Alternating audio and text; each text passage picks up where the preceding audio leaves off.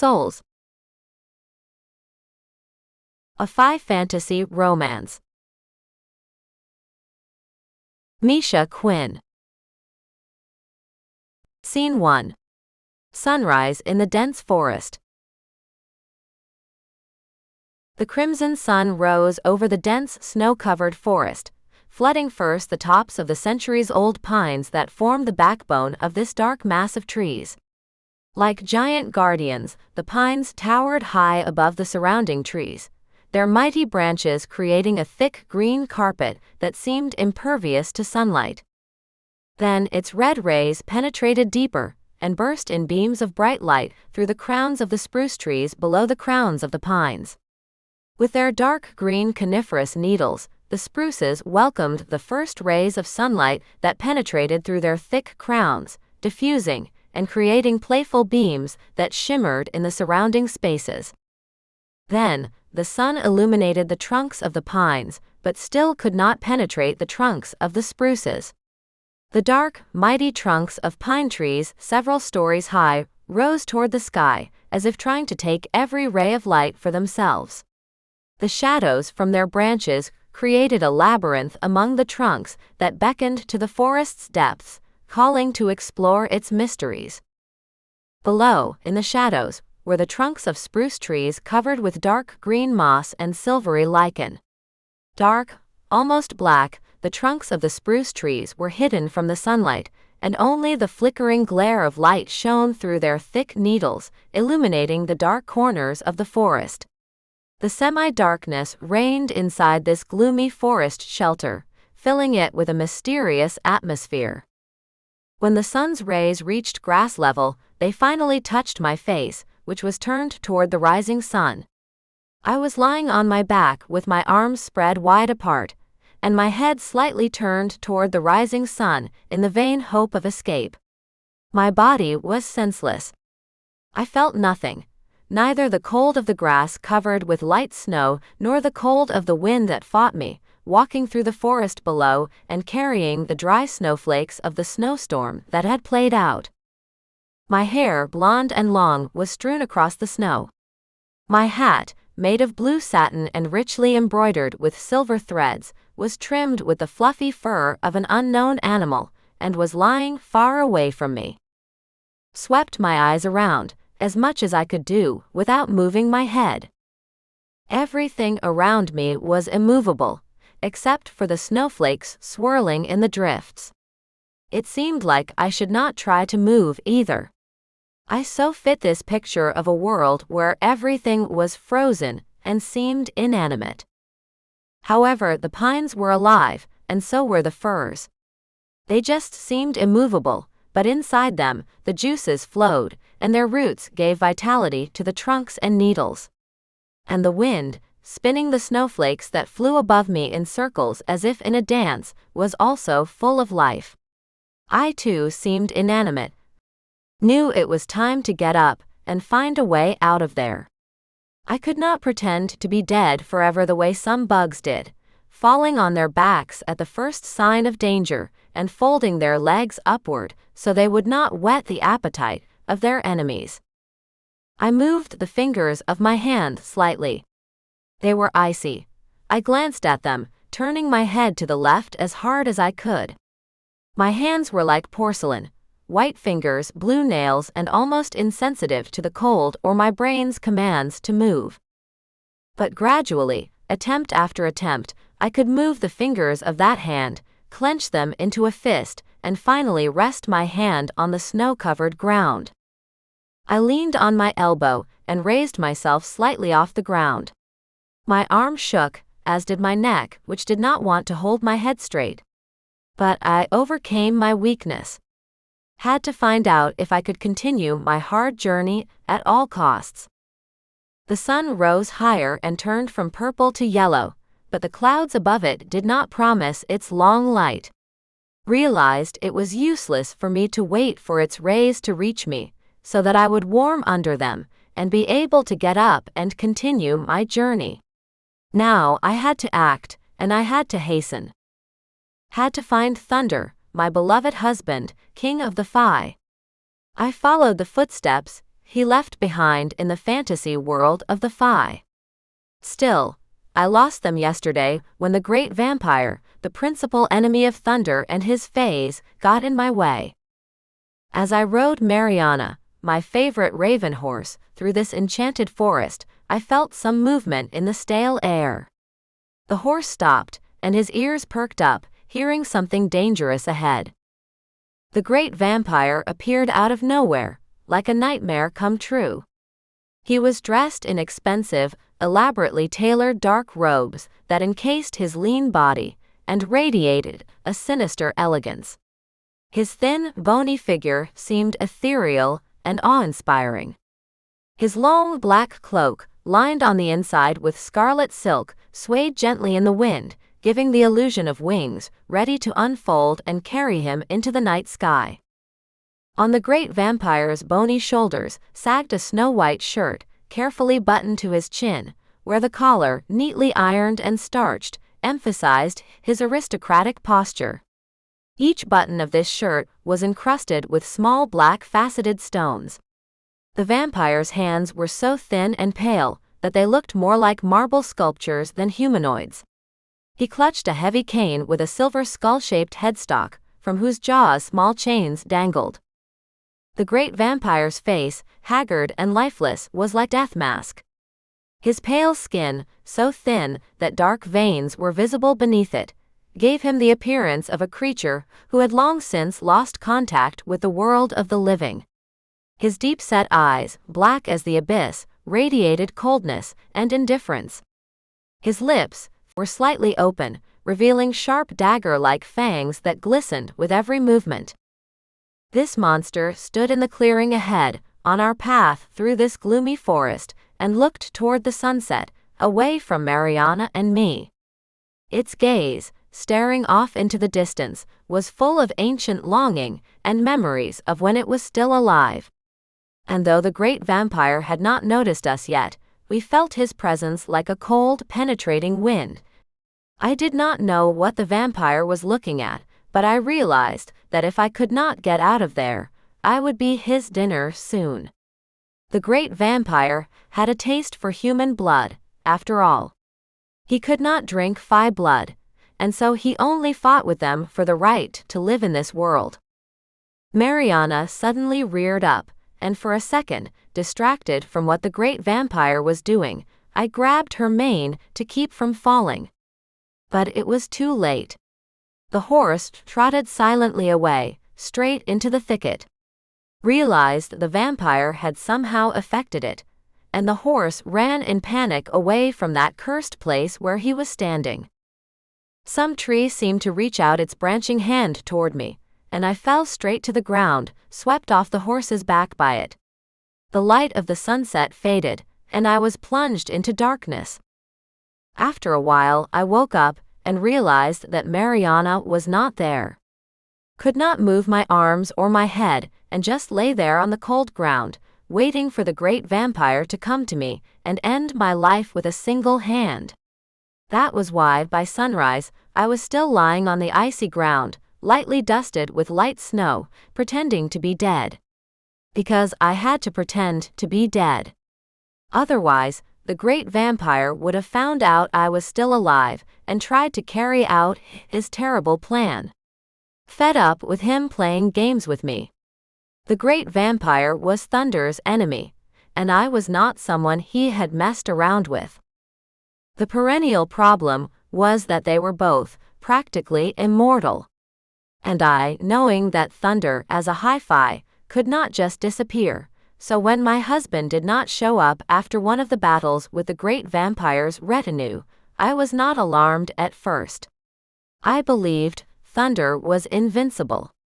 He was such a hardened warrior, no one could defeat him. But I had forgotten that in the Fae world, the laws and concepts that were previously clear and familiar to me, an ordinary earthly woman, did not apply. Forgot that in the Fae world, the laws and concepts that I had previously understood and been close to as an ordinary earthly woman, did not apply. 3 days later, when Thunder was still not at home in our castle, I became alarmed and did what Thunder had strictly forbidden me to do. I went to look for him. The details of how it all happened surfaced in my mind.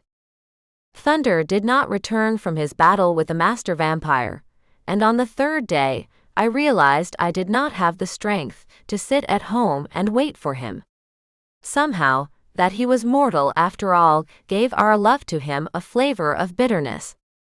If the sour cream was just me, it would have been okay for my life with Fae. After all, he knew he was getting into a loving relationship with an earthly woman.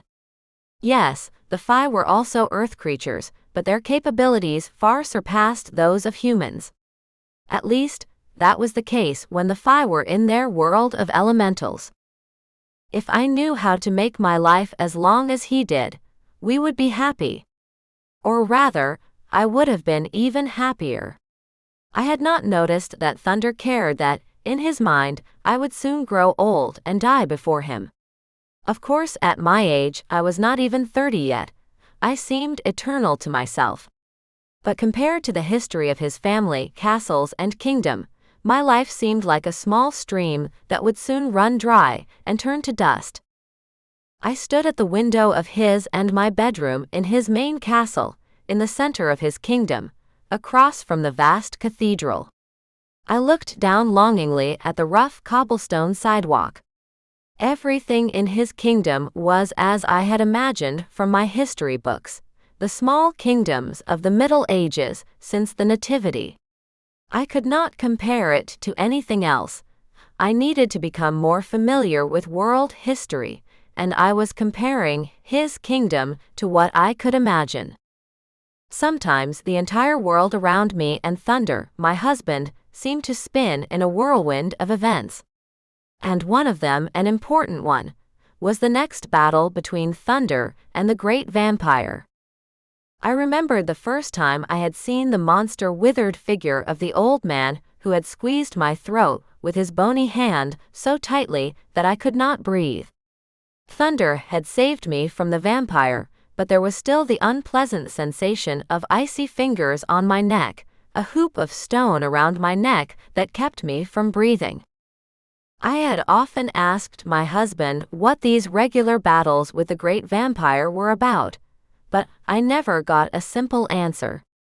It was just a game between two powerful rulers in the incredible world of magic and sorcery where they both lived. Thunder lived in, unlike the High Fae, the great vampire regularly found himself in the human world. Why would he do that? I shuddered to think of him finding food for his withered body there. The innocent victims of this monster. Thunder reluctantly told me what a great vampire could do. Like, disappeared when he was attacked. He just vanished, like smoke from a cup of hot drink. Or seeping through closed doors and windows, taking advantage of the most minor gaps. Turning into smoke, he could shadow his way into people's homes and use them to satisfy his thirst. I remembered that Thunder had also told me that once upon a time, many centuries ago, the great vampire had been a noble nobleman to a ruler in the human world, ruling vast lands and known for his wisdom and justice. The great vampire's castle, built on the cliffs in his domain, was a center of culture and science, where scholars and thinkers from all over the world flocked. This nobleman was respected and loved by his people, and his reign was considered the golden age of his kingdom. However, one night, when darkness engulfed the sky and the stars disappeared, a mysterious wanderer came to him, offering him power and immortality for his soul. Blinded by his thirst for knowledge and power, the Count accepted the offer, unaware of the price he would have to pay. When he became a vampire, he gained immortality. Still, he lost everything he held dear, his family, his friends, and his humanity. Since then, he wandered the world lonely and cursed, searching for the meaning of his existence and an escape from the eternal darkness that consumed his soul. His presence always brought death and destruction, and people began to fear and hate him, considering him a demon and a monster. Now, standing in the clearing and looking toward the sunset, he might have been remembering the times when he was still human, and when sunlight did not bring him pain. The world did not seem so empty and cold. But those times were long gone, leaving only ghostly memories and the endless darkness of night. I shuddered at the memory of what Thunder had told me about him. My husband had warned me many times to never get in the great vampire's way. I felt like there was something Thunder was not telling me when he said that. I knew that as long as Thunder lived, no one could harm me, not in his realm or my world. But now that I had to decide what to do, whether to look for Thunder or sit in his castle and wait for events to unfold like a victim, I chose the former. I am not a victim. I know how to stand up for myself, and even more so because Thunder was always teaching me everything he knew how to do: riding, driving a dragon cart, archery, and even sword fighting. I could only lift my sword with both hands though, while Thunder tossed it in his palm like a toy. I had learned basic self-defense techniques. I did not understand why. But I enjoyed riding so much that it was the only thing I would do, from morning to night. Mariana, the brown horse Thunder had given me, was my joy. She made me feel as if I always had a friend with me, her, my horse. Also surprised to learn that Mariana could fly and turn into a black dragon on the fly. Flying on the back of a dragon was also a skill. But Mariana did not turn into a dragon, often. Only when our walk was too long did she realize I would not return to the castle on her back. I rarely used a saddle and bridle when I rode Mariana. She and I did not need it. Thunder taught me how to stand on the horse's back as if I were on an oversized couch that tilted a bit when I moved. These riding lessons with no equipment strengthened my back. I also learned how to jump nimbly onto the horse's back right off the ground, despite my horse's tall stature. However, when I rode my horse outside of the riding arena, which was studded with soft sand that I could flop on, sliding off the horse's back during our training sessions as much as I wanted, I always used a bridle, a saddle, and even took a small whip with me to ride outside of the arena. Mariana did not need it, but Thunder insisted that I learn to ride as if Mariana were another horse who did not know me and whom I could handle. Yes, before Thunder's lessons, my riding experience had been relatively insignificant. While I was learning, Mariana helped me stay on her back. Besides, the clever horse could not only gallop but also fly. And in flight, when her vast black webbed dragon wings opened and carried me and her high into the sky, she was confident and cautious of her inept rider. But when she was just a horse on the ground, Mariana had all the characteristics of a horse. She could suddenly be startled by something she did not see. After all, a horse needs to see everything that is going on around it. Someone lurking in the bushes gave her the most fear, probably the ancient instincts of a herbivore who had to be constantly on the lookout for wolves lurking in the bushes. Mariana and I regularly visited the very lake where the waterfall flowed. I went there myself, remembering the first time my husband was. I also remembered that I had to marry Thunder willy-nilly because of an agreement with Mage Voldemar, and only to return home to the human world. The mage kept his promise, but unbeknownst to me, I fell in love with my unwanted husband, this warrior, and hi-fi with a scarred face, and returned to Thunder.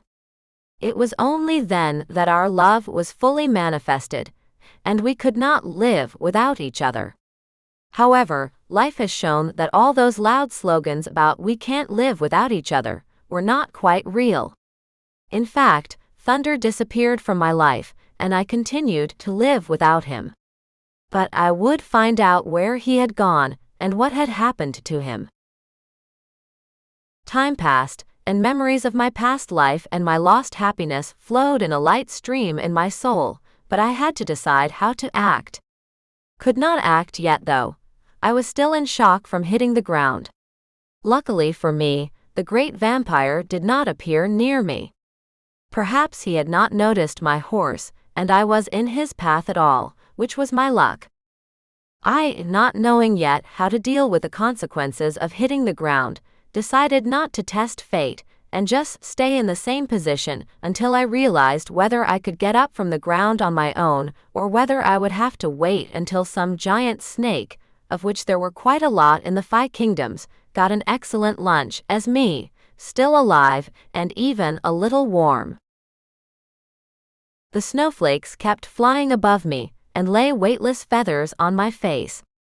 I closed my eyes, and I was floating somewhere in a bright nothingness. Scene 2. Meeting with Light Fae. These were the kinds of memories swirling around in my head as I tried to pull myself together and get up from the cold, snow-covered ground in that slumbering forest. I realized at last that Mariana was not with me. I was not sorry that my faithful horse, frightened by something or someone, had thrown me off and, rearing up, galloped away from where I had fallen to the frozen earth and remained lying on it.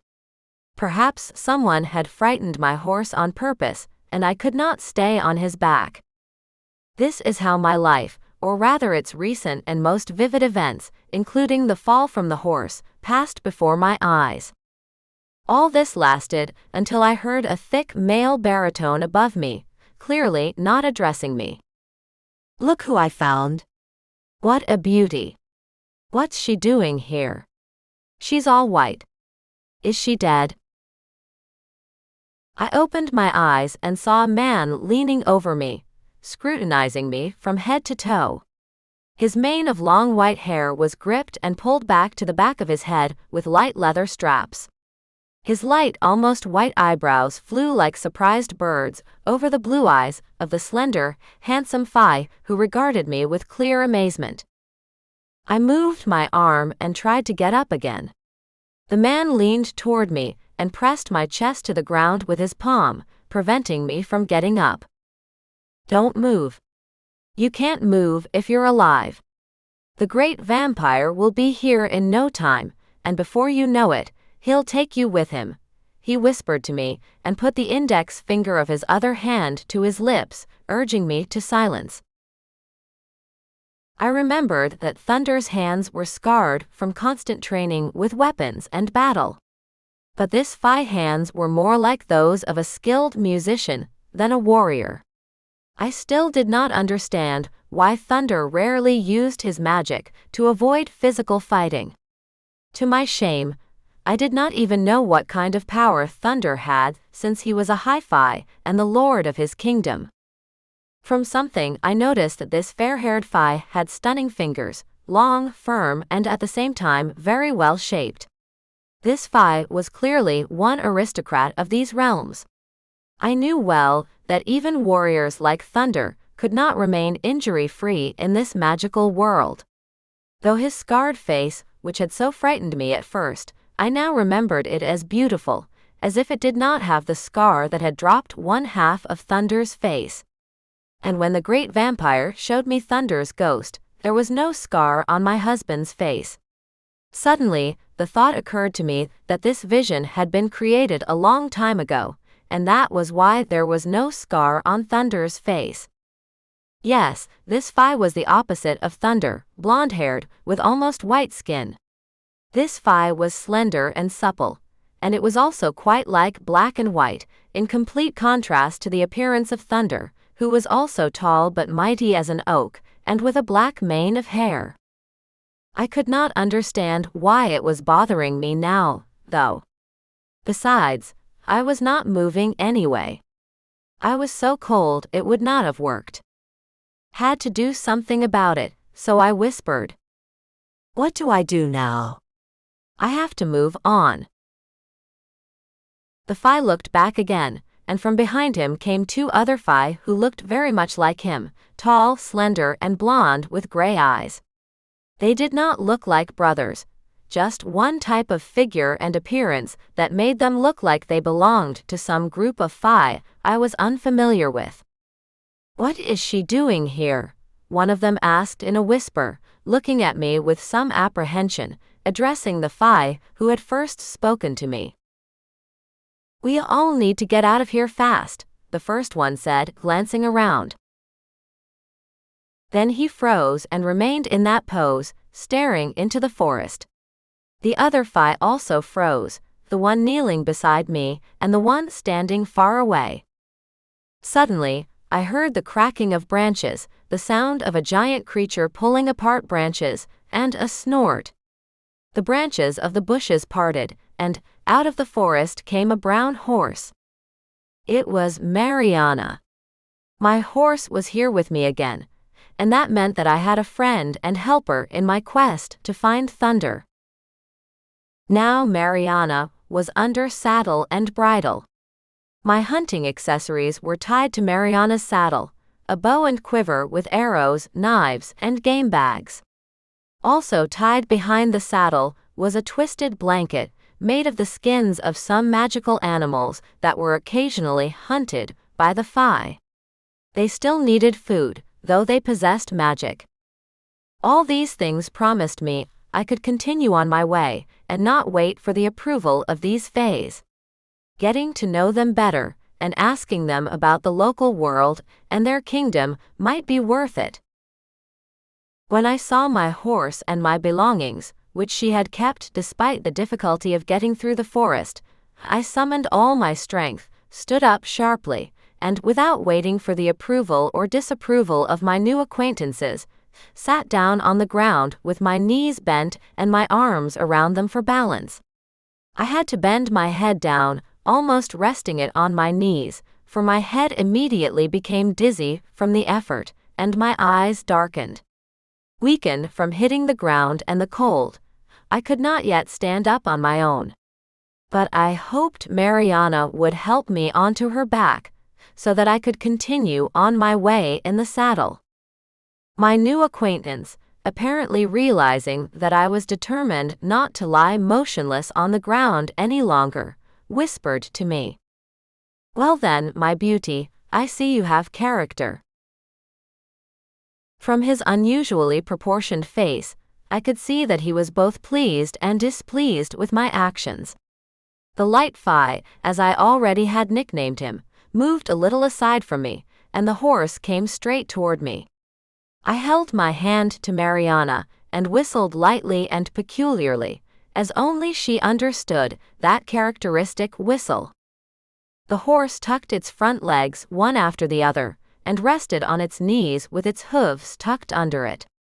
Then it tucked in its hind legs, one after the other. Mariana carefully lay on the ground with her side to me, so that I could pull myself up by the saddle cinch strap and crawl onto the horse's back without getting on my feet. Before Fae could do anything, I was already in the saddle. My horse rose to his feet just as carefully, pleased with his ability to please his mistress. Mariana and I practiced this technique many times. Thunder taught me that on the battlefield, you need to know that your horse can carry you, wounded, back home. Mariana and I were trained to do that. My husband's lessons were not in vain. Now I have seen how it takes a rider to make a horse obey his commands. I looked down at the Light Fae and saw that he was surprised by my prank. He must have thought I was incapable of climbing onto my horse and getting up from the frozen ground. Standing on the ground, Light Fae looked at me with more than astonishment. He looked at me with surprise and unconcealed admiration, as if he had never seen a young woman capable of caring for herself.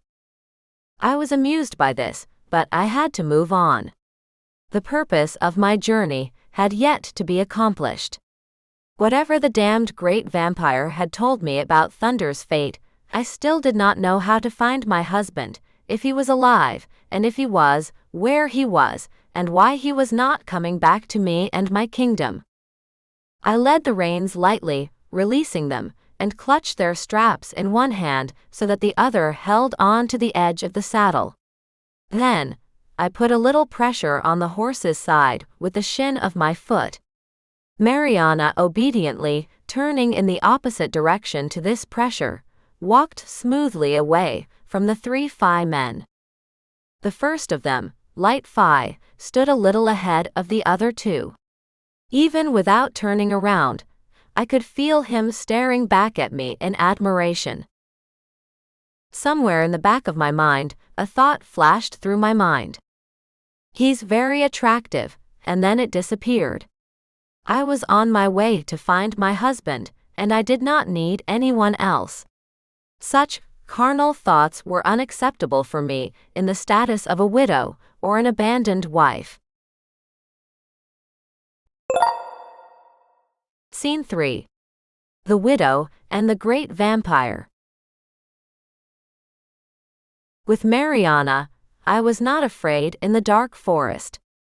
I knew that if the Great Vampire showed up here, Mariana, who had the gift of transforming into a dragon, could protect me.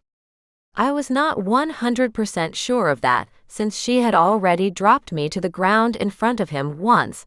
I hoped for the best. At least if I was more careful now, the dragon horse could carry me away from the Great Vampire and his dark forces if I wanted it to. But I did not want to run away from danger.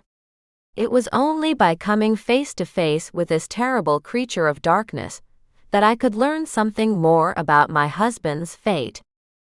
After driving long enough for the 3 blonde Fae to be out of sight, I stopped looking back as if any of them were following me and looked only ahead. A magnificent picture opened before me. From the forest, one by one, stepped pyramids rose toward me, their stones covered with thick green grass. The grass swayed in the light wind, as if someone had stroked the velvet of this blanket with his hand, which covered all the facets of these pyramids. I thought of the Mayan pyramids of South America, but this was something else. The smooth, rainbow-colored dewy carpet of grass concealed a structure for which I could not find an exact association. These structures, barely visible through the dense grass cover, seemed part of the natural landscape. They were shaped like irregular polygons, as if the stones on which they were built had grown out of the earth itself. The structure's surface was covered with fanciful patterns and bas-reliefs that resembled ancient runes or symbols. The stones that made up the structure were unlike any material I knew. They were smooth, almost mirror-like, and in their depths, they played with glints of light, changing color from deep sapphire to bright emerald. It seemed as if they were absorbing the light of the sun and moon, refracting it in their mysterious guts. This effect created the illusion that the building was alive, breathing and shimmering, obeying the rhythm of nature. One wall of the building was decorated with a mosaic of semi-precious stones as a vast, hypnotizing eye.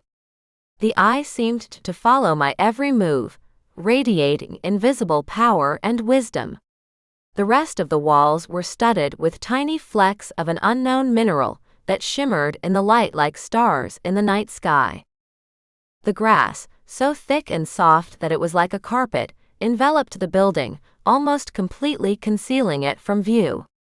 Only here and there could be seen the protruding corners and sharp edges of the stones, as a reminder that beneath this green surface lay something ancient and powerful.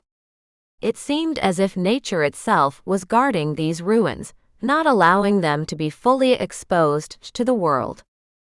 I dismounted, and, wrapping the reins in my saddle, let Mariana graze on the lawn in front of the pyramids. Treading carefully on the thick, wet grass with my still weak feet, I made my way to one of the nearest pyramids. As I got closer, I noticed the structure resembled a temple or sanctuary without apparent signs of religious worship. Instead of the usual altars and statues, there were only mysterious patterns and symbols, perhaps showing forgotten rituals or long-vanished civilizations. There was a fantastic silence around the building, broken only by the whisper of the wind and the rare sounds of forest animals. This place, imbued with ancient magic and secrets, seemed to have a life of its own, hiding in its depths the answers to questions mankind had not yet learned to ask. I saw that a bush of grass was blocking something like a door into the wall of the nearest of the pyramids. I pulled back its branches with my hand and saw the door. This door was made of thick boards, fastened with black wrought iron plates decorated with curlicues. Everything, the wooden boards, the metal fasteners and the wrought iron nails with large, faceted heads, was covered in dew. The door was ancient, but the pyramid was even older. Wood could not exist in such a humid atmosphere for as long as the stones of this ancient structure. I pulled the door toward me with its handle, which was made of blackened, wrought metal. With an outward creak, the door opened. Before me was a tunnel in the darkness where I could see nothing. I took a flint from my bag, which was slung over my shoulder on a belt, and, not yet going into the tunnel, shot sparks to see in their flash where the tunnel led. But beyond a couple of meters, the velvet darkness of the tunnel was impenetrable to my gaze. So I went inside the tunnel, closed the door behind me, and stood in the dark for a while, leaning against the door on the inside to let my eyes get used to its darkness. Gradually, I made out a shape in the tunnel. As I got closer, I touched the first object on my path. It was a man or a fae. It seemed to me in the darkness to be a statue dressed in rags.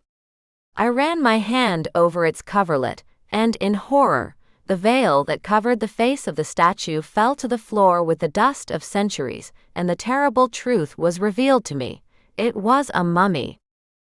I felt a shiver of horror run through my body.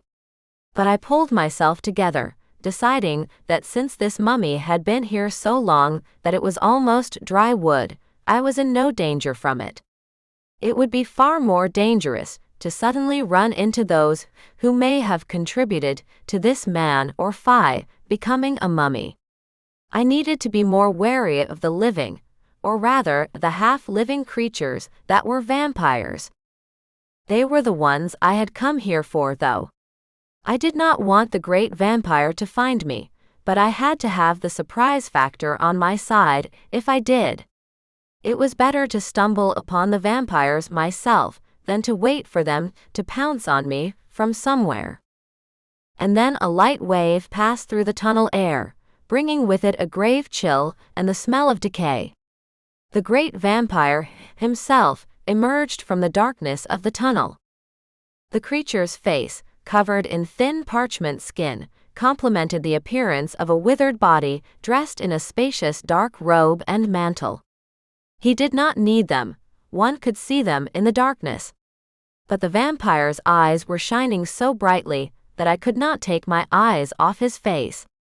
Could do none of the things I had intended to do, lash out with my sword at the monster, even though I knew he was practically invulnerable to me. Could not grab him, and, with my hands around his thin neck, forced him to tell me what had happened to my husband. I could do none of that. The vampire's gaze had me pinned in place, unable to move a hand. I felt like I was hypnotized by some colossal snake. Finally, the vampire opened his mouth, stretched his thin, whitish lips in a hideous smile, and hissed, "Well, hello, my beautiful. What is it with all of them? Just now the Light Fae was calling me beautiful, and now this old man," I thought, stumbling backward and trying to fumble for the wall behind me for support and protection. "I knew you'd come for thunder. Knew it," muttered the vampire contentedly. "He'd be pleased with the wife he got. But only he isn't here. And I'm the only one who knows what happened to your husband. I'm the only one who knows that." The great vampire's voice was hissing. The words flew from his lips, as if he could hardly breathe. But I remembered the incredible power he possessed. The feeling of his steel fingers around my neck still haunted me. Now, I could clearly imagine him reaching out his bony hand to me and repeating what Thunder had not let him finish. He'd taken my breath away. Is Thunder alive? Perhaps he's just wounded and couldn't come back from this battle? But then, where is he? I thought frantically, leaning on the wall with my whole body to keep from collapsing from the sudden weakness. What's wrong with him? I whispered in a suppressed voice. The vampire seemed amused. He replied, "Yeah, that's your weakness, your love. And I've long forgotten what it is to love. Can you imagine someone loving me? No." His question sounded rhetorical, as he saw or felt my overwhelming disgust and horror.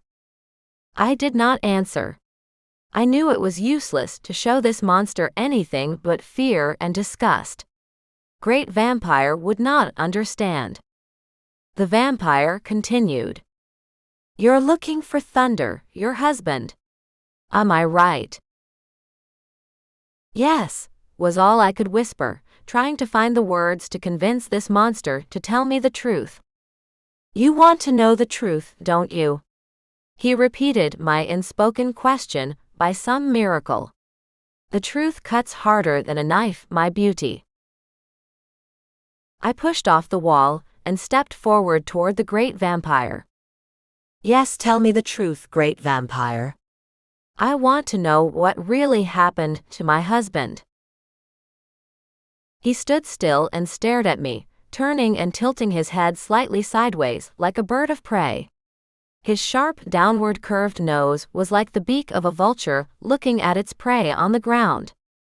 "And what are you willing to sacrifice to find out the truth?" he hissed again. "I want to know it." I stepped back again, but stopped and reached out to the vampire and answered in a firm voice. "I'm willing to do anything. I'm even willing to give my life for it." The vampire looked at me like a cat looking at a mouse that had already been tortured to death, but had jumped up and was still trying to run away from the predator. "Ah, that's how it is." He was silent, mulling over my answer. "I don't need your life. Or rather, I do, but not for what you might think. In my opinion, you are fit to be my queen." I almost fell in surprise. "Your queen? But, you forgot I'm married," I exclaimed. Desperation gave me strength, and I stretched out my arm and stepped toward the vampire again. It was as if he had been waiting for it, and in an elusive movement, he grabbed my forearms with both hands, holding me far from him. He knew I would not attack him. It was just a burst of indignation, nothing more. Our powers were so unequal that he just wanted to prevent his magic from damaging me, to make me uninterested in playing his games. "You are a widow," he answered, and his eyes blazed with a fire that burned through me. I did not immediately understand the meaning of his words. "I'm a widow," I repeated meaninglessly out loud. And then a scream erupted from my chest. "No, it's not true. It's not true." I tried to get out of his clutches, but there was nothing I could do. He held me close to him, but he would not let me slap him in the face or kick him. And that was precisely what I wanted to do, slap him, make him tell me it was not true. The great vampire watched my despair with clear pleasure. He was smiling as much as I could call the curve of his mouth a smile. "My dear, all of this is true. You may not see or touch your ex-husband's body. It will remain under the influence of much stronger magic even than mine for many centuries to come, but his soul I will show you. The vampire made a circle with his hand, and his hoodie shimmered. Out of the tunnel's darkness, a vision as thunder floated up at me. I knew it was only a guise, a vision. The dark air did not even ripple as the vision approached me, and as if made up of my thoughts and my memories of what thunder looked like, it hovered in the air a meter away from me and the vampire. The great vampire did not even turn toward this disembodied vision. But I, forgetting that the horrible vampire was half a meter away from me, squeezing my arms tightly with his hands, breathing almost in my face with the disgusting smell of rot, gloatingly studying my reaction to my husband's vision, looked only into Thunder's face, hoping to see in him, at least, some sign of life and recognition of me. Yes, the face of this vision was the face of Thunder. Only it did not have the scar. I realized I had not even recognized it at first. It was so beautiful and calm. Thunder's eyes were open, but he was looking through me away. Suddenly, the vampire let go of me. I forgot I wanted to beat him, even strangle him, and turned toward Thunder's vision and stepped toward him. I tried to touch the image with my hand, but my hand went through it like smoke. I tried to wrap my arms around the vision and hold it before me, but then Thunder's face melted and disappeared into the darkness. The outline of his body blurred. Before he disappeared, his eyes stayed on my face for a moment, but not a muscle flinched on my husband's handsome, stern face. Then Thunder's appearance vanished. The vampire shrieked. "He will never recognize you again. His soul has gone to a place he'll never get out of. And his body, where it is and what's wrong with it, none of that matters now. He doesn't need his body anymore." I saw a vision of the wounded, powerful body of my favorite Fae, torn by wounds and birds of prey. Thunder's body lay on the grass of the battlefield with the great vampire, broken swords scattered around, and arrows sticking out of Thunder's chest. The vampire reveled in my grief. He moved closer to me, took one hand on my forearm again, and said, "I told you the wrong thing. You saw his body as well. However, what is true is that you will never see your husband again, or rather, your ex-husband. You will never see his body or his soul again." All the light in the world went out, along with the way my grief grew. The wave of indignation at the injustice of the world and the triumph of evil rose so high in me, it would not come out in tears, but would pour out in a flood and destroy this villain, the great vampire. What were the ideas in his head that made him so eager for Thunder's death? What was their long-standing conflict, in which the vampire seemed to have the upper hand? Why did Thunder never tell me what their conflict was? These thoughts swirled in my head and broke off. After that, I remembered nothing else. I must have passed out. Scene 4. The Eternal Bed and Elaris. I woke up in total darkness. Lying flat on my back, my arms folded carefully on my chest. When I opened my eyes, I saw a blackness of darkness, with dots of light floating in it, moving as I turned my eyes sideways, trying to see what I was around. After a few minutes, my eyes adjusted to the darkness. I realized I was in a fairly large and fairly empty room, because the rustle of my clothes, as I moved, echoed faintly in the vaults of the room. In some sense, this room had vaults and high vaults. The blackness in them was thickest, and I could see nothing up there. And there was something around me I could reach, and at least feel these objects. Gradually, the outlines of surrounding objects appeared around me. One immediately caught my eye. It was a large box covered with heavy cloth, which hung from it to the floor in large folds. Breathless, I sat up first, then stood up from where I was. I stretched one arm forward and used the other to fumble lower around me, at waist level, so I would only run into something else once I got to the box. When I got to this box without interference, it turned out to be oblong rather than square. I put both hands on top of it and ran my palms over the velvety fabric. It was soft. Reaching my hands farther away, I fumbled at its folds and pulled the fabric toward me. It slid heavily off the crate and settled on the floor, covering my feet in a warm wave. Only now did I feel myself standing with my fighting feet on the stone floor. All these sensations gave me the impression that I was in some kind of crypt. The stale air added to the rest of the sensation. Shuddering at the horrible guess, I touched the top of the box again and, fumbling for the edge of its lid, pushed it away from me.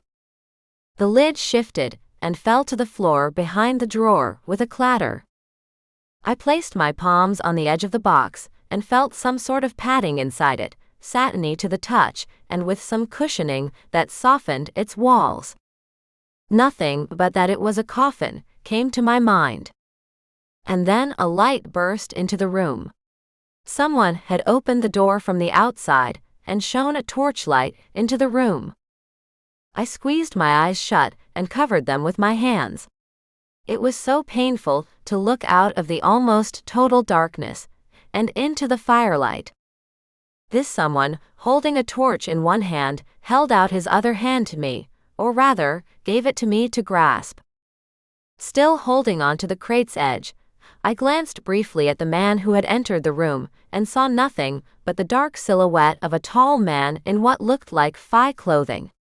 One thing I knew for sure, it was not Thunder.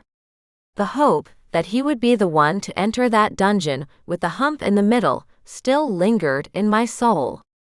But it was a vain hope. I lowered my gaze and rested it on the crate, the edge of which I was still holding onto. It was actually a coffin. But it was so gorgeously finished that I decided it looked more like a bed, all wrapped in feather beds and lined with silk sheets with lace edges. Foam lace dangled from the edge of the coffin so that it saved to the floor, which was composed of large, roughly hewn slabs of gray stone. I glanced down at my bare feet, and then back up at the man who had entered the room. Yes, it was a Fae. It was now well illuminated by the torchlight. And the same Light Fae woke me up in the enchanted forest, as I lay on the snowy grass and tried to get up. The familiar features of the Fae man stirred a storm of emotions in me, from joy at seeing someone familiar here to disbelief at what he was doing here in the great vampire's domain. The Fae who had entered must have realized everything from my expression and said in the sing-song voice of a born singer, "Hello, beautiful stranger. Here we meet again." Seeing that I still did not respond to his greetings, he hastened to complete his introduction. "I finally found you, and now it's time for us to run away from here. See, you're already standing at your eternal bedside." I recoiled in horror from the coffin. My eternal bed. I repeated his words, shuddering and wrapping my arms around myself crosswise at chest level. Yes, this is your future forever bed, and it will become real if you don't hurry. There was both mockery and concern in his voice. I was still hesitant to do anything, and just continued questioning. "Why do you say this is my eternal bed? This coffin could be made for anyone." Fae mockingly tilted his head to his shoulder, answering my naive question. "This is your bed. It will be yours when the great vampire makes you his eternal bride." I literally jumped back another step away from the coffin and shook my head, stretching my arms out in front of me in a gesture of denial. Am I the bride of the great vampire? No. I am Thunder's wife and no one else's bride. Fae did not answer, and just stared at me studiously. His face was more siege than surprise at my confusion. But I continued my tirade. And what makes you think he needs a bride at all? He's practically immortal. He doesn't need women at all. I made it all up, literally, on the fly. My knowledge of vampires could have been more than adequate. Just because I had once read a Bram Stoker novel did not mean I was an expert on vampire life. My husband had not had time to tell me anything about them except that the great vampire was his enemy, and their feud had been going on for centuries. Light Fae calmly replied, Yes, you're right. He's practically immortal, but he has feelings too. And one of them is precise calculation. A great vampire does nothing without calculating the consequences of his actions. And that he needed you, though he could take your life in one move, although you are Thunder's wife. Or rather, precisely because you're the wife of his worst enemy. And that Thunder is now defeated. You knew my husband. I rushed over to Fae and grabbed him by the scruff of his neck with both hands. I clawed at his clothes, like I wanted to shake his soul out of him. What I could not do to the great vampire, get to his chest and punch him, kick him with my legs as hard as I could, venting my grief and rage, I could do to this Fae. Light Fae dazedly held the torch in his hand, putting it as far away from him and me as possible, and he also took his other hand behind his back to avoid touching me. I, who had clutched at his clothes and almost strangled him with his scarf, saw his eyes beneath his arched blonde eyebrows so close that I was suddenly embarrassed.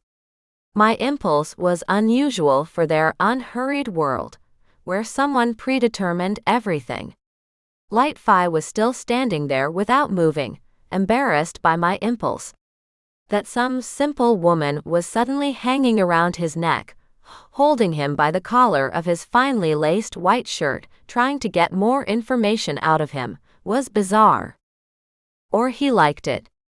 Light Fae's nostrils flared as if he were trying to inhale my scent. Touching his body, even if only with the fingers of my hands, I felt how strong he was despite his slimness. Every muscle in his slender body was taut as a string.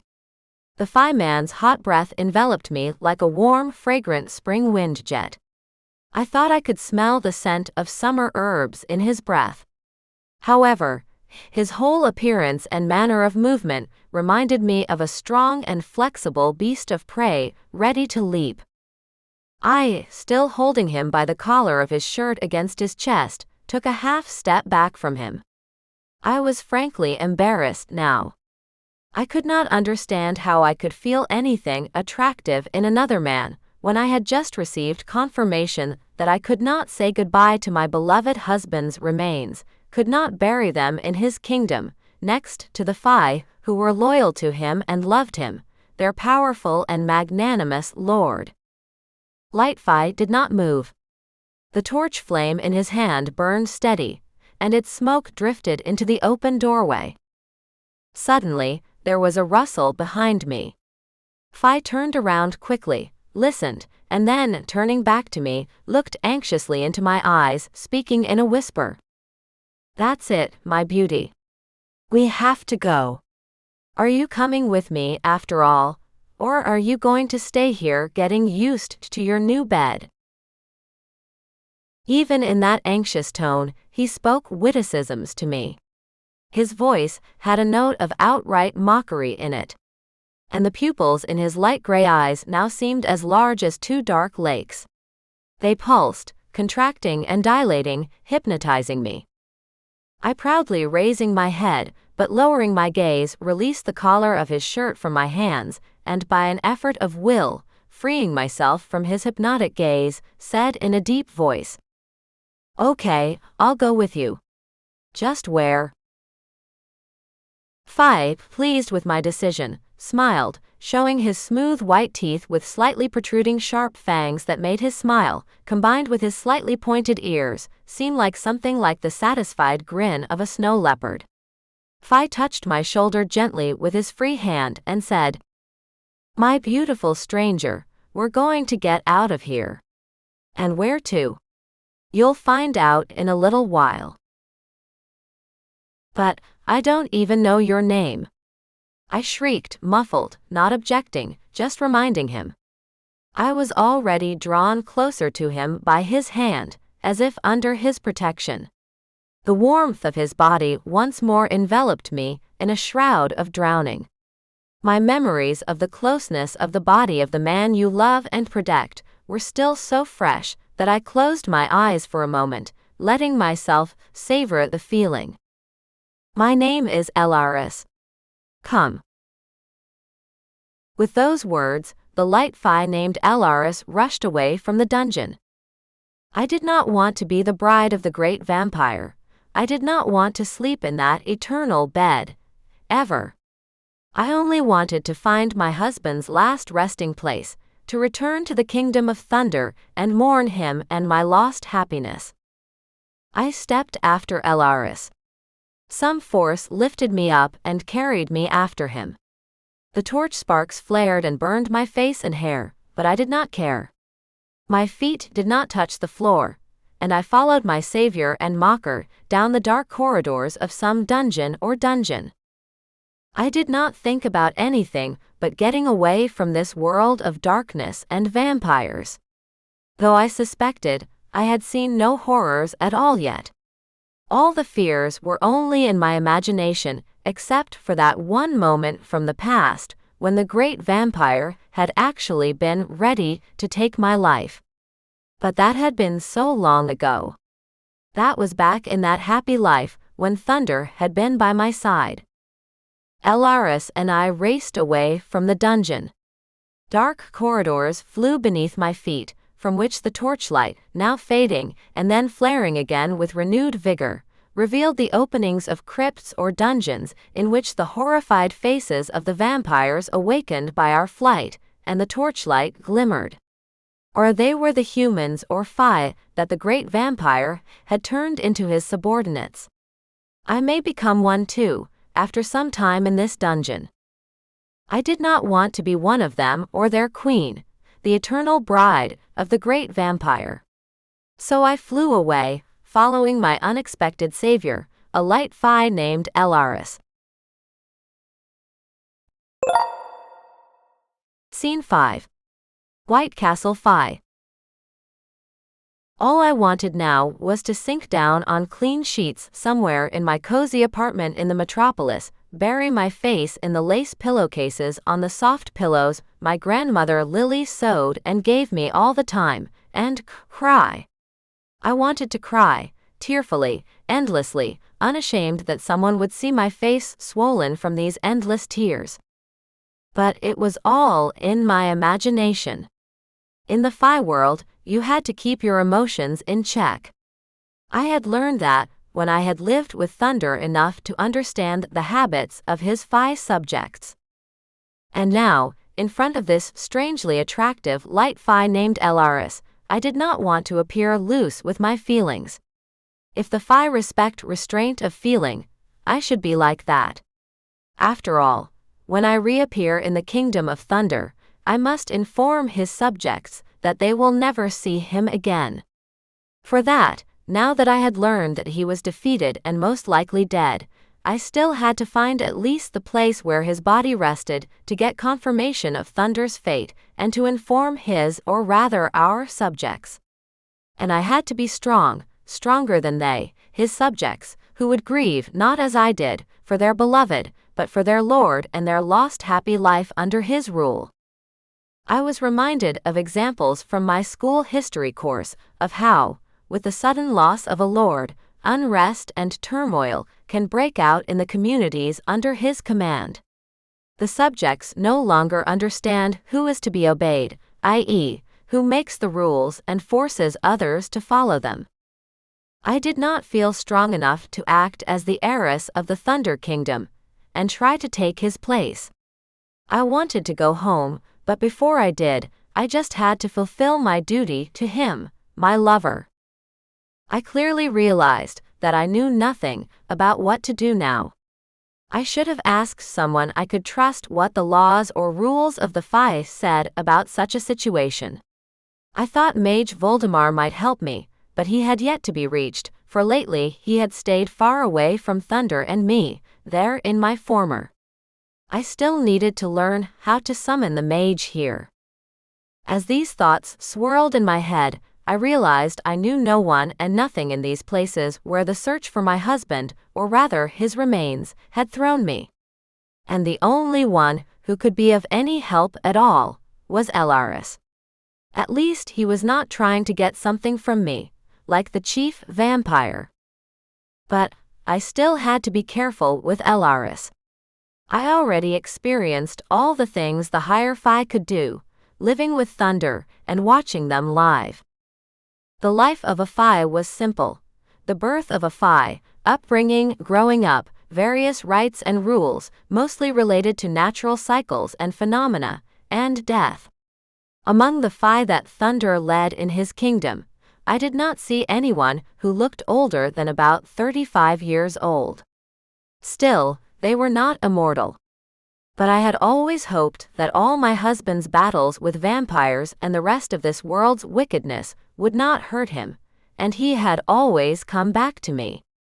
But this time, Thunder did not return. It was only now that I realized that by occasionally repeating in conversations with me, he would not last forever. My husband was preparing me for the possibility that I might lose him and our love. I did not realize that Elaris and I were standing in front of an enormous building, whose many pointed peaks, which crowned the various parts of the structure, were so high up I had to tilt my head to see their tops.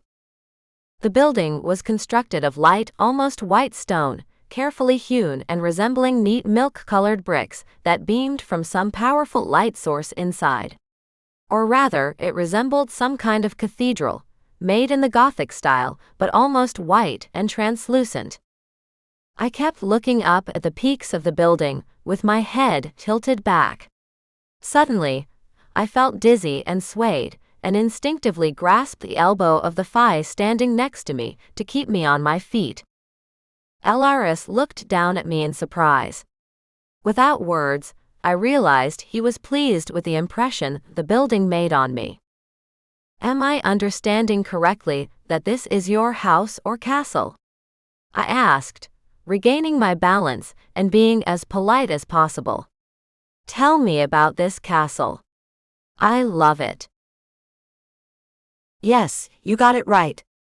"This is the castle of the Light Fae. And I am their leader," Elaris replied in a clearly satisfied tone. He covered my hand with his palm and held it like that, keeping me close to him. But I did not care. I looked at Elaris and then at the White Castle. So that's where he lives, I thought. But what exactly does he want from me?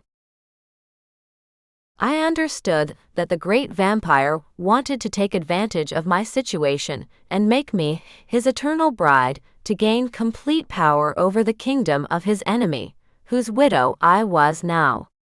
But why Elaris, who was as high Fae as Thunder, would suddenly get involved in my history of feuding with the great vampire and put himself and his kingdom at substantial risk of direct conflict with the dark forces was still unclear to me. I hoped that time would reveal everything, and I would learn about Elaris's motives for such an act. At the same time as those calculating thoughts swirled in my head, my body wanted to keep feeling the warmth of his hand. Wanted to see his gaze and feel his interest in me. All these feelings were entirely at odds with the situation I found myself in. After all, I was a widow without proof of it. I was the head of the Fae kingdom without my subjects recognizing it. I was just an ordinary woman living in the Fae world. Everything around me was not as it should have been for me to get out of this challenging situation without finding proof of my husband's death. I was distracted by Elaris gently releasing his elbow from my palm. Still, then he put his arm around my shoulders and gave me a gentle push forward toward the White Castle. Elaris and I strolled toward the castle. I did not risk lifting my head to look up at the tops of its towers, but simply walked, lightly and even gently, guided forward by Elaris's hand. I walked along the gravel of a well-maintained dirt road, winding among the sprawling oaks or trees in the Fae world that looked like oaks. We approached the gate of this castle, and it opened without a sound as if all its parts were weightless. As we passed through the gate, we entered a courtyard surrounded by the towering walls and towers of the castle. The path to the main door was surrounded by carefully manicured gardens, adding natural beauty to the impressive stone architecture. The combination of lush greenery and the white stone of the castle walls created a striking visual contrast. I stepped inside the cathedral. I could not call it a castle, so light was everything in it. A picture of beautiful decoration opened before me, made in all tones of light, from milky white to light blue and light pink. The pink, blue, and beige colors only tinged the white that dominated the room. The entrance to the castle building itself was marked by a fortified gatehouse in the Romanesque Revival style, which echoes medieval fortresses. The gatehouse also had tall, narrow, arched windows and turrets to enhance its imposing appearance. Above the arched entrance on the stone facade was a coat of arms symbolizing the royal heritage of the castle's creator. The main door is a large, sturdy wooden portal, often surrounded by intricate carvings and ironwork that emphasize the craftsmanship of the castle. As we entered through this door, we were transported from the stark exterior to the exquisite and charming romantic interiors. Gothic arches and ornate columns further enhanced the medieval atmosphere of this castle, and the large windows offered a stunning view of the surrounding landscape. The arched tracery windows let in a lot of light inside the castle, and something illuminated it from within. I wanted to find that source of light, and Elaris seemed to realize it when I stopped looking at the windows and vaulted ceilings of the cathedral hall and just looked around, searching for something. Elaris walked to the center of this vast hall, and leaving me aside, stood in the center of a circle made in a mosaic style of some light-colored stones. Elaris stomped his foot, and the surrounding lights went out. But immediately, a bright blue light emerged from beneath his feet. I realized I had seen that light somewhere before. Yes, it was the same light I had seen when I first opened my eyes in the Thunder Realm. I was pierced by the sharp pain of memories. They were tearing at my soul. I clenched my hands over my eyes and closed them, backing away from Elaris, away from where there was more shadow. He looked at me, not understanding the reason for it. He needed to impress me again, and Elaris was doing it. But instead of admiration, I refused to look at this splendor of light and color around him. I squirmed, wrapped my arms around myself, slammed my back into the column supporting the temple ceiling, and stopped. Elaris was at my side in an instant. His palms cupped my shoulders. He almost hugged me. I did not realize what he was doing. Light Fae pulled me gently to him and held me against his chest. He stroked my hair and repeated, "Weep, my beauty, weep. I didn't know you had seen this light before. I only wanted to make a good impression on you, that's all. Forgive me if I have hurt you." I did not want to cry anymore. I was struck by the of the Fae, who did not know me at all, but understood everything, that my soul was now full of ghosts of the past, ghosts of my lost happiness and love. No, my passion was not gone.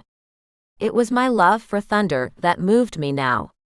It was for that love that I will go to the ends of the earth, both ours and the Fae world, to find proof of my husband's death. I did not want to believe in the great vampire words, but until I found Thunder or his body, I had only the information the monster had given me. To prove otherwise, or to fully believe in Thunder's bitter fate, I had to find evidence of their battle with the great vampire. But what did I wonder about what was going to happen? Right now, I knew nothing about what was happening to me, namely why Elaris needed me so much. Something in me was desperately calling out for my feelings, but my mind was saying one thing. You don't have to love anyone. You're a widow, and even that hasn't been proven yet. You can't love anyone. But what kind of love could we talk about, if I had not yet fully grieved the death of my husband? No, it cannot be. I will love no one else, and this Elaris is trying in vain to get my attention. Even though he is so attractive, I will feel nothing for him other than just gratitude for his sudden help. Elaris kept his arms around me. I did not resist his hands, which gently touched my shoulders. I could feel his warm, floral-scented breath flowing through my hair, down my neck, and into my heart. I had forgotten what it felt like to be tenderly embraced by an attractive man. Even if you barely know him. Even if you have just been declared a widow, and you do not believe it. Scene 6. Elaris and the Amulet of Lost Love. Elaris's insight was beyond anything I had ever expected from men before, even if they were Fae, wielding magic and the ancient knowledge of their clans. My savior could plumb the depths of my soul and see things I would not want to remember again. While I was thinking about how I would want no one's love again, he pulled away from me a little, and without letting go of my shoulders from his hands, looking into my eyes, he said, I see you are finally upset. I showed you the beauty of my castle for nothing. It's not time yet. Let me show you a room where you can rest and regain your strength. He did not tell me what strength I needed, but I knew it well. In my heart, I only dreamed of continuing to search for traces of my dead husband. But I said nothing like that out loud. But everything this amazingly sensitive Fae said to me echoed in my tortured soul. Elaris seemed to feel everything I felt, responsive to everything I did around him. Despite his attractiveness, or maybe because of it, all I needed right now was for him to leave me alone. I could not even thank him for his help right now, any more than I could thank him for just muttering, "Oh, what are you doing?" as he carried me away from the great vampire. Elaris led me away from the main hall of his bright castle. We walked through corridors that sparkled with all the rainbow colors, but only dimly. Everything around us was so delicate that it seemed like the entire world around us could only be so romantically soaked in pastel colors and the delicate scents of spring flowers. Elaris was walking ahead of me, and I could not help but admire his figure and gait. He was tall and slender, his thick, almost white, long hair waving beautifully and falling in waves over his shoulders. A thin bandage covered his forehead, and was tied at the back of his head in a play, at the end of which were the woven feathers of some bird of paradise. When he turned toward me to show me the entrance to my resting room, his thin linen shirt opened to his chest, and I saw he was wearing an amulet around his neck, made of tiny pearls. The amulet was small, about the size of a coin, and it bore the image of a woman, at least that was what it looked like to me. I was embarrassed that his jewelry or amulet, usually hidden under his clothes, flashed before my gaze, gave the moment some intimacy. Elaris noticed I was looking directly at his chest. Yes, his skin was so light, almost albino. It was not covered by any tan, and it did not have any scars or tattoos.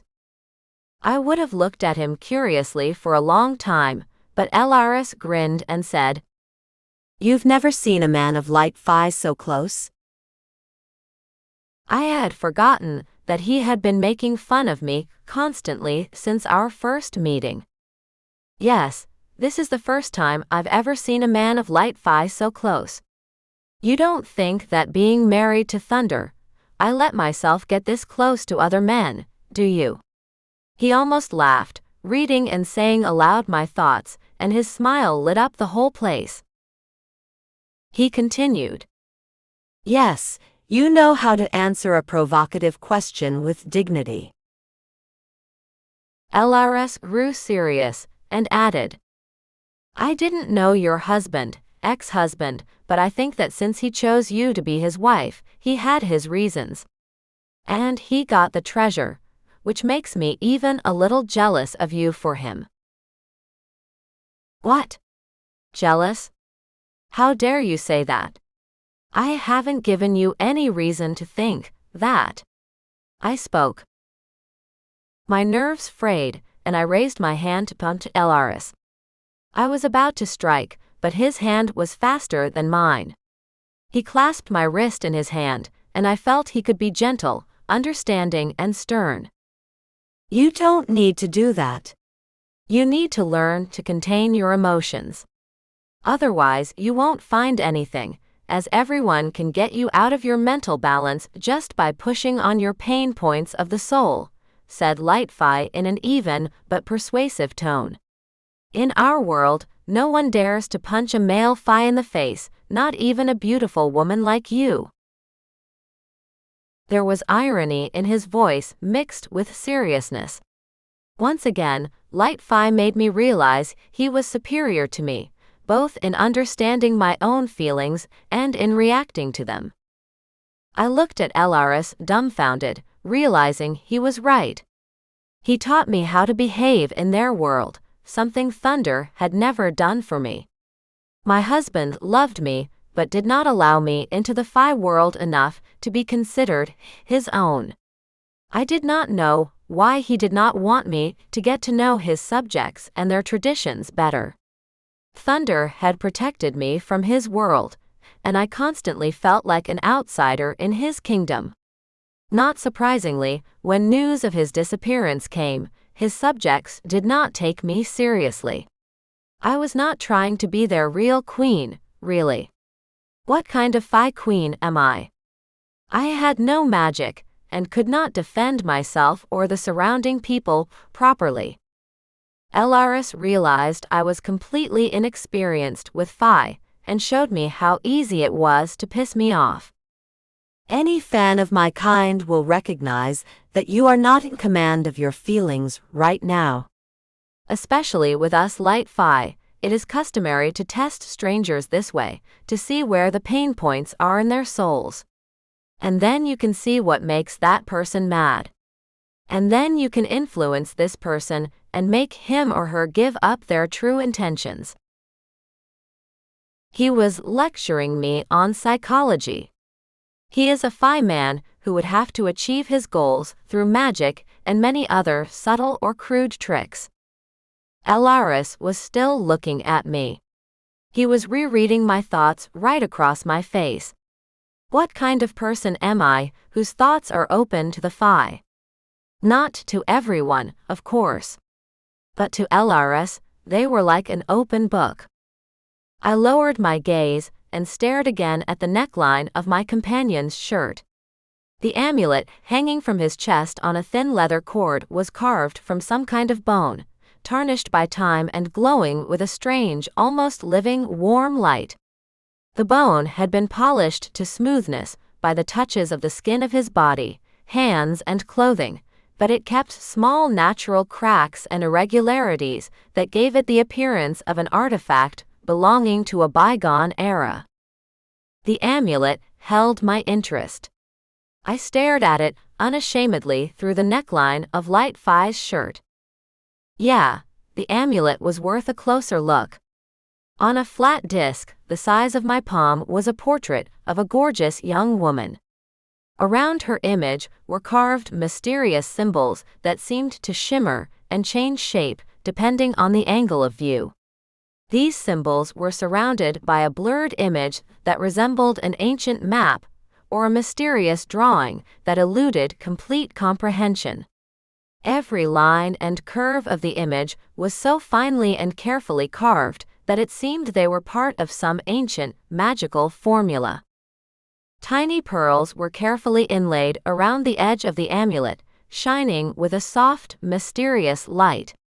These pearls emitted a pale shimmer, as if absorbing and reflecting the moon's light, creating a halo around the amulet that attracted the eye and mesmerized it. Each pearl was perfectly round and flawless, a testament to the skill of the artifact's creator. The leather cord itself was dark, strong, and smooth to the touch, as if it had been constantly oiled. It was long enough for the amulet to rest on his chest, just below his throat, yet short enough not to interfere with his movements. The knot on the cord was tied with such care and precision that it seemed as if it too had its own significance in the amulet's magical structure. With every wearer's movement, the amulet swayed slightly, and the pearls shimmered even more, creating the impression of a living, breathing object. The amulet was not just a piece of jewelry, but a living companion, with its own will and power hidden behind its ancient symbols and magical glow. Already calmed down and realizing that Elaris was just holding my hand and not doing anything else wrong, I, not daring to raise my eyes to his face and stubbornly looking at his chest, or rather at that amulet, asked, "What's that?" I cautiously placed the finger of my hand, free of Fae's grip, on the amulet. Still, I hesitated to touch either the amulet or Fae's chest. Elaris released my hand, slowly placed his right palm on the amulet, ran his fingers gently over it, and clenched it in his fist. This is the symbol of my life. This is my beloved Amphira. I took a step back from him. He had just hugged me gently. This man had just stroked my hair and shoulders, and was clearly interested in me. And he had a lover whose image Elaris wore on his chest, right next to his heart. Elaris looked at me and did not say a word. He just tilted his head slightly and waited for me to say something. "Are you disappointed?" He said it in something more surprised than affirmative. "Did you expect me to be lonely? That I don't have a woman to love?" I was even more embarrassed and backed away from him even further. I had not noticed that I was practically walking into the room Elaris had led me to. Not knowing what to say to him, I could not admit the thoughts running through my head for the past few hours, that I could not afford to fall in love with someone again, that I was attracted to him, and it scared me. Elaris realized I would not answer him anything, and continued his thought. "I think you're just tired. Here, look where you can rest. And tomorrow I'll show you the entire castle, and if you want, tell you my love story." I looked around. There was a lot to be surprised about. The bedroom was dominated by a huge 4-poster bed, which was the centerpiece of the room. The bed was elaborately carved in dark wood, with spires and detailed Gothic ornamentation reminiscent of castle architecture. The baldachin over the bed was decorated with rich fabrics in dark blue and gold, giving the room a royal look. The walls of the bedroom are finished with exquisite wood paneling and murals depicting scenes from romantic Fae tales. These murals gave the room a narrative and dreamy character, immersing me in the world of Fae myths. Next to the bed stood a magnificent wooden desk, adorned with ornate carvings and inlay. This desk reflected his taste as king of these Light Fae for fine craftsmanship and luxurious detail. A substantial Gothic chandelier hung from the high ceiling. Made of gilded metal, it resembled a crown. The tall windows were draped with heavy velvet curtains, further enhancing the sense of serenity and seclusion of this Fae castle. Despite the surrounding luxury, I sluggishly walked to the enormous bed, covered with the skins of either wolves or lynxes, and sat down on its edge. Elaris walked across the room, showed me where the washbasin and restroom were, and deftly pulled the thick curtains on the vast window. The room fell into semi-darkness. I was so tired that all my worries about being romantic with Elaris faded from my mind. I collapsed on the skin without strength.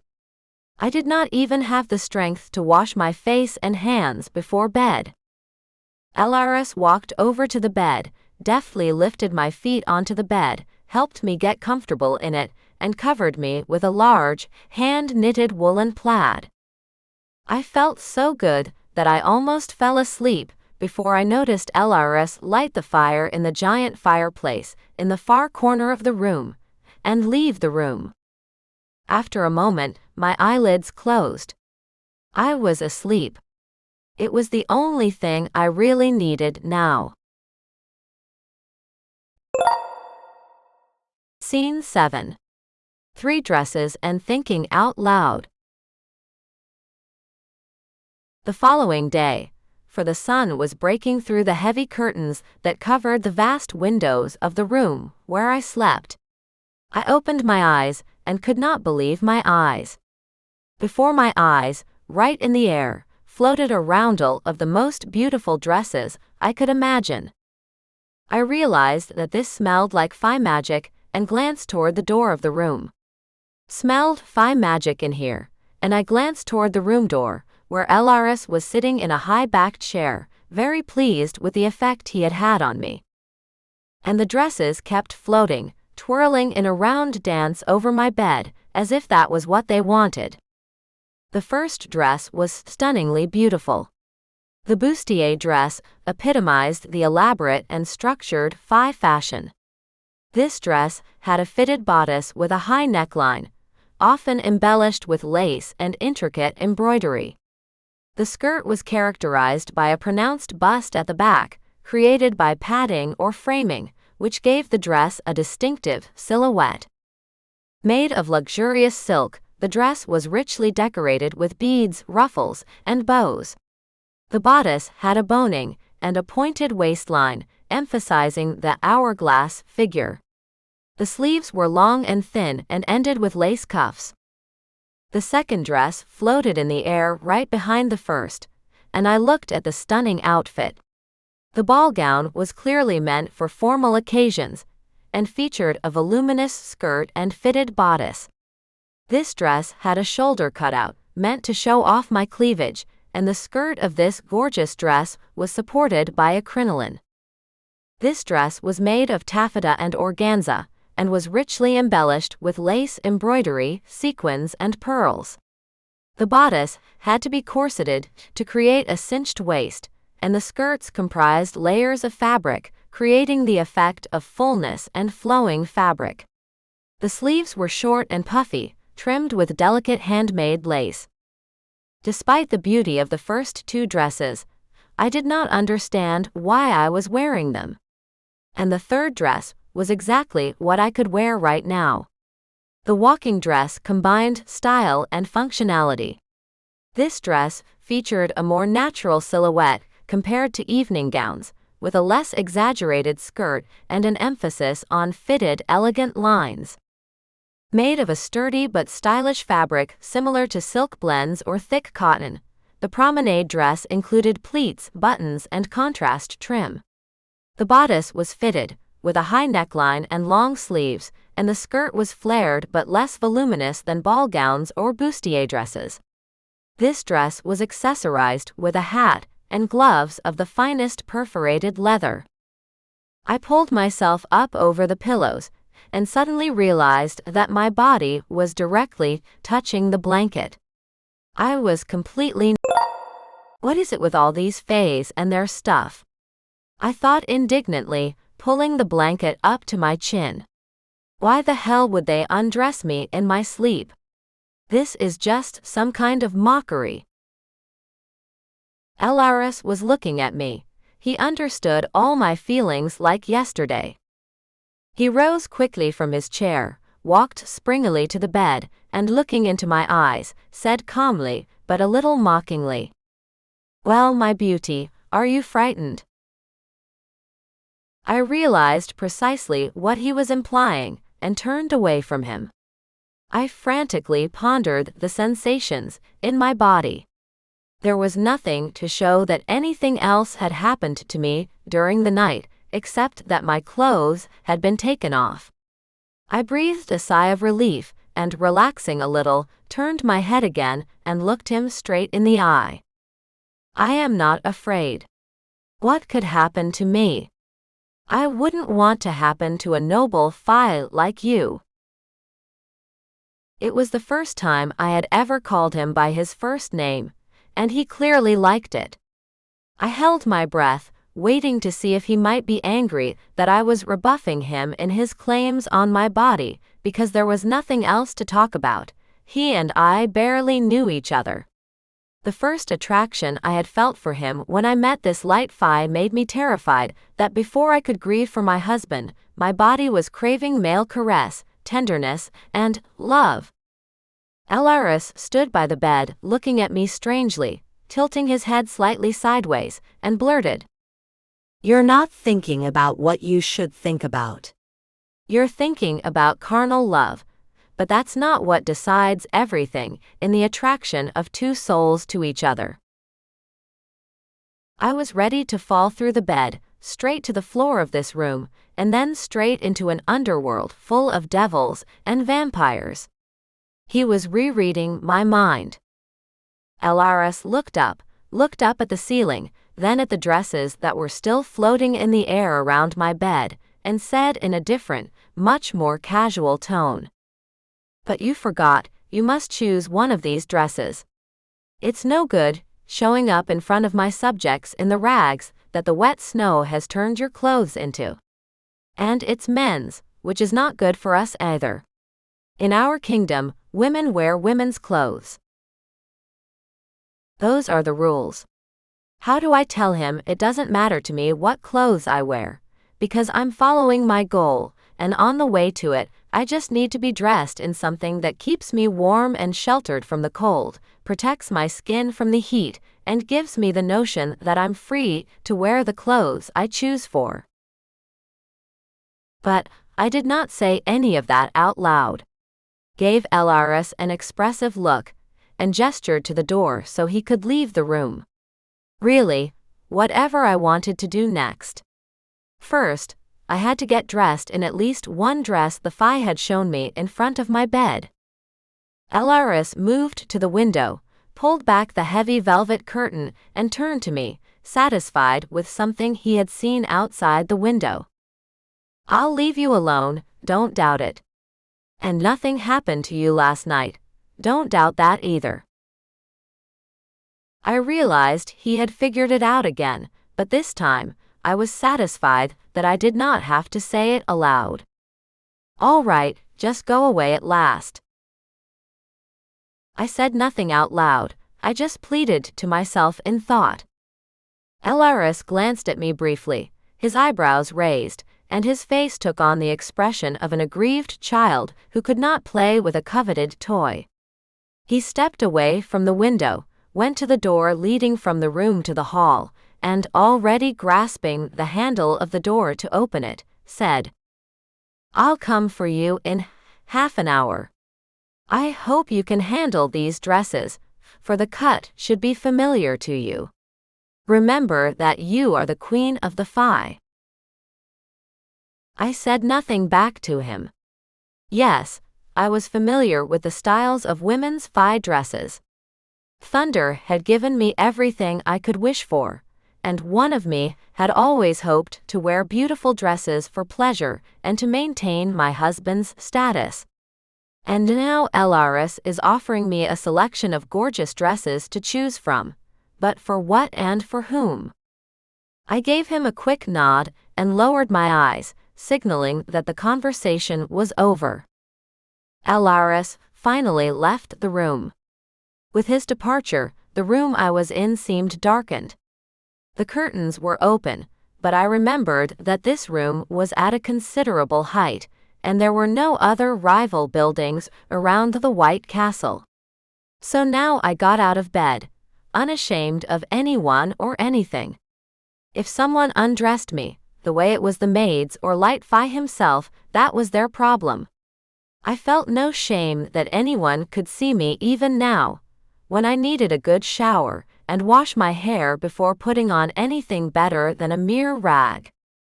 I found a basin of clean water in the room's corner. After rinsing my face with the cool water and hastily brushing my teeth with the edge of the towel hanging by the basin, I looked at myself in the small mirror attached to the top. I was looking at the same blonde I had become in the Fae world. It was strange to see myself like that because I was actually a brunette, with wavy hair cut relatively short and dark eyes. But in this world, I looked completely different. I had a thought. Would Thunder love me if he saw me as me, a real small brunette, outwardly shy but with a fiery heart? Immediately, my thoughts turned to Elaris. And he, this Light Fae, sees me as this tall thin blonde too. And what would he say if he saw me in my world, as I am? Those thoughts distracted me from getting dressed. Elaris would be back here soon, and I needed to spend time with him. I walked back to bed. The dresses were already lying there, one more beautiful than the other. Chose one of them, the one for walking. It was made of a light but dense blue fabric embroidered with white flowers, and I put it on. This dress required no underclothing and fit my body like a tailored dress. But I was used to surprises in the Fae world, so I was not surprised. Shook my hair to see if I needed to wash it. I did not know if I could do it myself because my long hair needed a good rinse and drying, which would take at least an hour. I also did not know where to get warm water to wash my hair. Luckily, my hair was still clean enough to go out in public without a full wash. At that moment, the room door opened, and Elaris entered. He froze at the threshold and did not say a word. Turned around and looked at him. His face was like a mask of despair and hope simultaneously. It was like he was begging someone for something, looking at me. I stepped toward him, about to ask what was wrong, but he held his hand out toward me, gesturing to me not to move. I froze, not realizing what was wrong. After a few seconds, he exhaled sharply. His gaze became as before, sharp and mocking, and he said, "There, you're dressed for our walk." Walking. Do you think I have time for walks? I just picked out the simplest dress you so kindly offered me, I replied indignantly, implying that I should continue searching for my husband's footprints. Yes, outings. To a place you'll like, Elaris said, as if he did not understand the implication of my question. I sighed, and following his inviting gesture, left the room. I wanted to figure out where I could go to the restroom, and where I could get something to eat before continuing my journey. Elaris followed me, and it was as if he did not realize that I had simple human needs, my body's needs. That was when I noticed a room away from the others in this corridor of the cabana. There was some kind of sign there. I was hoping this was the women's restroom. I turned to my companion almost with a pleading look in my eyes, and said in a pleading voice, "I need time to get cleaned up. I need to go into the women's room." Elaris laughed in surprise, but it was not an evil laugh. He simply had not expected me to make such a request of him. Supreme Fae, the master of it all, he spoke. A woman's room, he interjected. Yes, of course, how could I forget? You're a woman. Yeah, that's when he realized it, when I had to go to the bathroom. I thought gloatingly, hiding from him in the restroom. Of course, this toilet surprised me a little. The toilet seat was not made right above the abyss, as they usually did in medieval castles. The place was elegantly tiled on the walls and floor, and the toilet was made of white metal, with a handle for the water tank on the side. Wow, this is just like my world, I thought, and closed the door to the powder room behind me. Everything else was like a boudoir.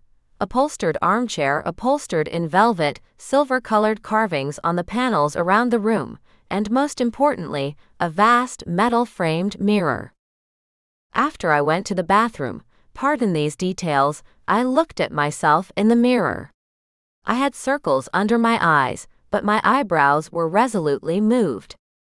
The beautiful interiors of his castle no longer interested me. Determined to continue my way, but I needed to get Elaris to let me go. Not plaything for men, even if they are as attractive as this Light Fae. Scene 8. Image of the woman at the foot of the mountain. After I walked back out to him, about 15 minutes passed. Elaris was still standing in the hallway by the window, waiting for me. Suddenly, he pointed to something in the window, inviting me to look in. The foothills, at the foot of that haze of mist hung, were breathtaking. The gentle slopes, covered with dense forests, rose gradually toward the sky, becoming more rugged as they ascended. Below, at their base, fog covered the ground with a white blanket, shrouding the trees and hiding the outlines of the landscape, creating a sense of mystery and tranquility. Thin threads of fog, rising upward, seemed to strive to touch the tops of the trees and dissolve into the cool air. This gentle mist gave the foothills a magical atmosphere, as if from an old fairy tale coming to life. The silence and peace that reigned in this place enhanced the feeling of unity with nature and the eternal beauty of the surrounding world. Went to the window and saw the silhouette of a woman, blurred in the haze of the foothills, far away at the foot of the mountains. She seemed to fly over the fields and forests, which from here seemed like strips of light or dark green velvet.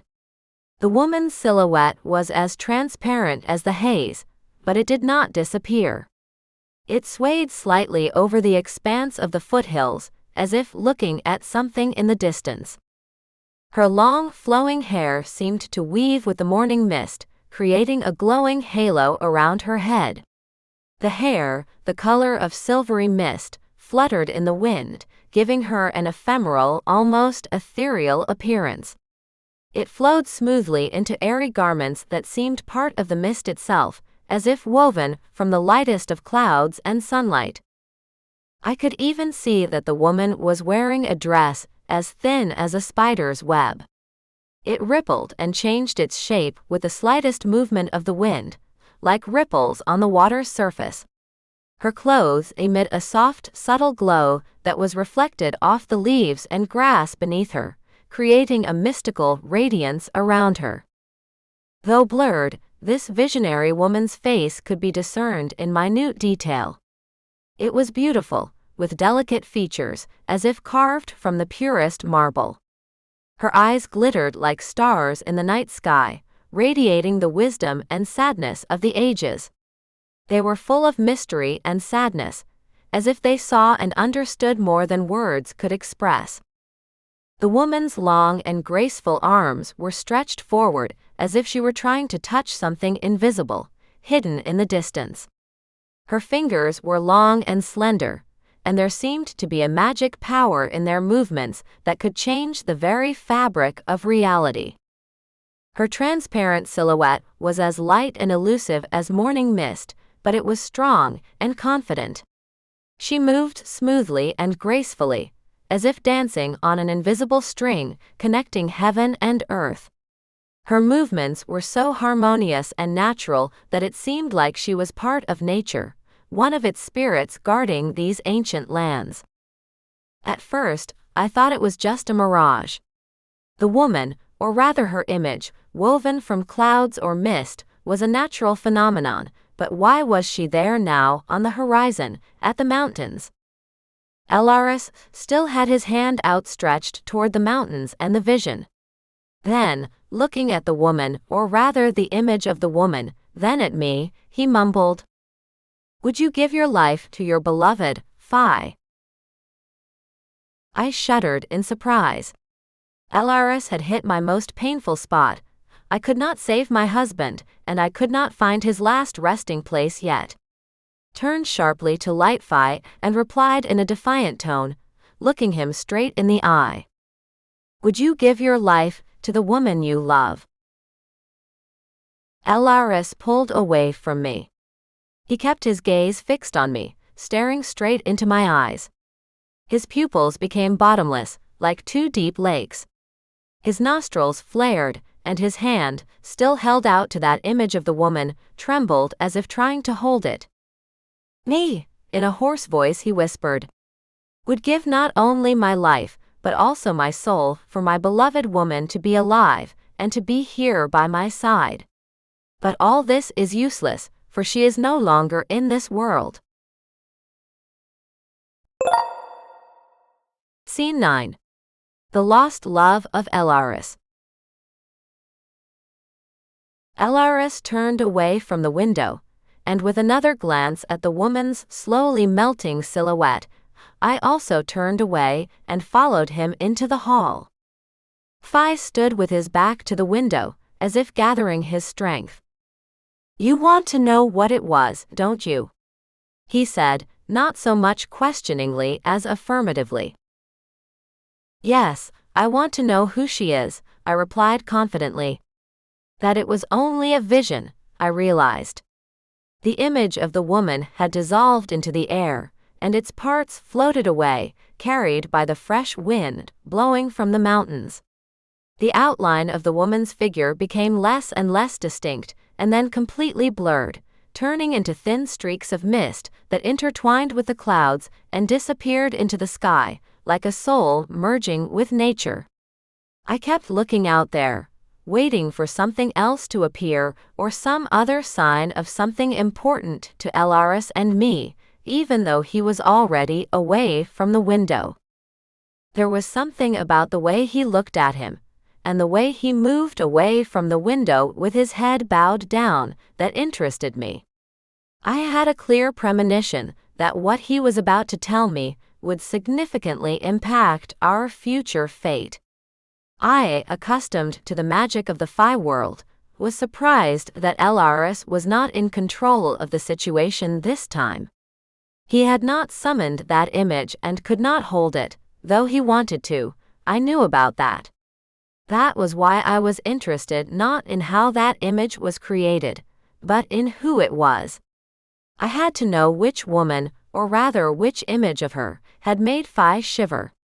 I imprinted his beautiful and masculine face with longing and hopelessness.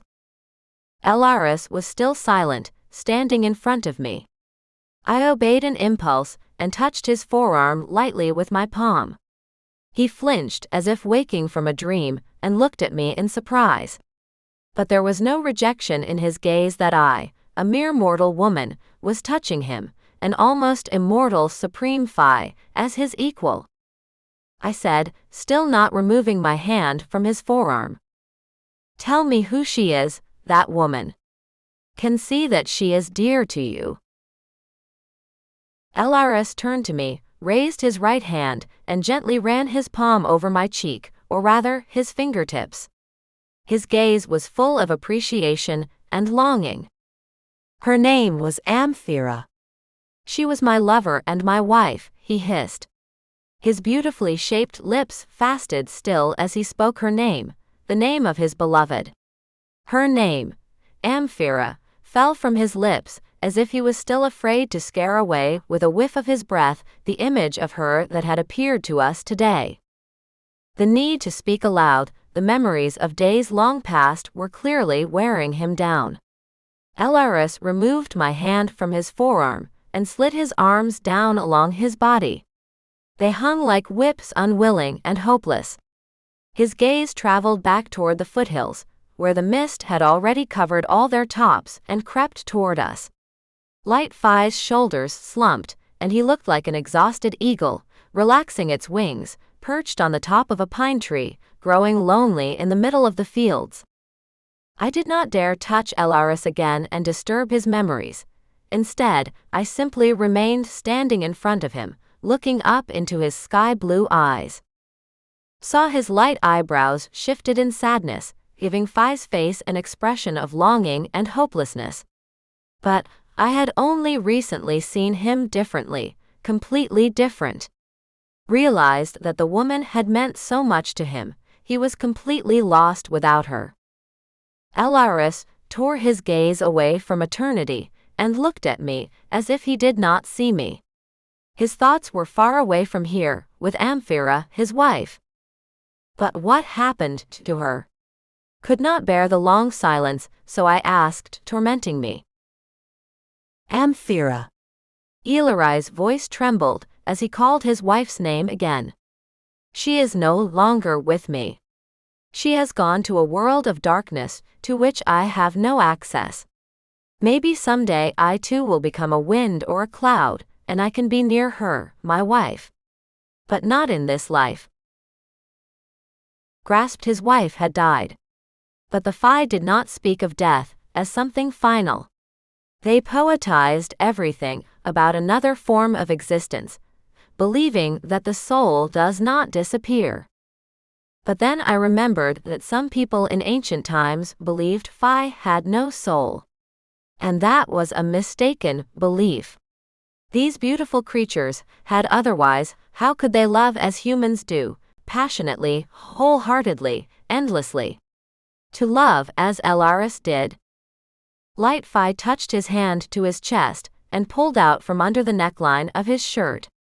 The very necklace I had noticed earlier gently squeezed the pendant or amulet suspended from it in the palm of his hand.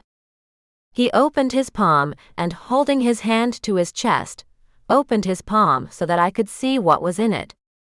In the palm of his hand lay a small oval coin-sized picture set in a crafted silver frame. Usually, this part of the amulet was covered with an open-work metal cover. Still, the image of the medallion is clearly visible.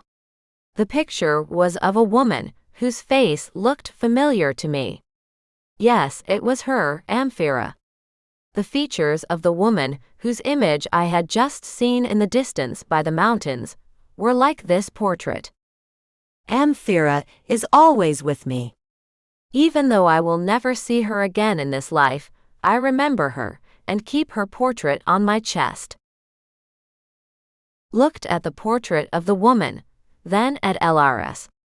The moment he had showed me the image of his beloved who had left this world, all his mirth and mockery had vanished. Now, a handsome Fae man was standing before me, completely defenseless. He was here alone, without his beloved. But he was with me. I could not stand it and hugged him gently. Scene 10. First kiss. I hugged Elaris, and hot tears ran down my cheeks. I buried my face right into his shirt, and my hot tears soaked his shirt. I could feel the hot skin of his chest against my cheek and lips as my tears rolled down my cheek. It felt like it was burning my cheek. Fae flinched in surprise, then let go of the portrait and put both arms around me, leaning his chin on my head. We needed each other so much, needed me, and I needed him, that there were no more words. I hugged him even more tightly, and a groan escaped from my chest, trying to hold back my feelings, my anguish at not knowing my husband's fate. But in vain I finally cried a sob, and it brought me relief. I felt his breath touch my hair, warm and fragrant. Then Elaris ran his hand over my shoulders, down my back, but there was nothing lustful in the gesture. He was just stroking my back, trying to reassure me.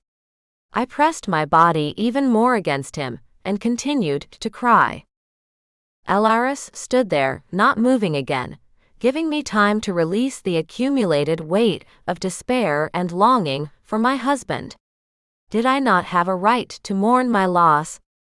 I did not know if I would ever see Thunder, or even his face, the way Elaris had seen his wife. I had nothing left, not even a portrait of my husband.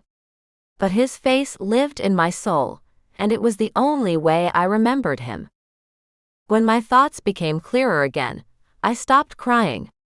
Gradually quieting down, I only sobbed, not even trying to wipe my tears or my nose yet.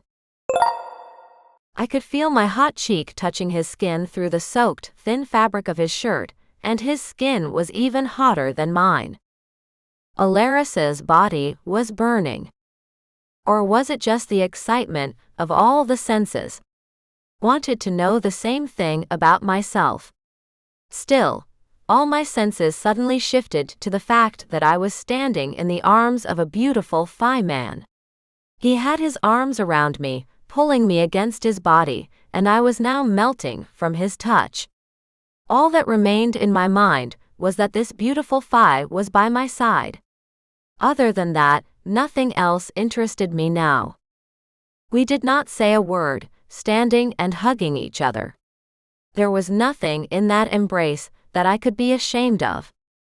Not officially a widow, but I no longer had a husband. I was out of the status of wife or widow, which threw me off balance. Suddenly, the door of the hall creaked and slammed shut before it could open fully. Or rather, someone slammed it shut, apparently having seen us. Elaris gently pulled me away from him and held me by the shoulders, looking into my eyes. Tear-stained, they were not pretty. Swollen from crying, my eyes struggled to look at Elaris. Lashes, slick with tears, made it difficult for me to look, and the still dry tears that stood in my eyes gave the Fae's face a sort of iridescence that looked like the glow of an angel. Elaris ran his fingers over my face again, brushing my tear-wet strands of hair away from my face. Then he leaned closer to my face and touched his lips to mine. I felt the warmth of his lips, soft and full. Unbelievable. But I was afraid of my feelings, my sensations. No right to feel like this anymore. I could not let myself do this. I tried to push Elaris away from me, quickly, with both hands on his chest. But it did not work. Fae only hugged me tighter, pulling me against him so tightly that I could not move without his permission. His lips explored mine, and we were drinking each other's breath. I wished now that this moment could last forever. It had been so long since I had felt anything like it, and suddenly, Elaris was giving me that extraordinary kiss, that forgotten feeling of happiness, of being one with a man, and of hope for a new life.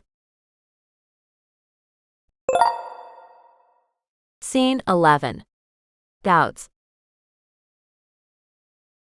After that kiss, Elaris and I did not know what to do next. When his lips broke away from mine, he pulled away from me and held me by the shoulders with both hands, looking into my eyes with a challenging gaze. What was that? It was all I could whisper, trying to look away from his eyes. But it was not working. I don't know what it was, but what I know is that I would like to do it again, replied Elaris, his voice unusually deep and gentle. I recoiled from him, denying that possibility right now. I was not ready for such powerful feelings. I thought the grief of loss had wholly overpowered me, but nobody was alive, my soul was alive, and I wanted to love repeatedly. And it was the realization of this that plunged me into despair. I felt like I was betraying the memory of my beloved Thunder. That I had not suffered long enough because of his disappearance, and had no right to a new love. But these were all thoughts inside my mind and soul. It has been a long time since Thunder disappeared from my life. In his place, his subjects had chosen a viceroy, and his associate, Amos, and I had been forced to leave his kingdom under the pretext of searching for his traces. In fact, I went on my own, without waiting for an invitation to leave the realm of Thunder, or for the new ruler to get rid of me, or even kill me in any other way. Faes, entirely subordinated this time to Amos and Morgana, a pair of underlings who had almost buried Thunder once before and were trying to take over his kingdom. Only the strength of my love and faith in how much I needed him, my beloved Thunder, brought him back to life. And now I was expecting Elaris to take advantage of my momentary weakness and get what he wanted, a one-night stand. I did not believe his sudden interest in me could last much longer. I was beautiful by human standards in the Fae world, but unattractive by the standards of Fae women. Besides, when Elaris first saw me, I wore neither the expensive dress nor the jewelry a Fae noblewoman would wear. I was dressed in men's hunting clothes and lying on the snow-covered grass, nearly frozen. That was how he saw me for the first time. And that was why doubts about the intentions of this supreme Fae toward a simple woman suddenly filled my mind. Elaris interrupted my memories and musings by speaking in an unusually muffled voice. Think nothing like that.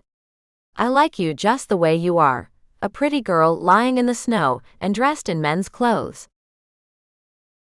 I blushed. He had guessed my thoughts exactly right again. But Elaris had never once admitted to being a mind reader. What was the matter? I knew that the higher Fae had powers that were hard for ordinary people to imagine. But mind reading was not part of it, I remembered. Once, in my previous life, the mage Voldemar had given me a tip to learn more about the world of elementals by reading an English translation of Paracelsus' work. And so I did, traveling to all the libraries in the metropolis and finding the book the mage had recommended to me. But it did not talk about mind reading and even interspecies mind reading. We humans were a distinct species from Fae. And what I had learned about the various kinds of elementals suggested they communicated well only within their own kind, or that some of them sometimes contacted humans. The elementals that could engage in loving relationships with humans included the higher Fae and mermaids. The other two kinds of elementals, dungeon people and fire people, had brief contact with humans. They only occasionally showed themselves to humans, making their existence known. Had reason to believe that I had something to do with the fire people, the salamanders. But no one had ever proved it to me, and I had not found sufficient reason in my busy life to devote enough time and research to it. I did not need it. But now, as Elaris once again read my thoughts, I wondered why it was possible for him. After all, Thunder had never let on that he was capable of it, and he was the ultimate Fae, a great lord and warrior. Elaris looked at me and said nothing. I thought the lingering silence told me I was not just a one-night stand, but an object of interest. But just what kind of interest? What did he want from me? I need nothing from you except for you to kiss me like that again, he almost purred. Still, he took a half-step back from me, giving me the freedom to choose whether to step closer to him or pull back away from him. I chose the second. Took what seemed like a safe one step backward, and I sighed with relief and said, "There, now you're fine. You've made my point. I'm not ready for this kind of continuation. I don't know what to do with my feelings. And the strongest of them right now is a feeling you had nothing to do with. It's a feeling of loss and guilt." Elaris looked at me, and I could read understanding and sympathy in his gaze. Though the sympathy was probably just my imagination. Fae men rarely expressed many of the feelings we women were accustomed to. Even my beloved Thunder could not express enough and love for me, at least not as much as I would have liked. I wanted my favorite Fae man to always be with me, to pay attention to me as befitted a Fae princess, though not recognized as such by his subjects. I wished he had always been with me, but after our first wedding night, Thunder went hunting, and I had to put up with it. I wanted to be with him, with my beloved. And now, thinking back to those lost days of happiness with Thunder, I hoped Elaris could give me a fraction of what I had dreamed of. As I thought about all this, I lowered my head and stared blankly into the distance. Elaris slowly raised his hand, touched my chin with his fingers, and lifted my head slightly, turning it toward me so I could look directly at him. I reluctantly looked him in the eyes. Yes, Elaris was as beautiful as a god. Yes, he was God in people's minds, or almost God. Or perhaps an angel. Nearly white, Elaris's hair fluttered in the light wind and created a halo of light around his head. His blue eyes stared straight into my eyes, and he seemed to reread my thoughts. What could be more beautiful than this moment of unity of thoughts and feelings, with an attractive man like him? But my past had not yet given me the chance to give myself entirely to this moment, this feeling of unity with him. Elaris, saying nothing, took his fingers off my chin, and tilting his head slightly to the side, still staring into my eyes, said in a quiet voice, "Well then, if you're not ready, I won't demand more." I thought I heard disappointment in his voice. But it was understandable. A woman who was not from the Fae suddenly refused to share the that had arisen in his soul. I took a step back from him and answered, even though he did not ask me anything else. "I'm sorry. I just can't." "You can't forget your husband," he finished the sentence for me. "But no one knows where his remains are. However, there's also no reason not to trust the great vampire, which means you're a widow to all of us. But I realize how long it takes to realize the loss and look at life anew, not as a punishment, but as a gift, and to live life to the fullest again." I had not expected Elaris to say that. I was almost shocked that he was suddenly addressing my situation. And he continued, "Grief will go away when you give it time to wear itself out. Mourning can only be worn when you know for certain that your loved one is dead and will never return. And in this case, you can't wait for either. You may never find the place where your husband is buried." "No, that's not it," I replied, clenching my fists and pressing my hands to the sides of my body. Like a soldier on the parade ground, I stood there as his commander checked his readiness for parade or battle. "It's not that. I just don't feel strong enough for a new relationship," I repeated, my lips stubbornly pressed together. Elaris said almost inaudibly, "I realize you're not ready. In fact, anything is possible, but you're not ready to admit that your heart and body can feel and bring you back to a world of tenderness and pleasure. After a while, you realize that your soul can feel and something other than revenge again. But all of this takes time and an excellent medicine for your soul." I glared at him indignantly with a look that seemed to burn through the Fae. But nothing of the sort happened. Instead of a duel of two gazes, I saw that the handsome Fae man who had just recently kissed me was looking at me tenderly and again, mockingly. And whom I had kissed. And there was nothing I could do about it. All my explanations about my past holding me back were just for me, and it was not possible or necessary to tell anyone, because Elaris had just said he understood. So, that I kissed him and kissed him like there was nothing more important than that kiss at that moment, made it possible to accept and live with it without feeling guilty about my past love. We stood like that, facing each other for a few more seconds. Then Elaris, without a word, took my hand and pulled me lightly behind him, intent on leaving. He looked at me, searching for signs of agreement to go with him or refusal. I, feeling the touch of his slightly rough palm, more accustomed to the dagger and hunting bow than to walking with a lady, did not move after him at first. But after a moment, I dabbed the outside of his palm, which held my hand with my other hand, as a token of my consent to follow him. Elaris, still in his seat, glanced at me, waiting for my agreement or refusal to continue with him. Our gazes met, and I thought the space between us shimmered. Breath caught, and to get rid of this tension of feelings that I still could not accept, I tentatively tried to release my palm from his hand. But it did not come out so insistently, and Elaris did not let go of my hand. I lowered my head, staring at my feet. My palm felt like it was on fire in his hand. That heat traveled up his arm straight to my chest, that I blushed and surrendered.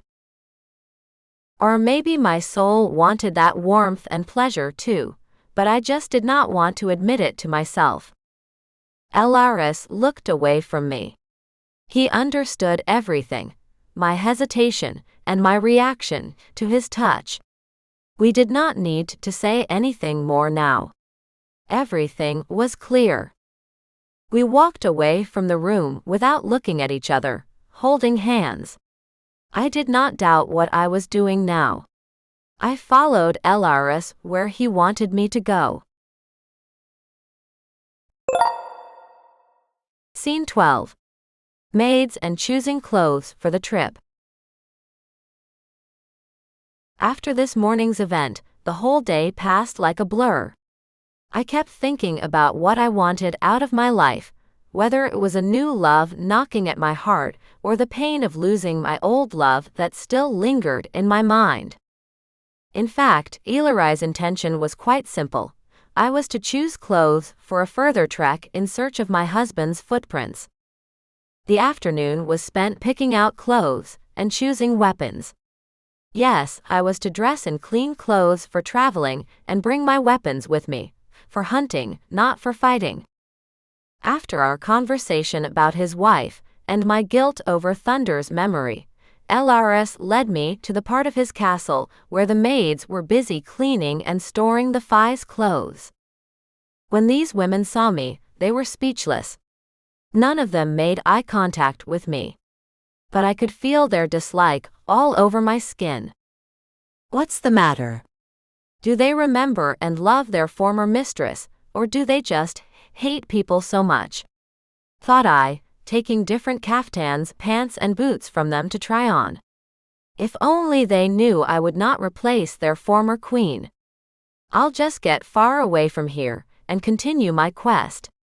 I don't need their Elaris, and I don't need his kingdom. But I did not say any of that out loud. Apparently, they did not have the gift of reading my thoughts like their leader, Elaris. And that reassured me. If they did not love me, I did not have to show them any more warmth than I had to. And I sat in a high-backed chair in the middle of the great hall of Elaris's castle, my head held high, accepting my robes with a regal hand motion. I was condescending to them, these maids. I was playing the role of lordless. It was a role I had considered unworthy of me in Thunder's castle and kingdom, for there he was, the Lord.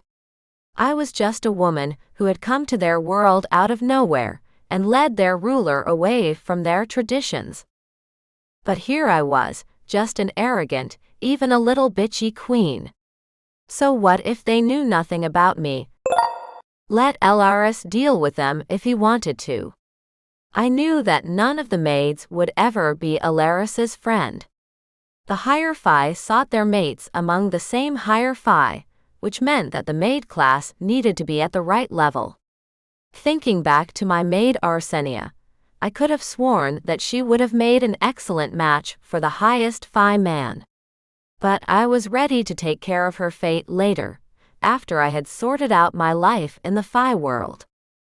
I knew riding in high Fae society required a unique female costume, combining comfort and elegance.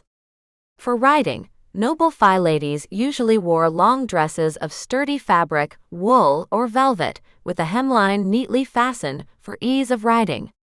The dress was complemented by a corsage that emphasized the waist and provided support. A short cloak or cape was worn over the dress to protect it from the weather. Long leather gloves to protect the hands, and high flat-soled boots to ensure a secure grip on the stirrups were obligatory parts of the costume. On their heads, they wore a wide-brimmed hat or headdress with a veil to protect them from sun and dust. The costume was often decorated with embroidery and rich trimmings, reflecting the status and taste of the wearer. It remained practical for long journeys and horseback riding. However, I decided I would not dress like a Fae lady. I did not need it. I did not want to show off my status as a queen who had been banished from the kingdom. When I selected the clothes that suited me, stacked on the chest next to the screen, I stood up and gestured for the maids to leave the room. They bowed their heads obediently without looking at me, and the last of them closed the door to the hall behind them. Left alone with the clothes I needed to try on. Knew how it should be dressed and worn, since I had been hunting with Thunder many times. But I had never used a bow or dagger to hunt or defend myself against someone, much less attack someone. Though Thunder taught me fencing, they were lessons in which I was protected by every device: a hard leather helmet over my face with slits for eyes and breathing, rugged leather, and metal pads over my chest and shoulders protected me from possible serious wounds. But I could not avoid minor cuts on my hands, despite their protection from the same pads. And now, stroking one of those small scars on my arm, I remembered those swordsmanship lessons with gratitude. Would need them now, for I would continue my way, equipped with weapons for survival in the wild forests populated by unimaginable creatures and typical deer, hares, and birds.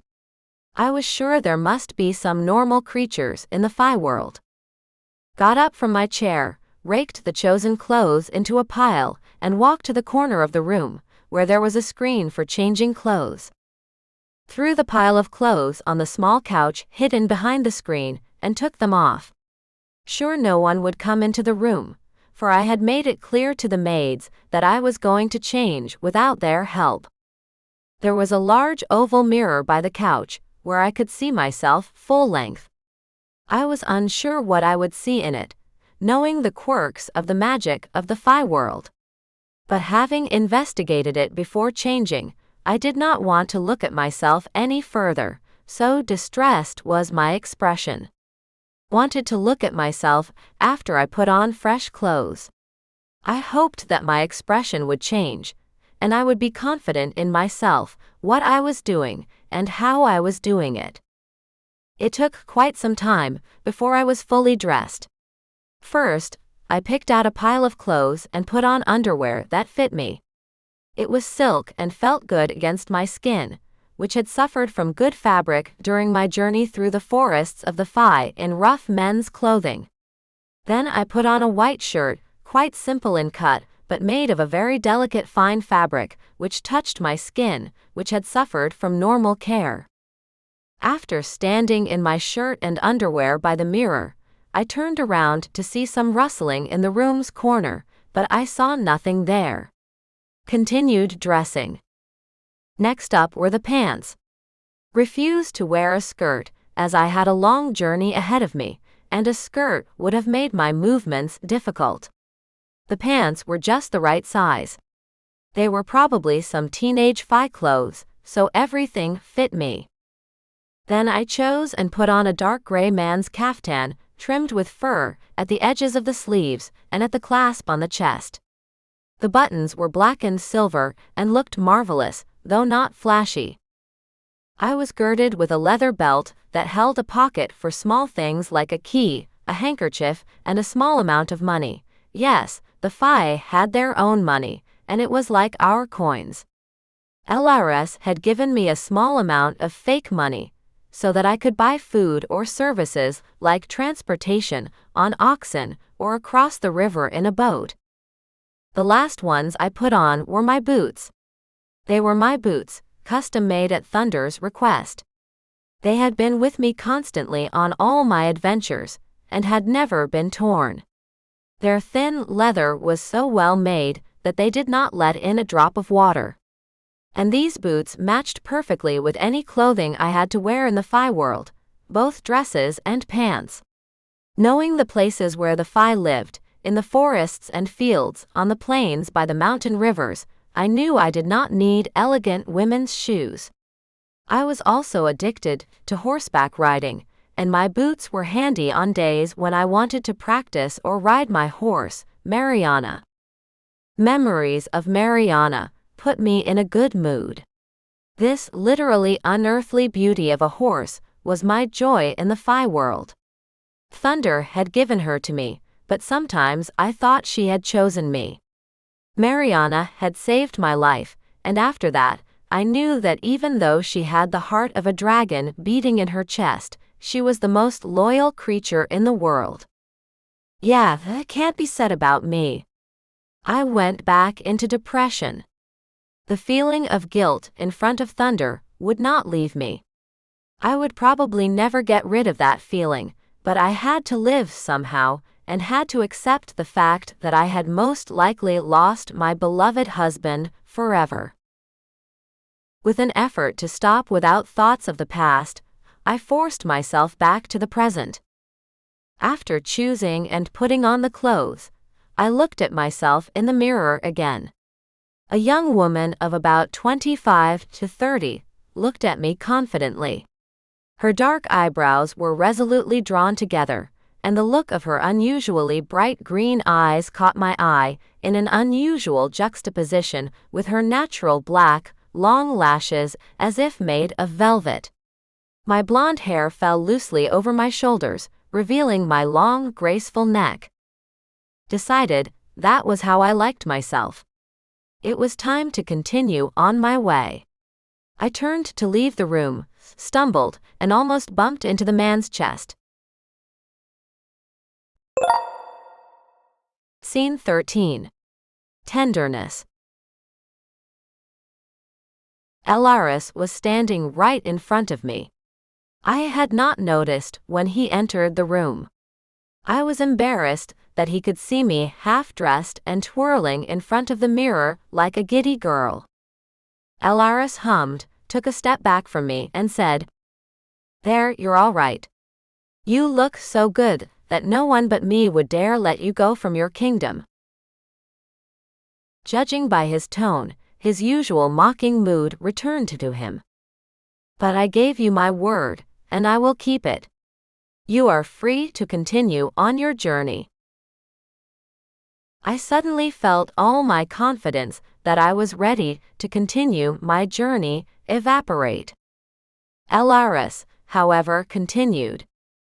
"Of course, if you wish, I can escort you to the borders of my kingdom." My heart shuddered with joy, and I threw my head back, as the tall Elaris was so close to me it was the only way to look him in the eye. The man was looking directly into my eyes, too. Our gazes seemed to drink each other's energy. Wanted to know that I could love and be loved. I wanted to feel once again the tenderness and passion with which a man could caress my body. Wanted to know that my body was alive, and that my soul had not died in my past. Elaris was the first to come to his senses. He unclenched his hands, and I stepped away from him, also coming to my senses. Cheeks burned with excitement or shame.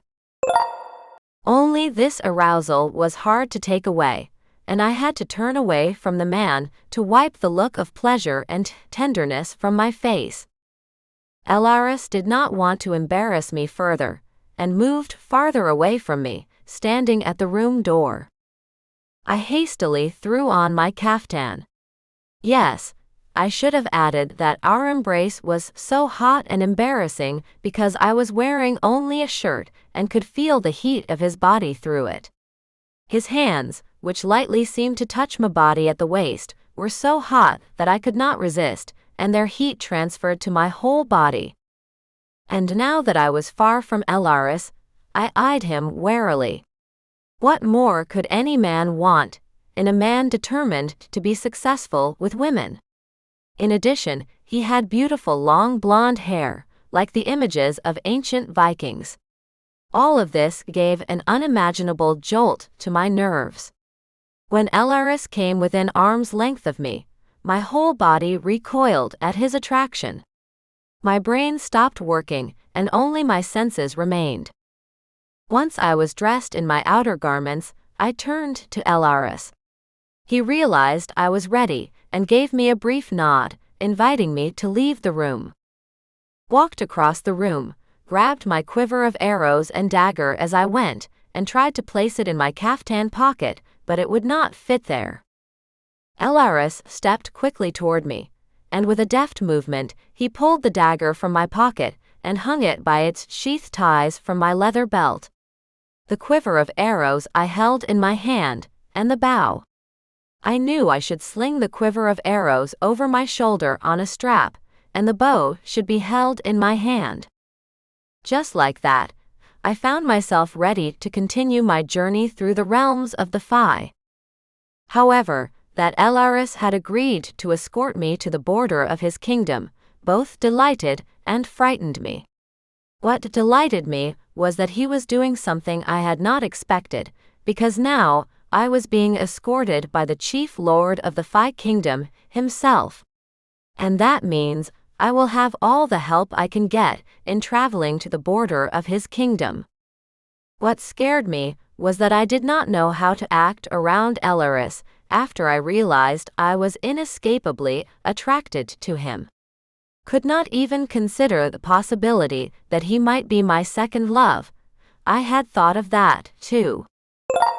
I needed to spend a few days with Elaris, for his kingdom was so vast that it would take more than a day to travel to the border. Scene 14. Let's go. Elaris and I left his castle. My companion and guide to his kingdom did not want to say goodbye to anyone, so there was no one to see us off. The castle courtyard was deserted, even though it was the middle of the day. Or Elaris had given orders not to show himself to anyone. I did not know that. But I did not need anyone but him.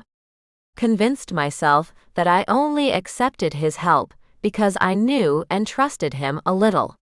Besides, he was so attractive to me as a man that I took this test, to spend a few days with him and get to know him simultaneously. No illusions about why he was helping me. He liked me. What could he get for his help? What was he hoping for? That I would fall into his arms at the first opportunity and give myself to him. But I had already fallen into his arms, and it felt so good. But it went no further than that. It was only my initiative. So whatever happens or does not happen next between us on this journey is up to me. That was what I really thought. I was not even given a chance for a man to be not only a lover of physical love, but also a lover of spiritual love. As I thought about all this, I followed Elaris. With a pleasure that I did not need to hide from him now. He was ahead of me, and could not see my expression or where I was looking at the moment.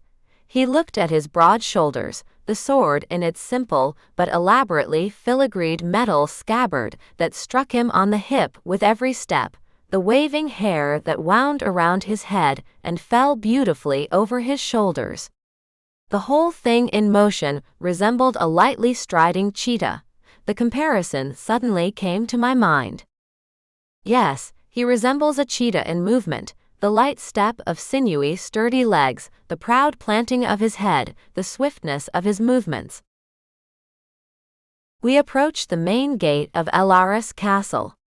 This gate was an imposing, defensive structure, designed to protect and display power. It was the main gate of his castle, and it was in a massive, fortress wall. It was 5 meters high, and about 2 meters wide at each gate leaf. The gate was designed with a high arch made of massive stone blocks, carefully cut and laid to ensure strength and durability. The outer gates are heavy wooden doors, upholstered with metal strips and spikes that further protect against attacks. These flaps are suspended on heavy-duty iron hinges that allow them to lock securely.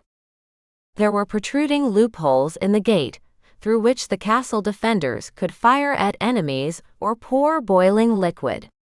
On both sides of the gate stood watchtowers with loopholes and embrasures, from which the Fae guards watched the surroundings. A deep moat in front of the gate, spanned by a drawbridge, completed the complex of protective measures, making the castle's entrance a symbol of impregnability and power. The vast gate of his castle opened, as if by itself. The massive structure creaked its hinges slightly at first, but then the gates of the enormous gate moved silently and without stopping. Could see the dirt road leading away from the castle and into the hills, covered with sparse coniferous trees. This view was the exact opposite of what I had imagined about where I was to continue my journey. Thought that the forests where I spent the first part of my journey would go to the edge of this realm. But no, this way, where Elaris had taken me, there were almost bare hills and narrow paths between them. Elaris stopped in front of the open gate and looked back. Realized he had noticed my surprise. He said, "There, now do you see why you need a guide? And now you understand why I gave you this big flask of clean water? Take care of it like the apple of your eye. You have no idea where we're going now." Nodded my head in agreement, not saying a word. I did not need to say anything to him. He had guessed my thoughts and feelings again. His insight did not surprise me much. I just did not want him to realize how much I liked him. Elaris turned away. He stood in the almost already open gateway and stared ahead into the distance, as if guessing what awaited us there. "What's the matter?" asked uncertainly, not understanding why he was not leaving the castle outside. "I just wish to consider what I live amongst. I have a feeling I won't be seeing these places again soon." Needed help to understand what was wrong. Elaris was only going to escort me to the border of his kingdom. Still, he was saying goodbye to his domain, as if leaving it forever. "Perhaps you shouldn't have helped me," I said quietly, clenching the hilt of the dagger hanging from my belt in my fist. "Perhaps I shouldn't have done that," Elaris repeated my thought. His voice was full of sadness, but there was no regret in it for the decision he had made. "Let us go. What awaits us, me and you, is imminent. We can't escape our fate, so let's just put our lives in its hands." I only nodded. Light Fae looked at me again. There was tenderness and understanding in his gaze. And why is he so sensitive? It's unusual for Fae, and especially for their leaders, I thought, lowering my gaze. I felt Elaris's scent envelop me from head to toe. Inhaled the scent, and the fresh wind carried it away. But in my mind, that scent was forever imprinted. Now, whenever it was, I could recognize Elaris, like a dog can find its master among 1,000 people. Knew that the human brain is best at storing the memory of odors, even though we sometimes cannot know it. That is why everything we remember from childhood, the smell of our mother's milk, her skin, the smell of dry grass in a haystack at the end of summer, the scent of roses, and so on, all these things come from childhood and accompany us for the rest of our lives. Everything else may fade from memory, but not smell recognition. Elaris looked at me again, but now his gaze was determined. He took my hand, and his fingers touched the center of my palm. Goosebumps of pleasure and fear ran along my skin. The fear was the fear of the unknown, and the pleasure was his touch so gentle and light. I responded by gently squeezing my palms and wrapping my fingers around his with mine. Our handshake lasted only a few seconds. Then Elaris abruptly withdrew his hand from mine, as if rejecting any possibility of continuing the tenderness, and said in a bitter tone, "Well then, let's go." I dropped my hand, placed the palm of my right hand on the hilt of my dagger again, and with a brief nod to Elaris, said in the same dry and squeezed voice I had heard so many times before, "Yeah, let's go." We exited the castle gates, and the road snaked under our feet. We had no horses, no ox-drawn or dragon-drawn wagon. We were alone in this Foothill wilderness. Scene 15. Dragon in the Foothill Desert. The road's dust seemed so soft that when I took another step, my feet were ankle-deep in it. But I did not care because my guide, Elaris, was walking ahead of me, and he knew where we were going and how to get there. Was it unusual for me to rely entirely on a new acquaintance? Even though we had this sudden attraction and rapport, I still saw Elaris as someone altogether new to me. That in the Fae world, Thunder had not really introduced me to his friends had taken its toll. Knew almost none of the Fae men who surrounded Thunder. He just would not let them near me. I was only with him whenever he was in place at the castle. The maids were with me as if he was not around, and I befriended Arsenia the most. Anyway, because of my lack of personal contacts in the Fae realm, I needed help to find a husband. Or did I not want to? I was a grown woman, and I understood that if someone would help me, they would have to pay something for it. I had no money, and the only thing left was... No, I did not even want to think about it. Never. Elaris walked ahead of me, and my thoughts gradually became calmer. The rhythmic walking relaxed my mind well, and soon nothing was left in my soul but the meditative absorption of the surrounding landscape and the rhythm of my and Elaris's footsteps. As I followed my companion, I lost track of time. What did I need it for? I had an eternity ahead of me. In addition, the Foothill Desert was a harsh but mesmerizing landscape. The mountain slopes smoothly transitioned into barren plains covered with sand and rocky areas. Rare vegetation, primarily shrubs and cacti, clung to life among the rocks. Large boulders and exposed rocks added drama to the landscape. In the distance, mountain peaks shrouded in haze contrasted with the desert plain. Oases with sparse water sources and green patches of palm trees served as an escape for travelers and wildlife. With its vastness and contrasts, This foothill desert landscape evoked a sense of admiration and awe at the power of nature. Suddenly, Elaris's footsteps changed rhythm. He stopped, and with his hand behind his back, gestured for me to stop without words. Stopped doing so, and I almost bumped into him. My breathing became ragged. Something was happening around me, and that something was utterly incomprehensible. Could see nothing, but I could hear the rustling that surrounded us and kept growing. Elaris turned to me, and pressing his index finger to his lips, mumbled, "Shish, say nothing so you don't see it now." The unaccountable fear gave me goosebumps on my skin. I felt cold, even though it was just before sunset. Elaris turned away and gazed again into the bushes from which the sound had come. Suddenly, it was dark all around me. Looked up and saw the leathery wings of a dragon above me. Yes, I knew what dragons were, and had experience riding in a dragon harness and riding Mariana, my dragon horse. But this creature was hugely different. The wing of the dragon used to cover the setting sun was an unusual dark red, almost purple, for dragons.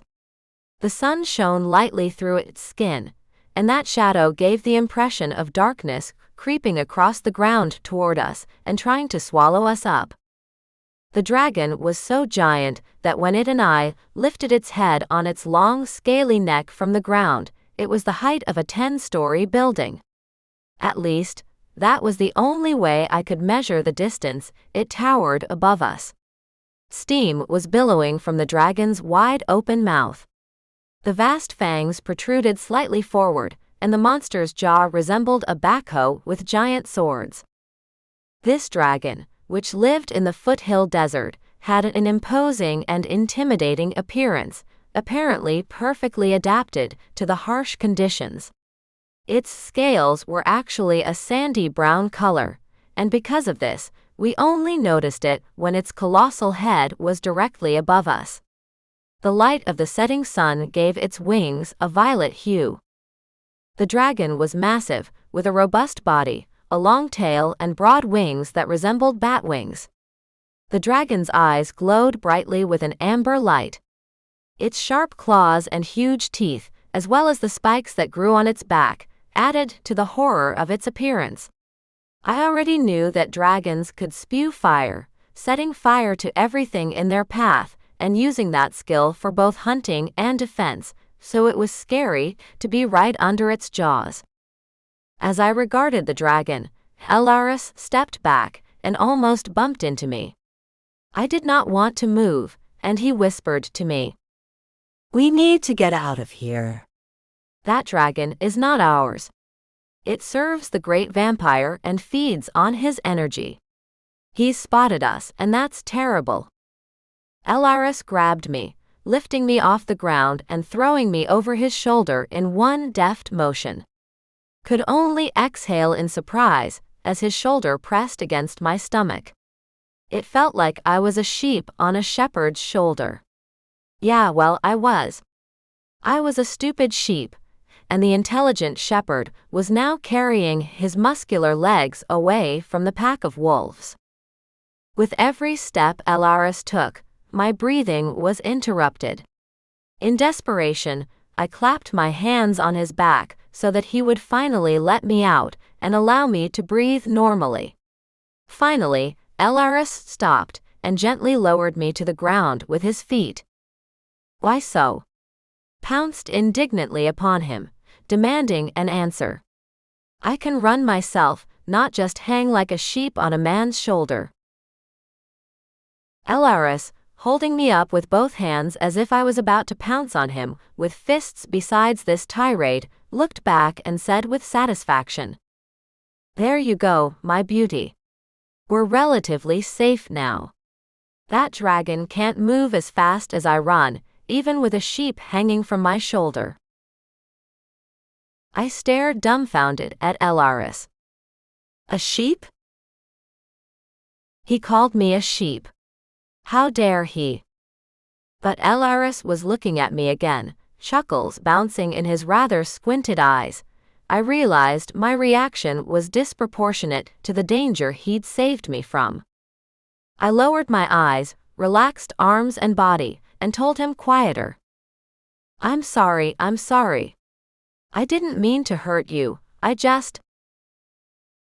You're just blowing off steam, aren't you? Elaris was joking again, and that was good. Yes, I had forgotten that he was having fun reading my thoughts. And I had called myself a sheep first, in my mind. So it was my fault for the way he talked about me. But there was nothing to do, and we had to continue. But where are we? I needed a map or compass to figure out where we had come from, or run to. It was dark all around me now. I could see nothing but the tops of the hills, which were still somehow in the sun's light, which had gone below the horizon. Elaris looked around and answered. Well, this is where we'll spend the night. Where here? I looked around in surprise and confusion. There was no cave, no grotto, no structure of any kind around. Where are we going to sleep? Elaris unfolded some cloth he had taken from his small duffel bag. He waved it, and the tent unfolded above us. I stepped back in surprise and almost fell. But Elaris was quick as usual, catching me by the waist, keeping me on my feet. No need to fall, my beauty. We will sleep in that tent you see above you. It is wonderful to have something other than the open sky over our heads this night. I indignantly released myself from his arms, and, adjusting my clothes, replied. Okay, thanks for the service. There was also a sneer in my voice. However, truth be told, I should have genuinely thanked Elaris. Not only did he save me once again, but he was also concerned about my comfort. And that was how I responded to him. That I had to spend the night next to him did not fit in with these thoughts. Oh, how sweet and dangerous it was. I looked around. Night was gradually enveloping the surrounding hillsides, and blue shadows were creeping up the slopes from below at an alarming rate. The tent was another marvel, at least it seemed so to me. The light and ornate tent, which a nomad might have erected in the desert, was a work of art and craftsmanship. Its frame was made of sturdy wooden or bamboo rods, apparently to provide stability and reliability in the desert winds. The tent was covered with a cloth made of a thin but durable material, such as silk or cotton, dyed in rich shades of red, blue, or gold. The exterior of the tent was decorated with intricate patterns and embroidery. The entrance to the tent was adorned with beautiful gold-colored tassels and fringes of silk threads. While Elaris was fixing the tent better on the ground, or instead on the sand, I walked around and looked at the surroundings. In the darkness, I could not quite distinguish where the sun would rise now, or where we could find water for our evening wash after a hard day's hike in the blazing sun. Elaris did not seem to care about any of this at all.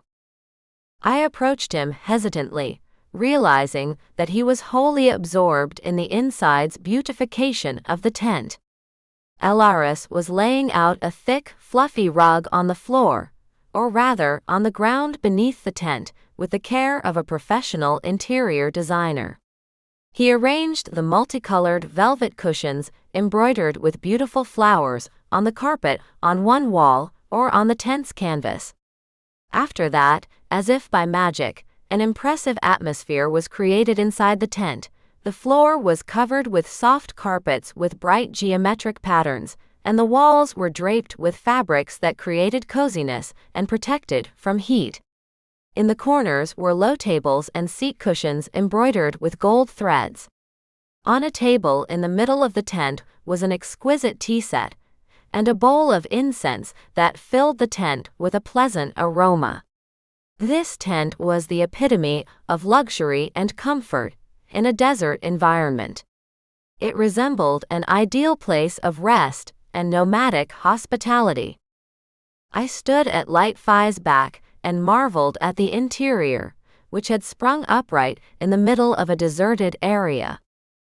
Elaris waved his hand again, and a fire appeared in the center of the tent, or rather, a small oven in which, judging by the smell that reached me, some kind of bread was baking fragrantly.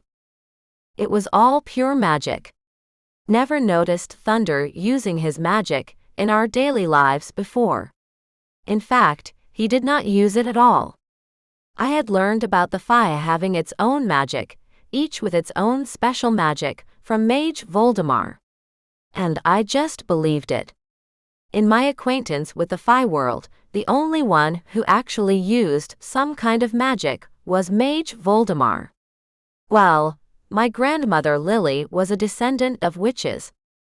I did not have any special powers about myself, except for twice, when I had put my energy into practice and did not understand what it was or how to interact with it.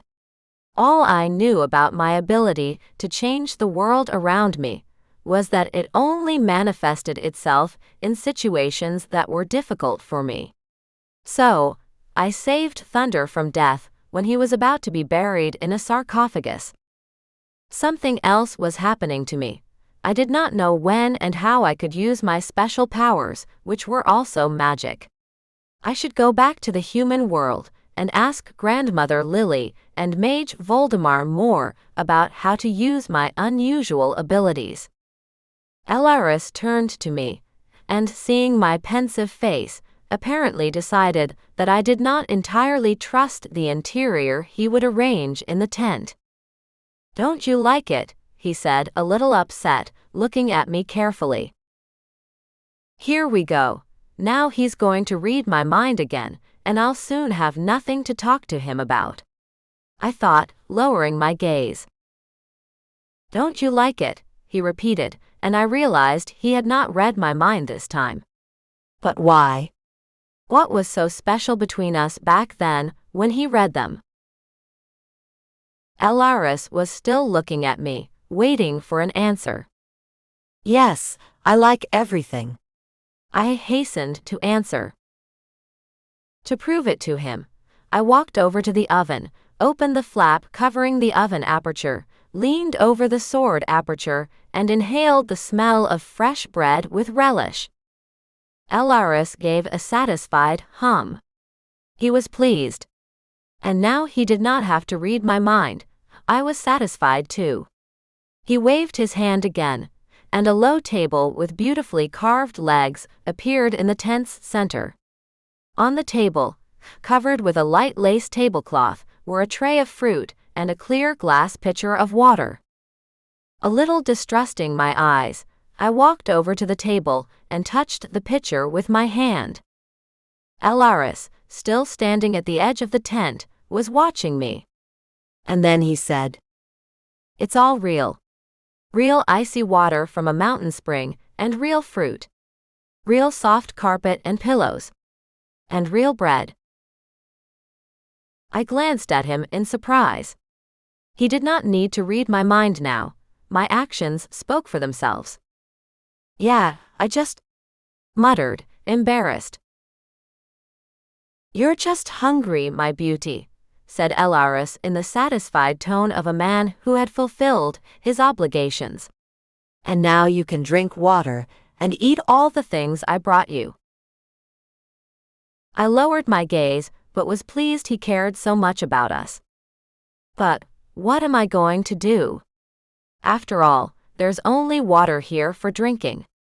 How shall I wash and wash before I eat, for I am completely covered in dust and sweat? I turned to Elaris and hesitantly asked him, "Where can I wash my face around here?" He stared at me in surprise.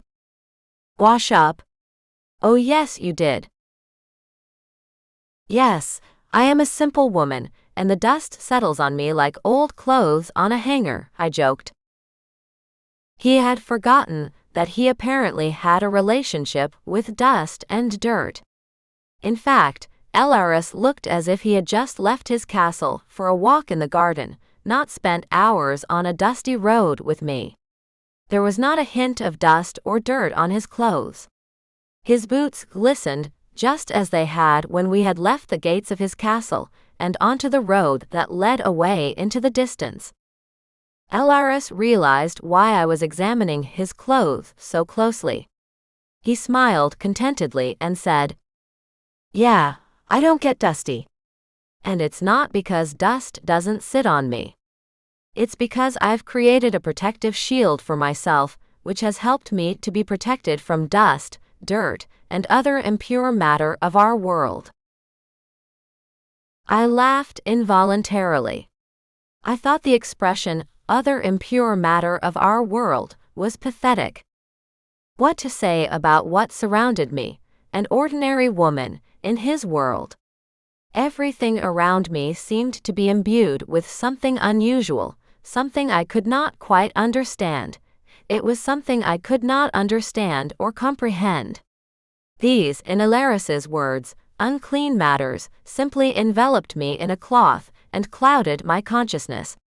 It was so hard for me to be in this world that I sometimes thought that the higher powers that had brought me to the Fae world might have ensured that I also had the same protection from the foul forces of this world as Elaris. But I said nothing out loud, just nodded to show that I understood what he was saying.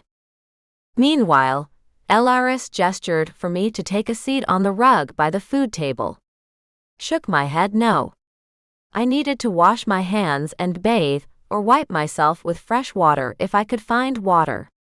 My whole body was sprinkled with dust, which got on my tongue, and my throat felt dry and scratchy.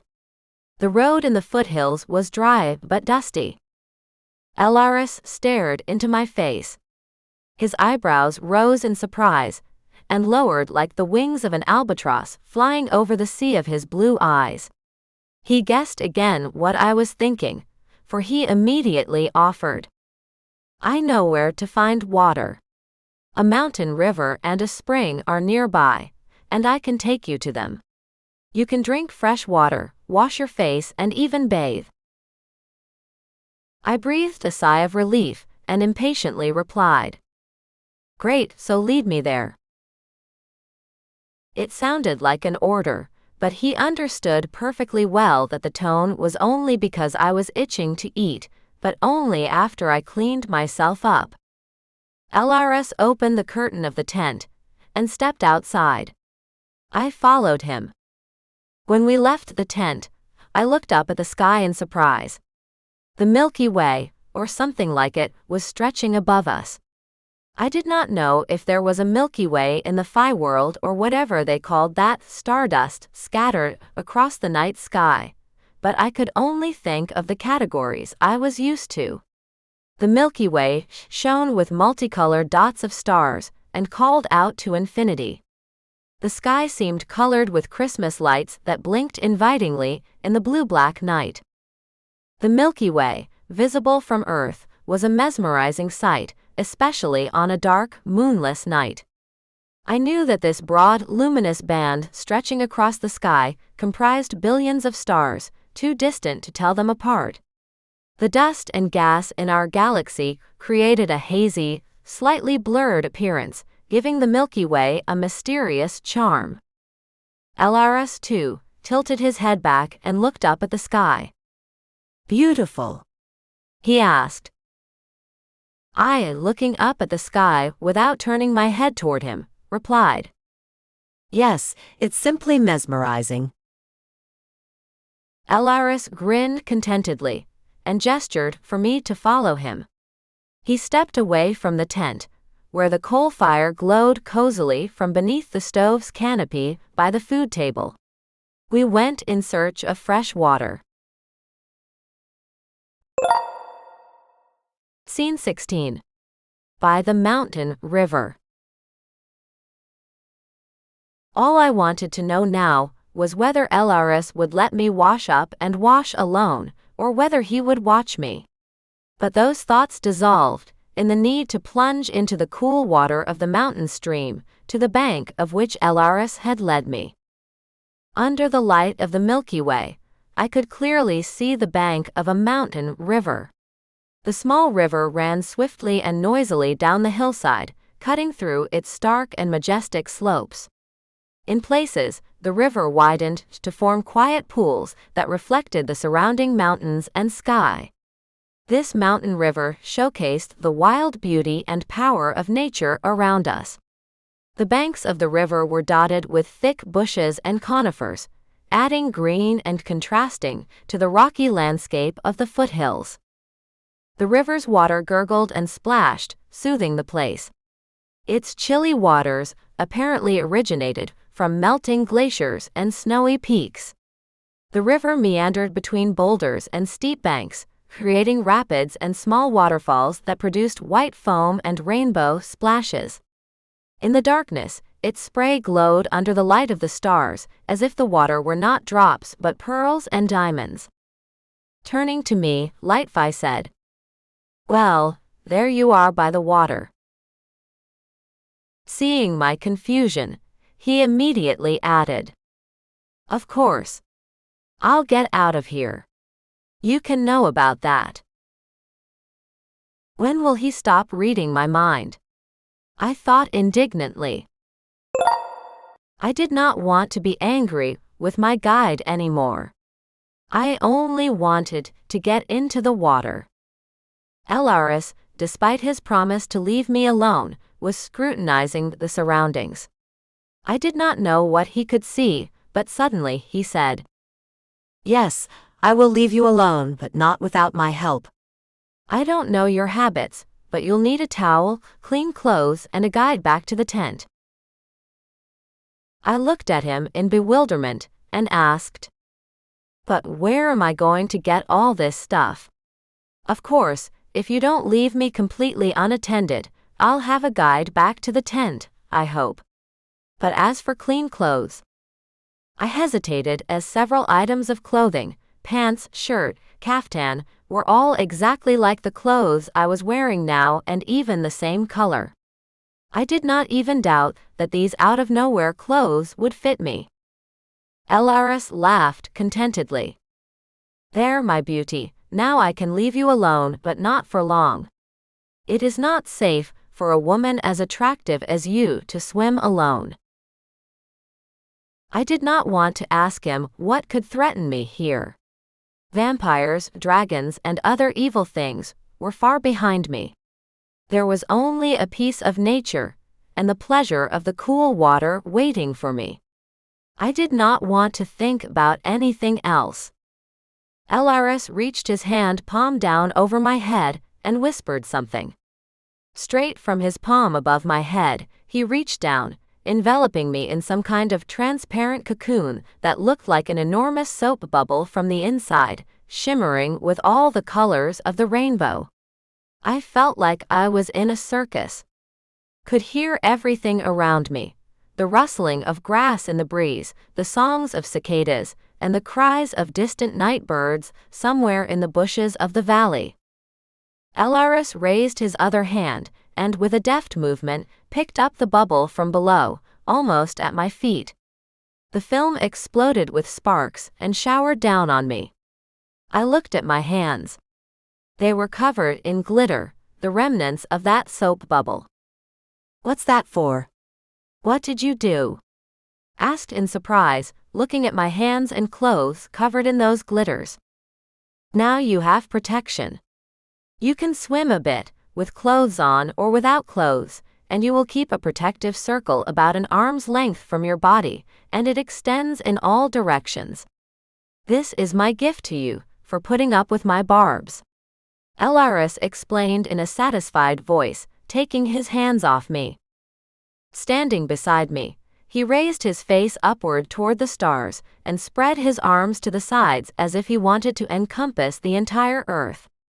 He was about to fly upward into the darkness of that velvet sky and disappear from my life. My heart squeezed with longing, but I suppressed it and nodded, thanking Elaris without words. Why do I need words when he can read my mind? I thought, turning toward the river. Just as I reached for the ties of my caftan, there was a rustle behind me. I turned around, and Elaris was gone. I did not know where he had gone, but I did not care. I hoped he was not the man who peeked at women when they were bathing. Yeah, he was not. I unbuttoned the shirt clinging to my body, pants and underwear in one fell swoop. I stepped gingerly into the water. The jets of scalding, freezing water literally knocked me off my feet.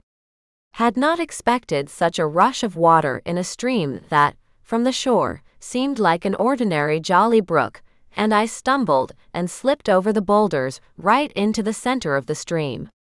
Sat in the middle of the river, resting both hands on two boulders to keep me from being carried further downstream.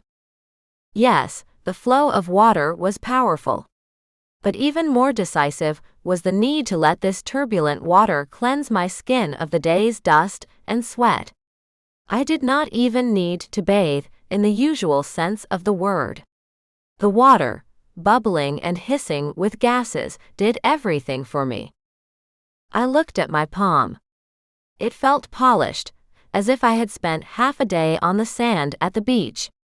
My legs were immediately in much better condition, flowed more freely, and my ankles, swollen from the day before, shrank in diameter and returned to normal. Still holding onto the two boulders with my hands, I plunged my head fully into the stream of water.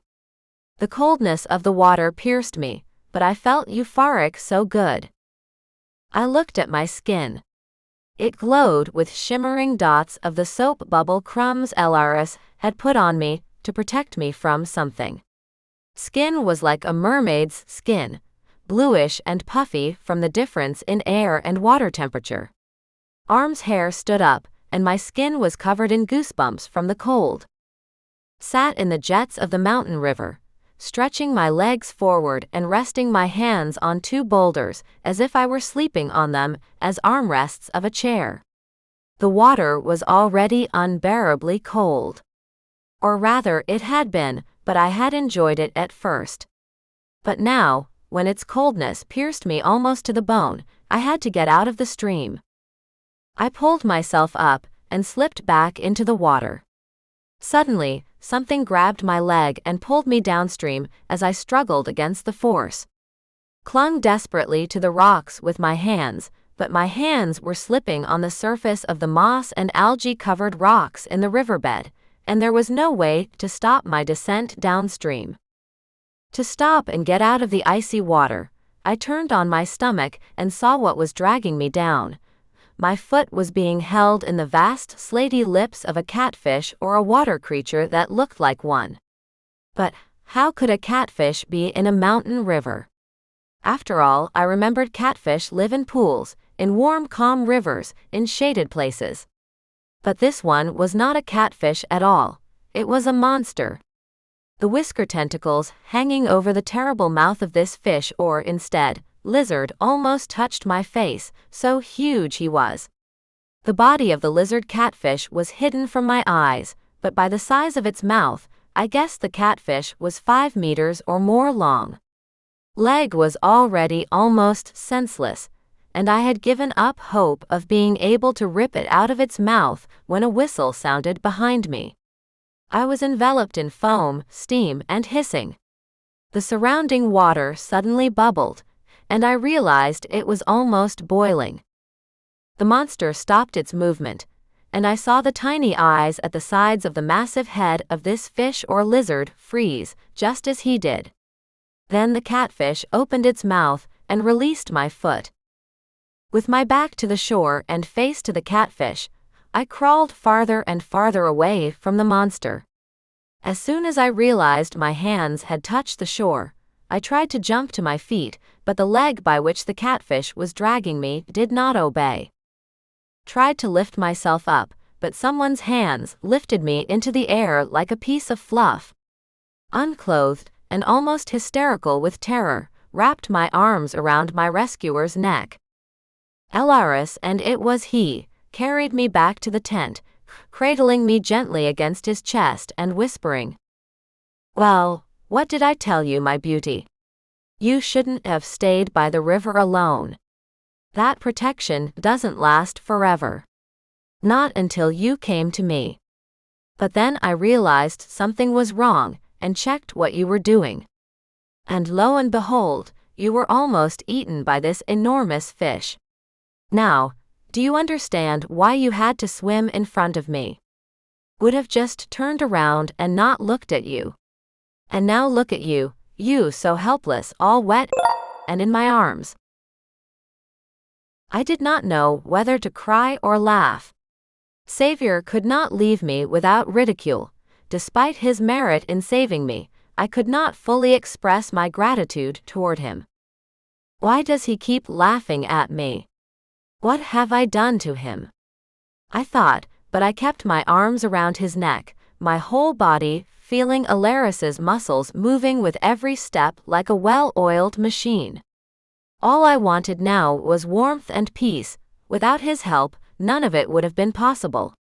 Even a simple wash in the mountain stream had turned into an adventure I could not have gotten out of on my own. Scene 17. In the tent. When Elaris brought me to the tent, he gently lowered me, with my feet on the ground, and without stroking me, immediately handed me some sort of cloth. It was like a vast terry towel, the size of an excellent double blanket. Elaris put one arm around me, and threw this blanket or towel over me with the other. Then he opened the curtain of the tent entrance, and we were in a world of soft light from the small hearth and the scents of exotic fruits and freshly baked bread. Where did all this stuff come from? Had not really thought about it. I only knew that food had to be eaten if there was food here. Wrapped myself in the blanket and sank exhaustedly onto the rug by the hearth. A table with fruit and water was beside it. Elaris handed me a glass with some kind of drink. Took the glass from his hand, and our fingers touched. Warmth ran through my body, whether from the touch or the hot drink he handed me, I did not know. Relaxed, I closed my eyelids and enjoyed the fire playing in the hearth beside me. I felt as if I knew now how good it was to have a protector as strong and fearless as Elaris at my side. I felt the heat of a blush flood my cheeks. Elaris was standing in front of me, staring at me shamelessly.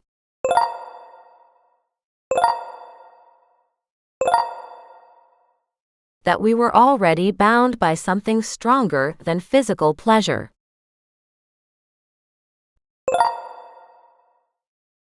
Scene 18. Guilt. The following day, Elaris and I awoke at the same time. Opened my eyes, and there was the tent canopy before me, illuminated by the touching, thin ray of sunlight that had crept in through the curtained entrance to the tent. Turned my head sideways, from where I could hear, or rather feel with my whole body, the warmth of Elaris's body. Elaris, who was lying next to me, also raised his head and leaned on his elbow. He placed the palm of his hand under his cheek and looked at me. His gaze was studious, as if he were seeing me for the first time.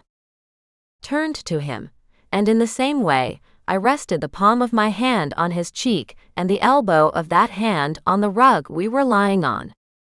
Like two mirror-like creatures, we gazed into each other's eyes. I thought I had done something wrong. Why was he studying me now? Did not he get everything a man wants, typically, from the act of physical love with a woman? Elaris answered my unspoken question in an almost purring voice. I've gotten everything I could ever dream of. You're right. But there's something else you should know.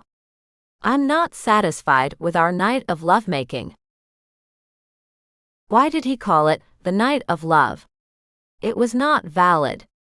His voice was sarcastic again, and I did not know what to say, but I pulled myself together and blurted it out. "What, every time you have sex, do you love?" Elaris knew he had gotten a decent answer. He shook his head and answered more peacefully, without sarcasm in his voice. "Of course not." He threw back the bedspread and instantly jumped to his feet. The only thing he was wearing was the sling around his hips, and that was it. Could not help but wonder when he had had time to put it on. Remembered that very well. So he must have gotten up while I was asleep. Thinking about it, I involuntarily admired him, but he was waiting for the continuation of this meaningless conversation. So I answered, "Then what did you expect from me?" "Love." Elaris turned away, deliberately concentrating on finding the rest of his clothes. He did not answer, and I could not see his expression. Then I continued. "Of course you don't. If you were expecting me to tell you how much I admire you, for nothing. Don't expect that. You know my heart belongs to my husband." Elaris turned to me, and I could hear the surprise in his voice.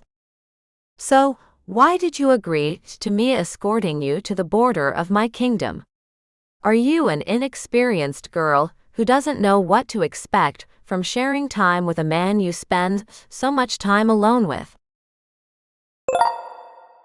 Was not it proper for a woman to say pleasant things to arouse in her reciprocal, pleasant feelings towards her beau?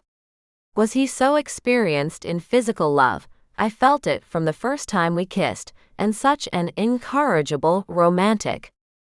Elaris, already fully dressed, came over to me, and leaning over me slightly, said in a colorless voice, "Well, my beauty, now I will leave you for a little while. Get dressed and wash your face. Brought you water in a jug, so that you will not go to that mountain stream again. Then we'll have a quick bite of the food we have left in the evening. And be ready to continue our hike.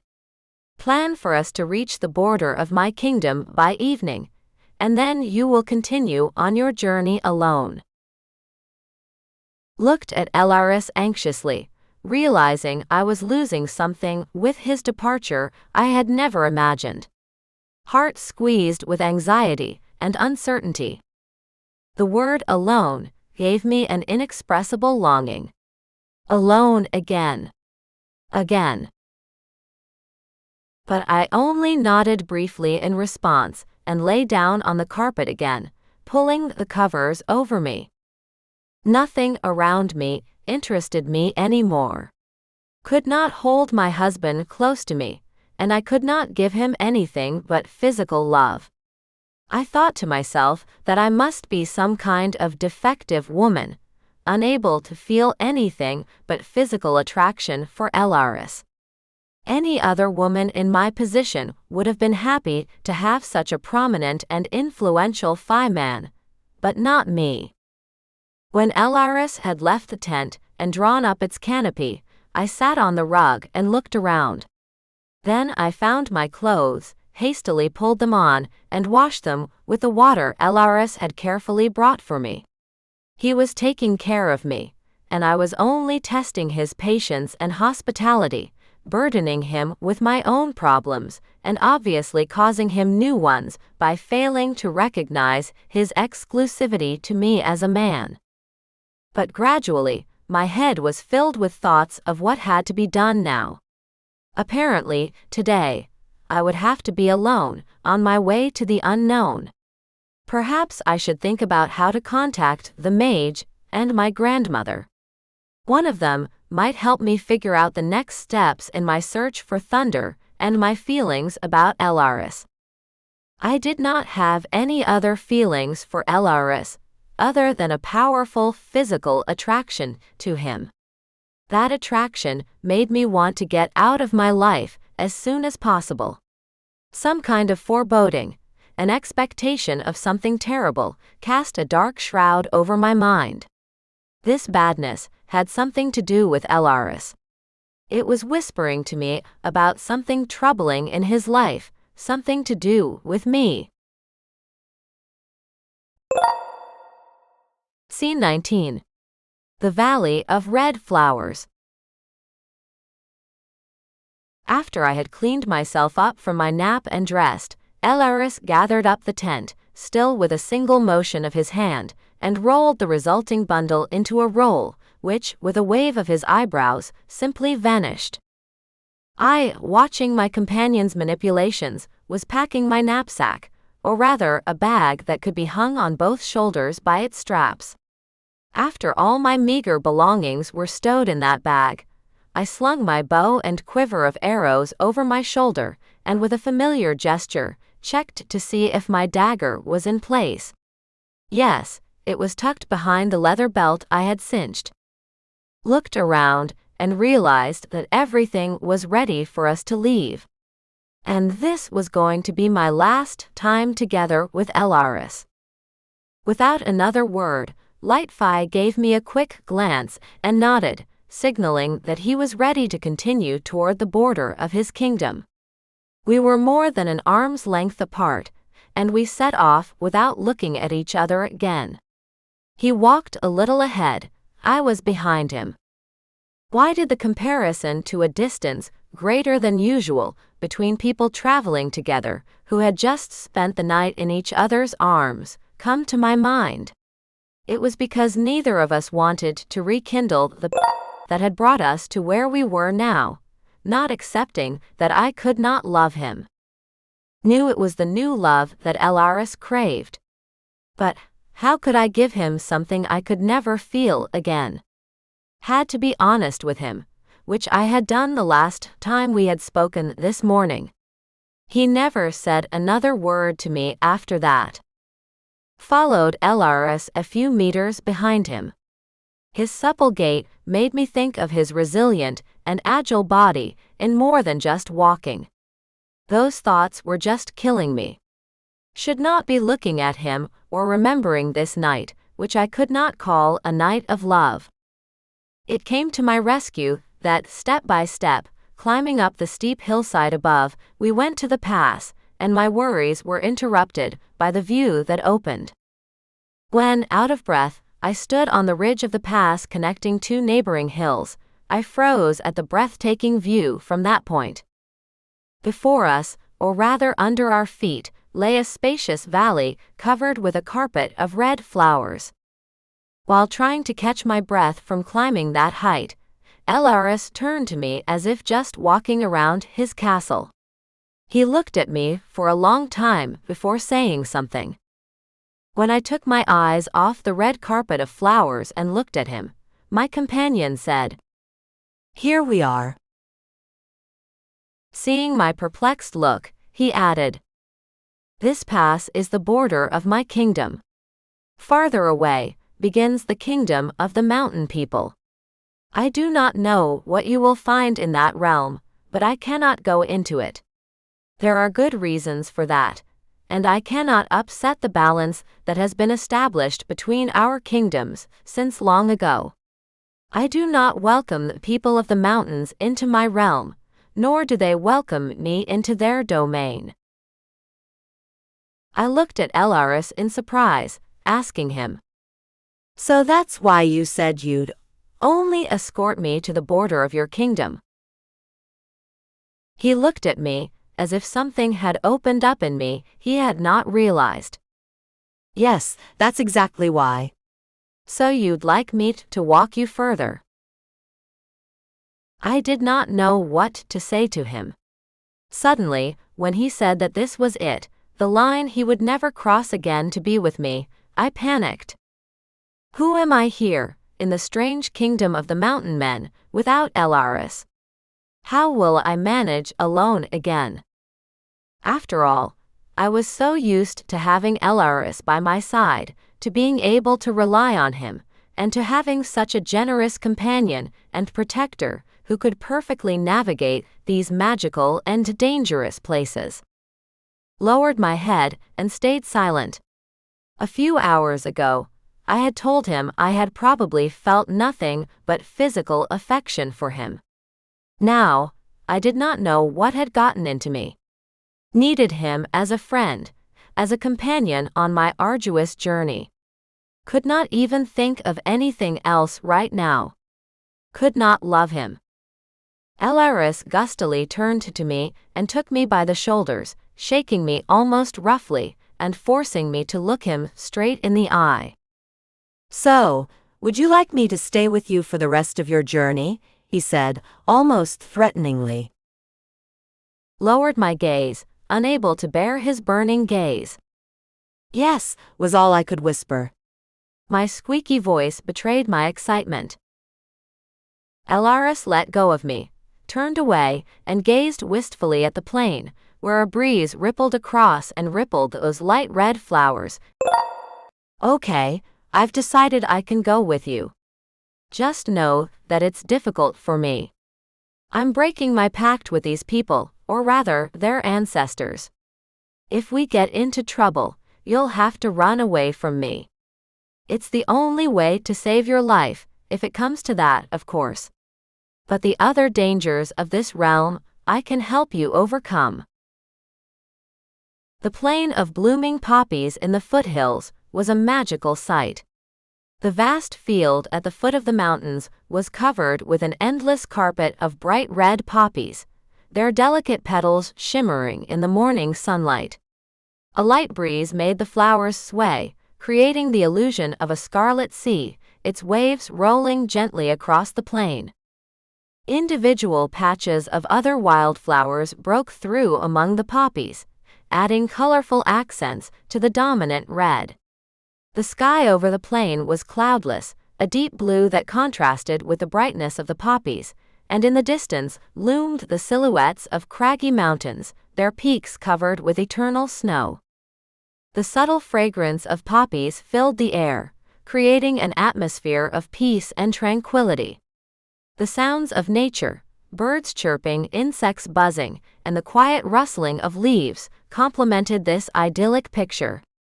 This plain, full of life and beauty, seemed to invite you to stop and enjoy the moment, immersing yourself in the magic of nature. As I approached the edge of the field of red flowers swaying in the light breeze, I suddenly realized that they were not precisely poppies. These flowers were different. Their petals were the same bright red color as poppies, but only slightly pointed at the ends, and in the middle of each flower was a black stalk. They looked like poppies or mountain tulips, but they were not. Although everything in those colors looked familiar at first glance, some unsettling feeling was growing inside me. When I reached the edge of the field, I stopped and leaned over one of the flowers to get a better look at it. Yes, the bright red flower looked like a poppy or some other poppy I did not know, but suddenly, something else caught my eye, and I peered into the center. From the center of the flower, the sad eyes of an inch-sized creature stared at me as it saw into the flower, gripping the pistil tightly with its thin, webbed feet. Yellow pollen dusted the creature's head, which seemed stuck to the flower's pistil.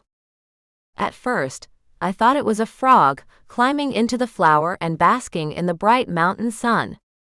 But when I looked more closely at this creature of the Fae world, I realized it was a small dragon, tiny and without wings. Perhaps it was just a tiny lizard, but somehow, I knew immediately that it could only be a dragon. Pulled away from the flower in surprise, and looked back at Elaris. He was one step behind me, and he was tense, as if he were preparing to pick me up and carry me away, as he had done once before. I did not move, and Elaris said nothing, just looked anxiously at me and then went away. Turned away and stared at the flower again, choosing a unique specimen. A small dragon was sitting there too, staring at me, studying me, or simply curious. Looked into a neighboring flower. The same dragon sat in every flower I could see, standing at the edge of this magical field. Elaris finally broke the silence. "Now you see, this field is magical," he whispered. "And if you wish to cross the border of my kingdom, you must first traverse this field." Turned to him, asking, "But why is it so hard? What are they going to do to me?" By they, I meant those tiny little dragons. Elaris did not have time to answer. He only reached out to stop me.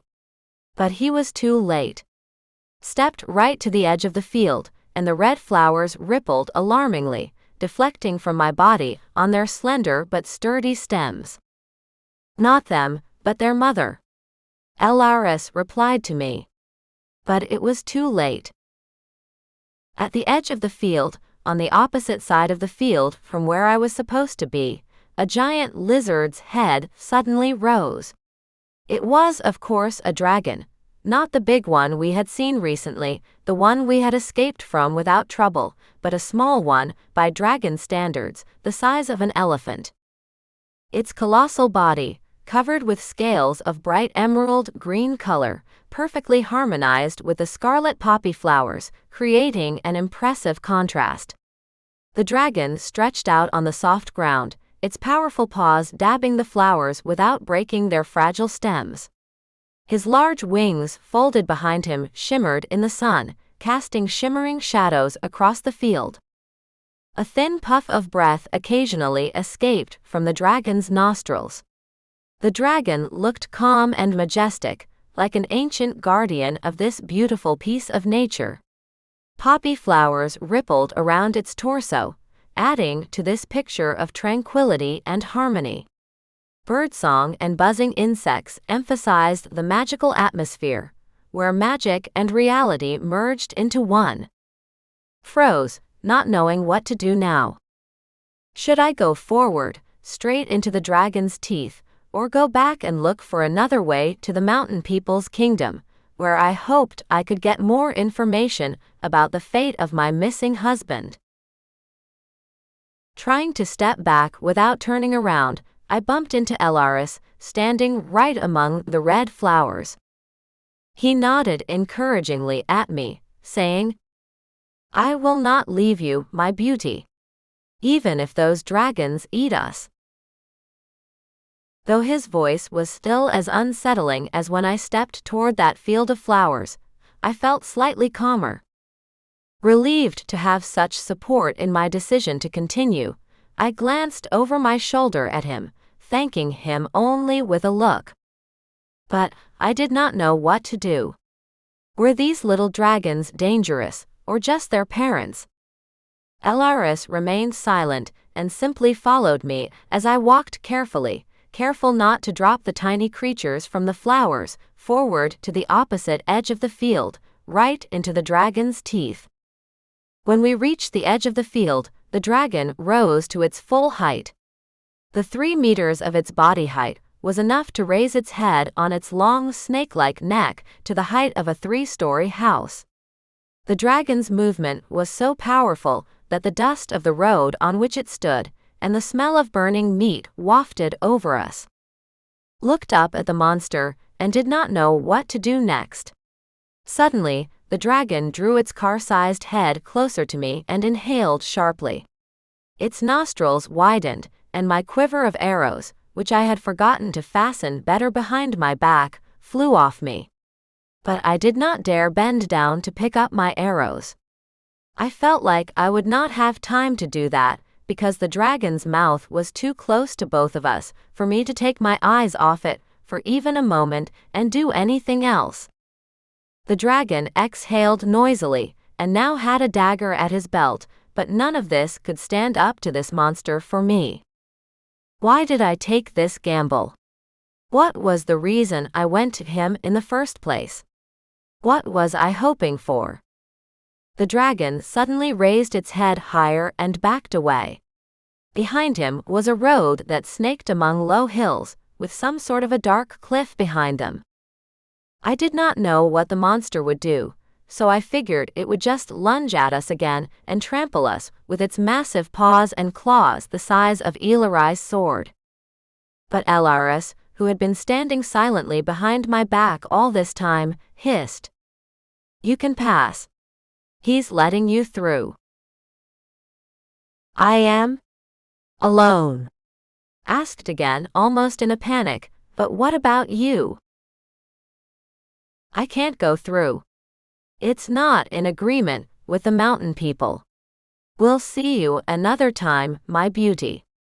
Fulfilled my promise to take you to a place where you can learn something about your husband. You don't need me for anything else.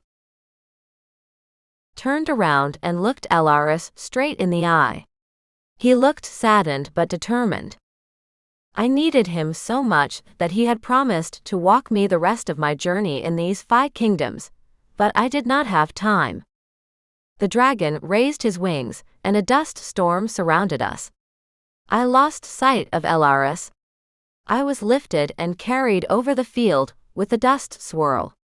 Dust clogged my nose, my mouth became as dry as the desert, and my consciousness clouded.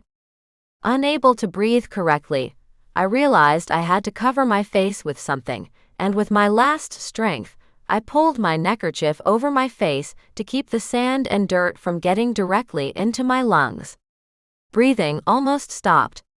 My chest constricted, and a fire seemed to burn inside my lungs. Everything went black, and I could remember nothing else. Scene 20. Reim, Lord of the Underground Kingdom. I woke up in a room that looked like a cave. I did not know why it was a cave. Still, the dampness and the sound of water dripping somewhere nearby, like a metronome pounding into something solid, suggested it. The cave was a mysterious and mesmerizing place. I was in a world of subterranean beauty and grandeur. The silence here was almost absolute, broken only by the regular sound of dripping water. The stalactites hanging from the ceiling looked like frozen drops in a dance, slowly forming over millennia. They ranged in shape and size from thin, sharp, needle-like points to massive columns connecting to the floor. Water dripped from their tips, creating a melodic echo throughout the cave. Stalagmites grew on the cave floor, accepting drops of water and gradually growing towards their celestial counterparts. In some places, they joined to form bizarre columns. The humid air of the cave smelled of minerals and earth, and the walls were covered with glistening droplets of moisture that reflected the light of the lamps set in the center of the space. In the center of the cave was a small underground lake. Its surface was calm and dark, like a mirror. The water looked crystal clear, reflecting the stalactites and vaults of the cave and adding mystical depth and beauty to the space. What came to mind was the time my first husband, Graham, and I spent the night in the grotto. How long ago that was. It was like another life. And now I was here alone. But why did I think I was alone? That was where I was wrong. As soon as I tried to move to get a better look at the room I was in, the ashen face of a man a little taller than the bed I was lying on appeared out of the surrounding darkness. He walked over to me, who was lying on soft skin, judging by my senses, and stood next to my face so close that I could see his lush gray mustache waver slightly from his breathing.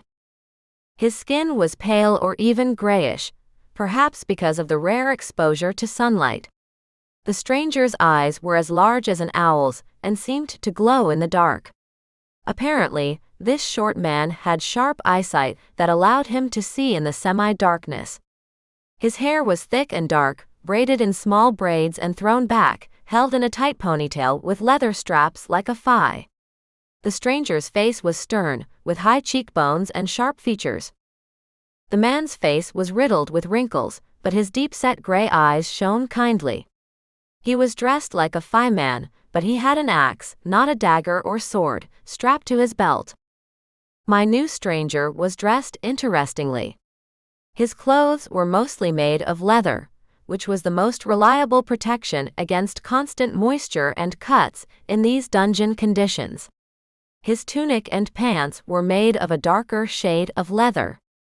Probably, this dull color made it possible to blend in with the surrounding walls of caves and underground corridors. The stranger wore a long leather cloak over his shoulders, decorated with symbols and patterns. The patterns must have represented his clan and his role in it. Judging from the abundance of patterns, I decided this stranger had considerable power in the dungeon. Tall boots of sturdy leather with reinforced soles apparently protected his feet from sharp rocks and moisture. Several pockets and pouches were attached to the man's belt, from which emerged the handles of some tools and a roll of a type of map that had been scuffed up from frequent use. Metal jewelry, bracelets, necklaces, and rings adorned with faceted gemstones completed his status and picturesque look.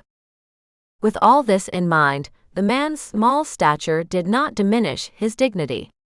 The man looked at me proudly, still with his head slightly upward. But that posture made him look like a master.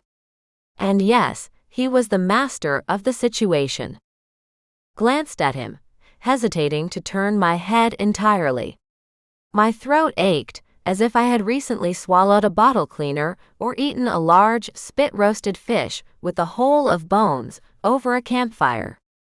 The stranger, in a thick, low voice, said, "There you come to your senses."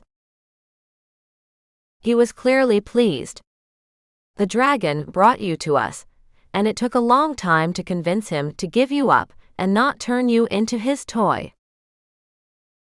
What in the world is he talking about? A thought ran through my head. A toy for a dragon. Me. The man, however, continued, watching the amazed expression on my face with satisfaction. "Yes, that's right, a toy for the dragon."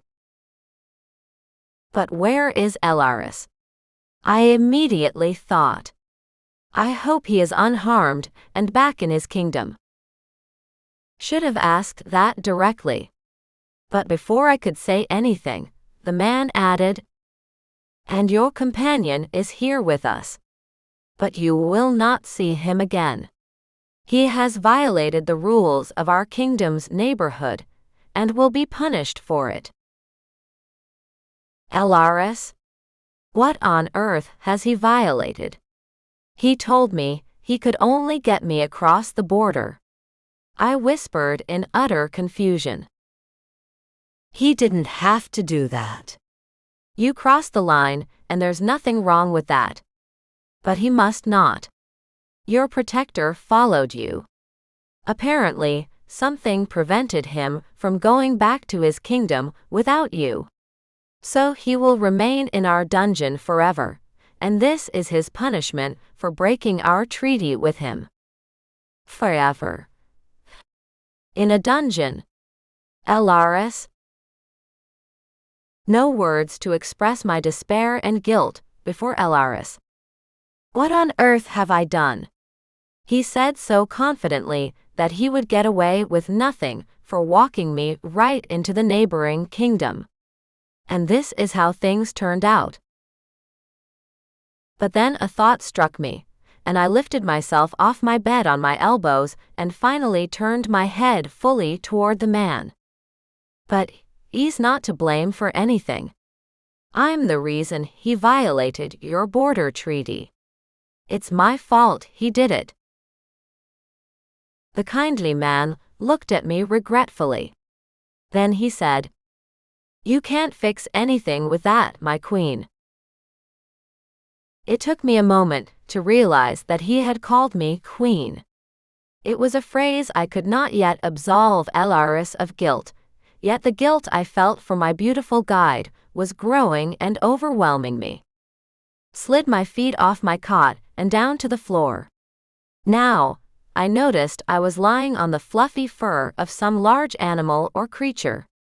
Its fur was so soft that it felt as if my arms, which I was resting against, were buried almost to my elbows in it.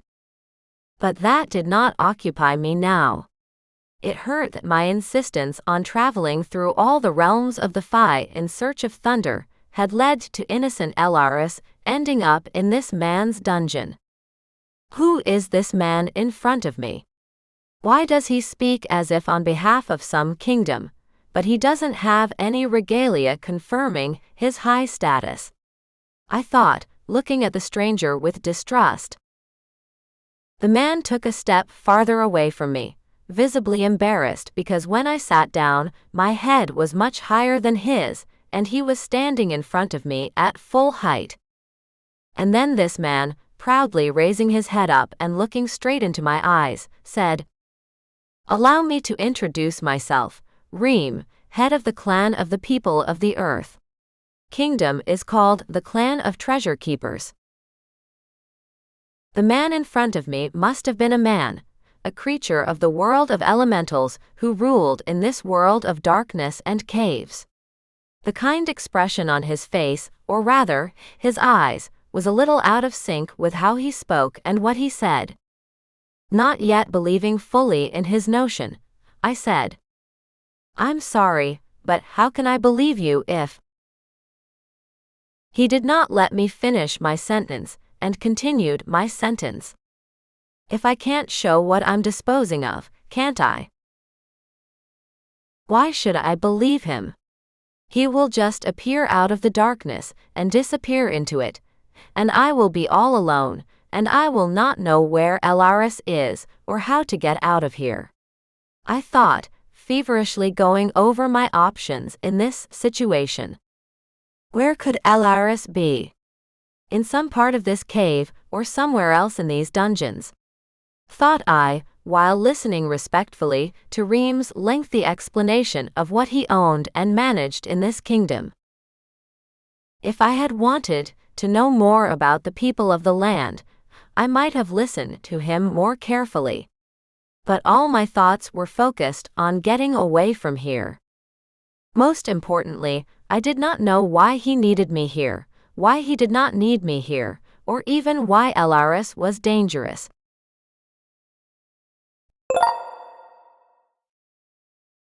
Scene 21. Dungeon Treasure and Love. When he realized I was not listening to his story, Reim respectfully stepped a little closer to me and took my hand in his small but firm hand. I did not even flinch at his touch. I just looked at him in surprise, not sure what he wanted to do now other than tell me about his power in this dungeon world. "Come, my queen. I will show you my domain," he said proudly, pulling me along with him. I got up and looked back at my so-called bed, and realized it was made of solid stone, on which was laid the hide of some spotted creature. The coloring of this hide was not like the beasts I had known in my past ordinary life, in the reality I knew. The spots were perfectly round, just perfectly staggered across the hide. What is this beast, and what is its size, if its fur is so luxuriant that my arm is buried up to my elbow in it, thought I, but it did not matter now, for my companion, or rather, the lord of this strange underworld kingdom, was insistently pulling me after him into the darkness of this cave. I, who had a mild form of claustrophobia and fear of heights from childhood, I was afraid of elevators for a reason, reluctantly followed him. There was no light in the direction he was leading me. But Reim walked ahead of me, as if he did not need the light. When the light that had somehow penetrated the cave faded, we were already walking through a tunnel. The vault was just high enough that I had not yet had to bend my head, but someone taller than I, like Elaris, would have had to crawl through it on bent legs. The narrow, dark tunnel that led from the cave into the depths of the dungeons was an ominous passage. Its low vault and tapering walls made me bend down and walk carefully to avoid sharp stone ledges.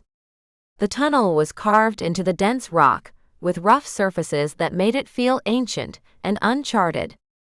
The humidity here was much higher than in the main cave, and tiny drops of water glistened on the walls as they slowly dripped down, forming tiny rivulets at the base.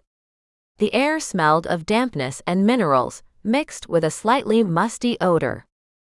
The path was illuminated by rare glimmers of light from cracks and crevices in the vault, creating bizarre shadows that seemed to come to life on the uneven walls. The ground beneath my feet was wet and in some places covered with small stones and clay, requiring caution with every step. The echo of footsteps and falling drops of water increased the sense of isolation and immersion in the underworld. The tunnel gradually curved and went deeper. Could see nothing ahead of me. I only felt Reim's hand gripping my palm tightly. Why am I obeying him? Where are we going? I should run away from here, not exploring his domain. Those panicked thoughts flitted through my head like night butterflies, flitting insistently toward the light of a lamp in the night. But I kept following Reim. Followed him, stepping lightly on small stones or whatever was scattered on the cave floor, and occasionally resting my hands on the walls of the passage. The palm of my hand that was free was getting wet from constantly leaning on the damp walls of this tunnel.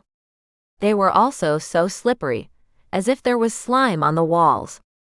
Disgusted, but there was nothing to do. I did not want to fall, so I had to keep leaning on these wet walls, which were like the intestines of some vast creature that had swallowed me. Finally, Reim led me out of that disgusting tunnel and into some new cave. A blinding light shone in my eyes. But it was not the light of the sun or any other light source I could understand. Sparks flew from a mountain of something dazzlingly transparent, as if the mountain of crystals had been dropped in the center of a massive cave with stalactites and stalagmites, and was the center of the room. The only bright ray of light fell vertically from the ceiling of the cave through a small hole, and hit the floor exactly. And the entire space of this cave floor beneath our feet was covered with sparkling crystals. These crystals shimmered with all the rainbow colors, reflecting the light and filling the cave with dazzling brilliance. "What is it?" asked I amazedly. Reim, grinning contentedly, replied, finally releasing my hand. "These are my treasures, my queen. Or rather, only a part of it. Follow me, be brave. I'm sure you have never experienced in your life, and will experience nothing like what you are doing now, walking through these treasures." Reim's voice was full of satisfaction at the effect his treasures had on me. I stepped forward hesitantly, and the crystals crunched under my footsteps. With each step, I felt my feet sinking into the scattering of precious stones. Like thousands of little bells, the crystals touching my feet made a melodious tinkling sound. The light coming through the hole in the ceiling played on the facets of the jewels, creating a magical atmosphere around us. "Go ahead, don't be afraid. You've never walked on a floor studded with diamonds before, have you?" Reim encouraged me in a satisfied voice. "What diamonds?" I repeated after him in amazement. I looked closer and saw that among the sparkling crystals were enormous diamonds, rubies, emeralds, and sapphires. They were of various shapes and sizes. Some had been cut, and others were left in their natural, uncut beauty. In one corner of the cave lay piles of gold coins, glittering in the light and adding even more splendor to the scene. It seemed all these riches had been lying there for centuries, waiting for their owner. On one of the cave's ledges, precious artifacts were visible. Golden goblets decorated with pearls and diamonds, exquisite crowns inlaid with jewels, and ancient swords whose hilt was studded with rubies and sapphires. Each item was a work of art, unique and priceless. Along the cave walls were carved chests of dark wood overflowing with gold and silver jewelry, rings, bracelets, necklaces, and tiaras. These treasures seemed to hold the stories of entire eras and civilizations. The soft light reflected from these treasures gave them an almost mystical glow, emphasizing their splendor and antiquity. All this glitter and splendor made me feel like I was in the treasury of an ancient kingdom, where every stone and every object had its own history and significance. There was a sense of mystery and majesty inside the cave, and Reim, pleased with the effect, looked at me with a smile. No, he's joking after all. There's no way we're treading directly on the diamonds scattered on the cave floor, I thought, stunned by what I saw. I could not have imagined that these crystals I was now walking on were the diamonds that so many people in my past life had longed to possess. In fact, in my past life, I received diamonds as gifts from my then lover and husband, billionaire Graham. Thunder never gave me anything of value, nothing but his love. Stopped, not knowing where to go next or why we needed to walk on a carpet of diamonds. Reim explained. Many people would give anything to get here. And their lives in addition. And you don't dare to enjoy the sight. Knowledge of geology from my high school program suddenly came to my mind. But how? But really, there should just be diamonds inside the ground, and they don't shine like that. I hesitantly tried to shake off the obsession of the richness I was treading on. Yeah, you're right.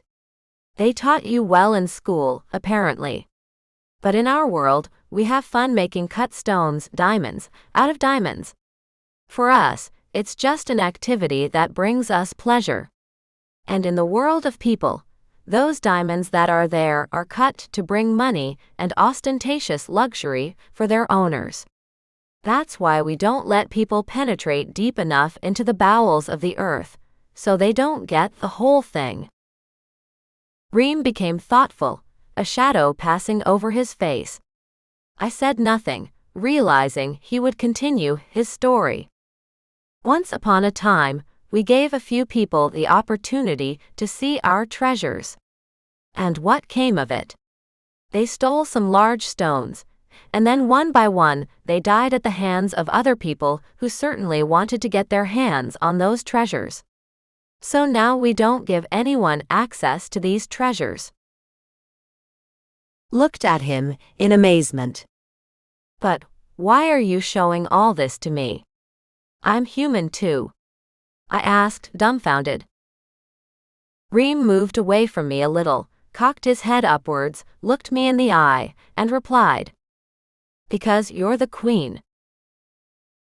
Why did he repeat that word repeatedly? I did not know. Was I the queen of what? The Thunder Kingdom did not actually recognize me. No one wanted to do business with me or obey me. Yeah, well, I was not trying to influence its former subjects. I only wanted to find my husband or his last resting place, nothing more. After that, I had to return to the human world and learn to live in it again. Reim realized I did not believe him, and added, "You are a queen, but not the queen of your ex-husband's domain." I did not get the meaning of his words right away. At first, I concentrated on the fact that he had called Thunder my ex-husband. So Thunder was dead. Or if he was alive, he had divorced me without my knowledge. Completely shocked at what I heard, I turned to Reim and shouted, "Where is my husband? Where is he? What do you know about him?"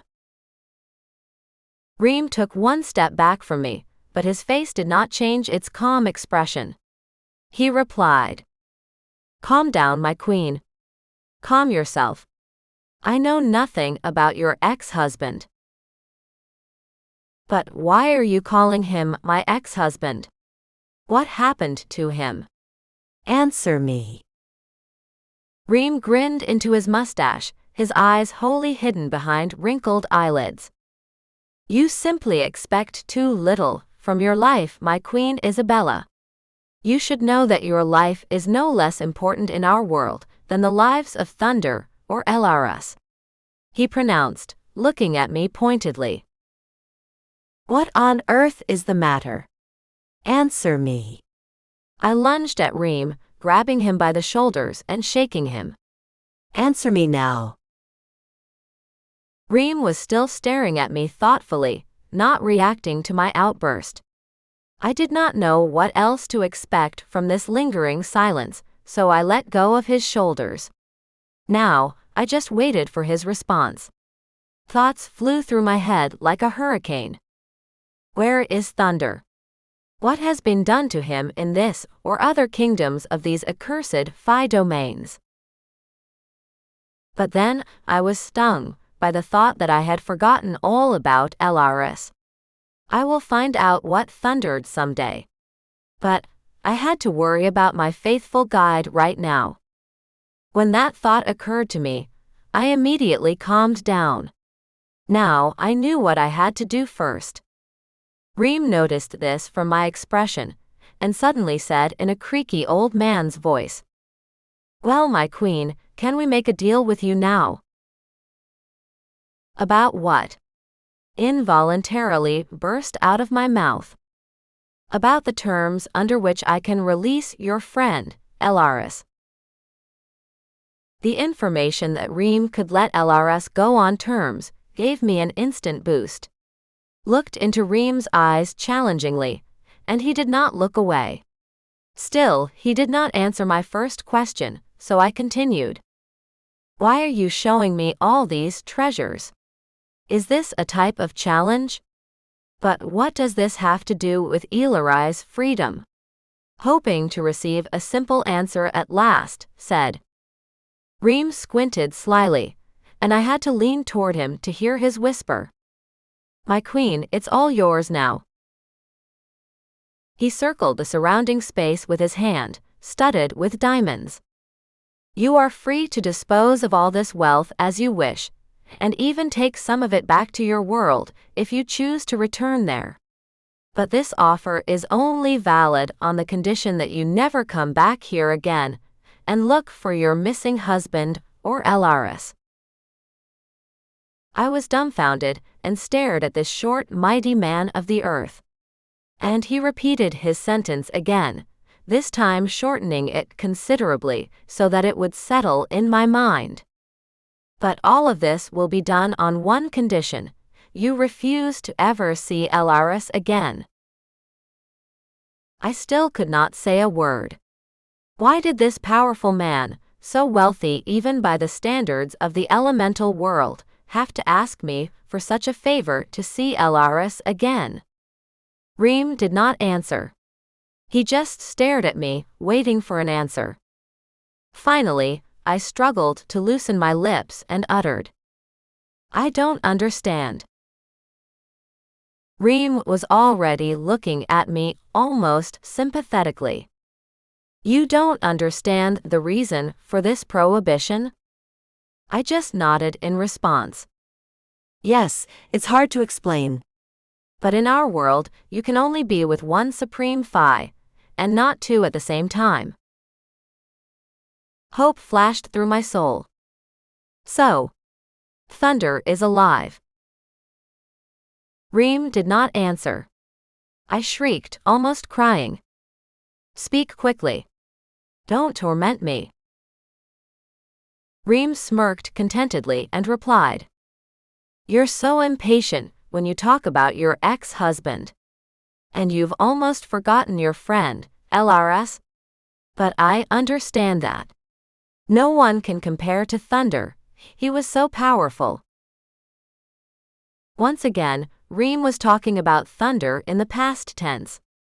What the hell is going on here? Why was he tormenting me? Why did I have to choose between Thunder, who had disappeared from my life, and Elaris, who was here all the time close by, and even sacrificed his freedom so that I could find traces of my husband? I thought in panic. Reim looked at me significantly and replied. I told you that you can't be with two supreme Fae at the same time. You lost one, but his soul is still with you. He hasn't left you. And you haven't forgotten him. However, To save Elaris, you must sacrifice your selfish feelings and let him go. In doing so, you must make him believe that you no longer need him. Stood there, not believing what I was hearing. I could not bear telling Elaris I did not need his presence anymore. The thought made me resentful and angry that I had caused his captivity, and that I now had to lie to him. Yes, to lie. Only now did I realize how much I needed him, his tender gaze, his firm and gentle hands that could caress my body like that. I needed to see his blue eyes, which, in the night's darkness, seemed like dark blue lakes, full of reflections of the stars shining in the night sky. All this suddenly filled my heart, and hot tears ran down my cheeks. They were tears of resentment at life for taking away the man I love. Loved Thunder, but Elaris.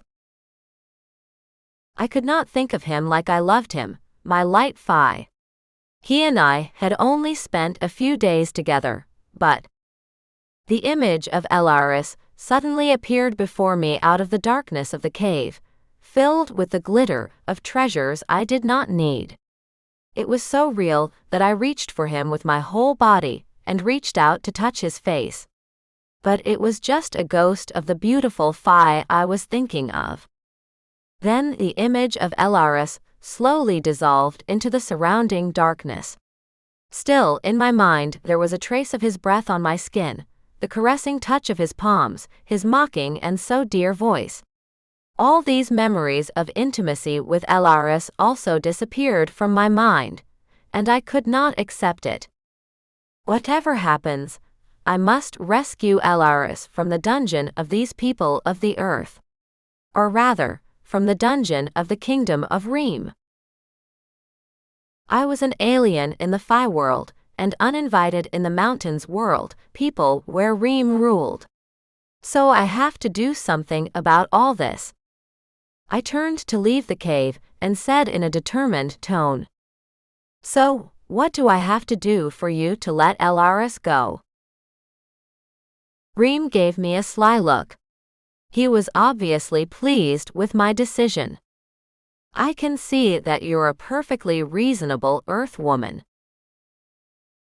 I raised my head proudly and said defiantly, "Is that a bad thing?"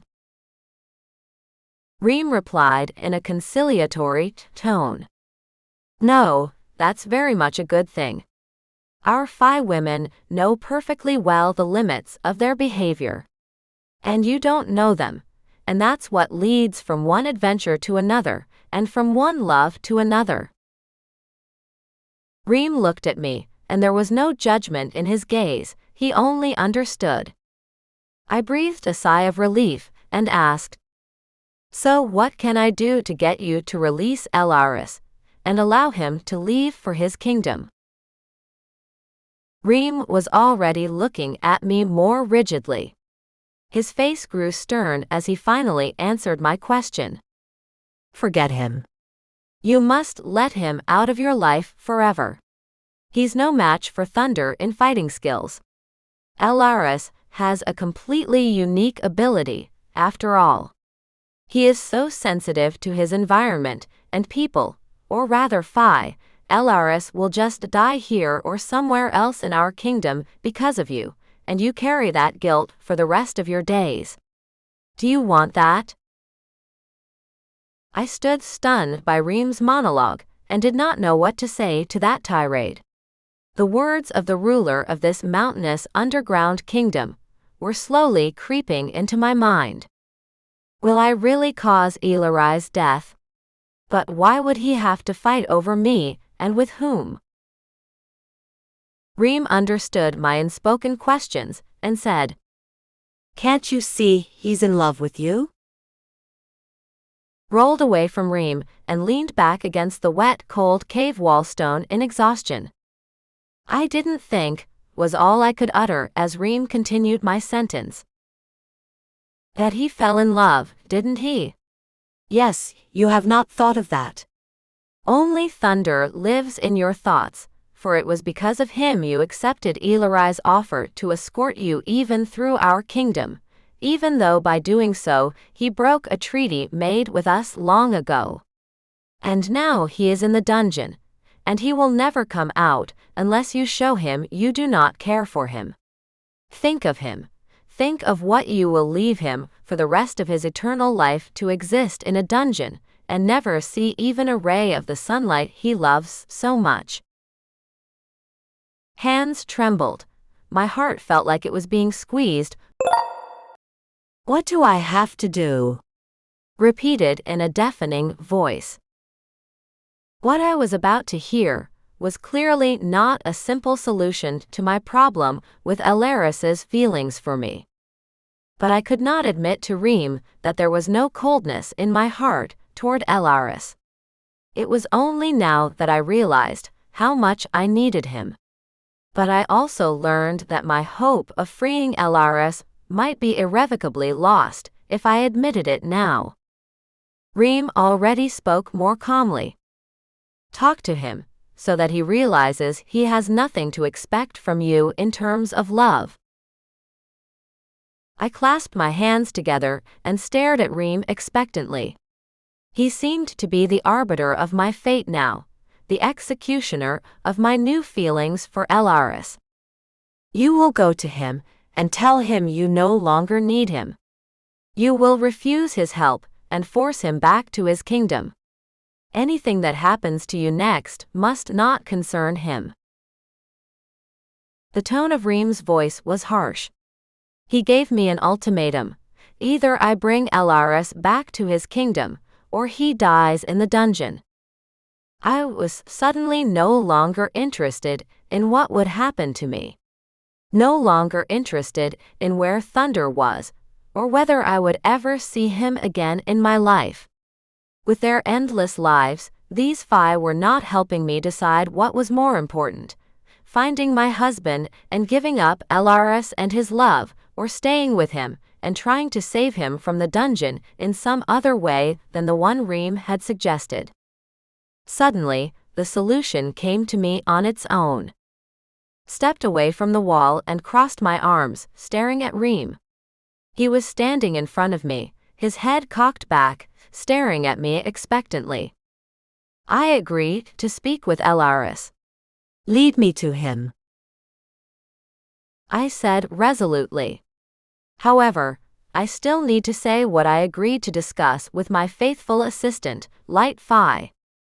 Reim, very satisfied, immediately turned toward the exit of the cave and said, pointing with his hand toward the exit, "It's very good that you made the right decision. Follow me." Followed the ruler of the underworld, knowing that the decision I had just made was the only thing I could do for Elaris.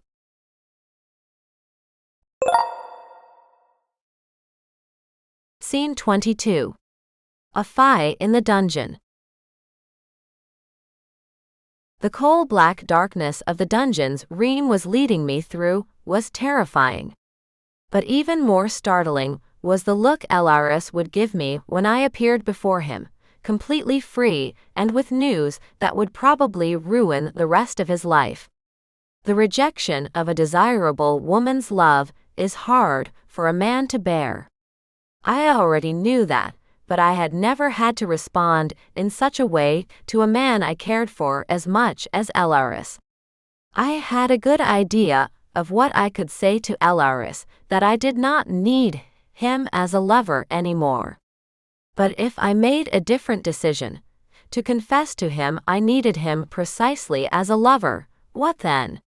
Could not imagine what would happen then, but I knew one thing: whatever I told him would be pure truth.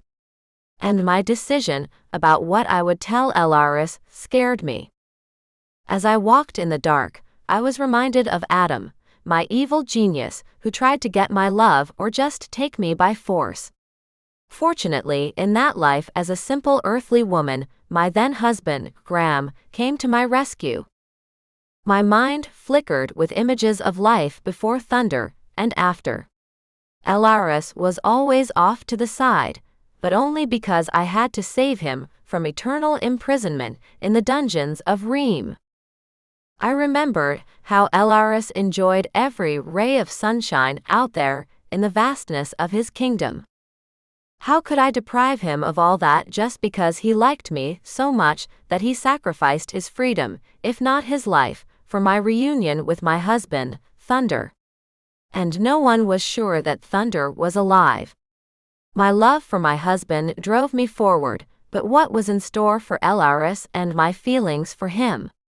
What was I to make of all this? These thoughts swirled around in my mind until Reim put his lamp, a brightly glowing stone of some kind, in the opening in the wall next to the heavy wooden door, shackled with patterned black metal ties, and opened the door's lock, turning the vast key he had gotten from nowhere with both hands with apparent effort. The door creaked open, and the ghost of the face appeared in front of me. Standing at the dungeon door, I stared intensely into the darkness of the windowless cave. It was as if no ray of light had ever penetrated it. The dampness was so great that I shuddered at the feeling of eternal cold and longing that came from this room. The entrance to the ancient underground dungeon was hidden behind a massive wooden door, padded with iron strips and decorated with rusty nails. The door was set into a stone portal, scarred by time, with a curved top and symbols carved into the stone that seemed to have long since lost their clarity and meaning. Near the entrance, rusty strips of metal held torches in the wall, their burners long since slowly smoldering, leaving only the smell of burned wood and soot. Beyond the door began a steep staircase leading down into the dark depths. The stone steps, worn and worn, simply screamed of the dungeon's long history of use. The staircase was also lit by sparse wall torches that cast a dim light, creating long, ominous shadows on the walls and the steps leading downward. A wide corridor opened at the bottom of the stairs, leading to the dungeon cells. The walls were damp with mold and moss, and the air was heavy and musty.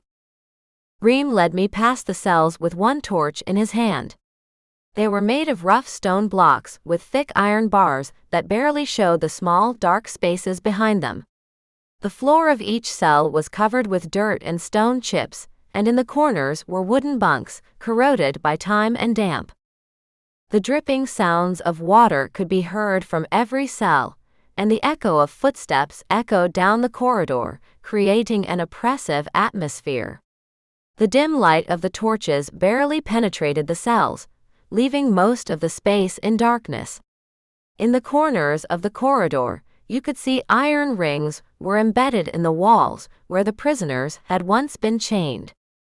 With its dark and pressurizing corridors and chambers, this ancient underground dungeon held stories of suffering and loss, hidden in darkness and silence. Suddenly, I felt a movement in the depths of the dungeon. Smelled something sweet, like vanilla, when my favorite grandmother, Lily, used to bake sweet cherry pies. Approached the doorway and realized that there was a metal grate, the thick bars of which formed an insurmountable obstacle for me. I stepped even closer to the grate, and grasping the bars with my hands, I shouted, "Elaris, is that you?" My ringing voice seemed to echo repeatedly off the walls of the cave. Realized that the room behind the bars was huge and empty, and I had come from there to it. A vision of some sort appeared out of the darkness from afar, resembling the outline of a man. Perhaps it was Elaris. But I still could not recognize it as him. If it was him, what had been done to him? A figure dressed in tattered rags approached. Stared in horror at what I thought was the ghost of the formerly cheerful Fae, the Elaris I had loved so much. Even now, I did not want to say the words, "whom I loved," in my mind. Elaris' ghost came closer, and I finally looked at him better. It was Elaris, and it was not him.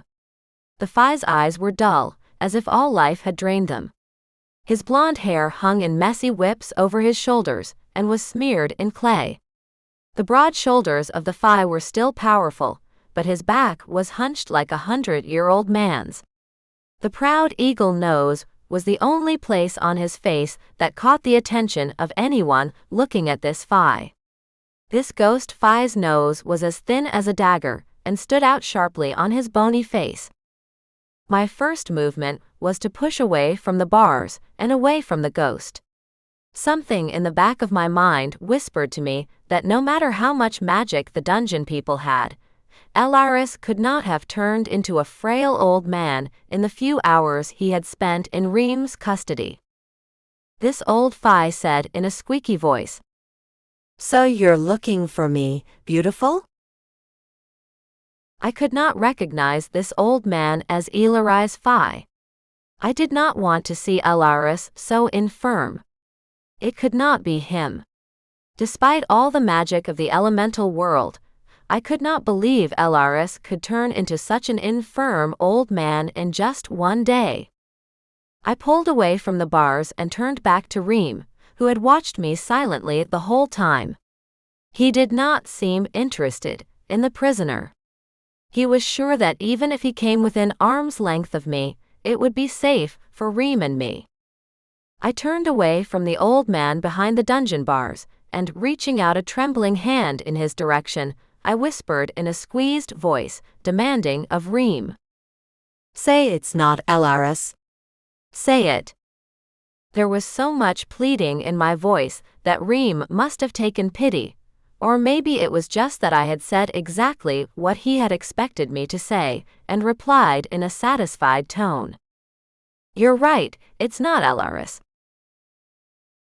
I took a step toward Reim, and, no longer looking back at the ghost in the depths of the dungeon, said firmly, "Stop playing games with me." "I'm listening to your stories, but where's the proof that everything you've been telling me is true?" There was indignation and despair in my voice. "I want to know where Elaris is. Answer me." Another moment, I would have pounced on this low old man and shaken him again, trying to get him to talk. Reim did not even recoil from me, but said with a satisfied smirk, "Your Elaris is just in another cave. And here you've seen what he'll be like in about 7 centuries, according to your human calendar. That's what he'll be like if he stays here forever, because of you. Then lead me to him, and now." I shrieked, and no longer holding back, grabbed Reim by the shoulder. "Lead me to him." There was a threat and rage in my voice. Reim turned, quickly dropped my hand from his shoulder, and said, "However, how you are. But well, I've shown you enough of the future of your friend Elaris. Now let's go to him, and you can not only see him, but talk to him." When we were leaving the dungeon where the old man was, I turned around and looked at him again. The old man stood there proudly gazing at me. He seemed to approve of what I was about to do when I saw Elaris. Scene 23. Meeting Elaris in the dungeon. When Reim led me down the same corridor to another door, he first carefully checked that it was locked. Again, with one of his vast keys, Reim opened the door of this room. It did not smell damp. There was a strong smell of vanilla and something fresh, like dried aromatic herbs. I immediately realized that this was the exact dungeon in which Elaris had been imprisoned. I was the first to run up to the bars of this dungeon, and grasping it with both hands, I shouted into the darkness, "Elaris, it's me. Elaris." From somewhere far away, a slight rustle came from the darkness, and suddenly, Elaris appeared in front of me. Indeed, this time it was him. I could finally see his figure, smell his scent, and look into his eyes. Elaris's blue eyes were shining, and his features were so familiar. I realized I was crying with happiness when I saw him safe and sound. That old man, who looked like the ghost of Elaris's future if he stayed in the dungeon. Ghost of the old Fae man just tore at my heart. Elaris relinquished himself at the bars in one motion, and covering my hands with his palms, bowed his head to me and whispered, "Ella, "What are you doing here, my beauty?" His voice had such tenderness and concern that I cried even more, sobbing deeply now. "I can't leave you here, I can't leave you," whispered, swallowing the salty tears that streamed down my cheeks and onto my lips.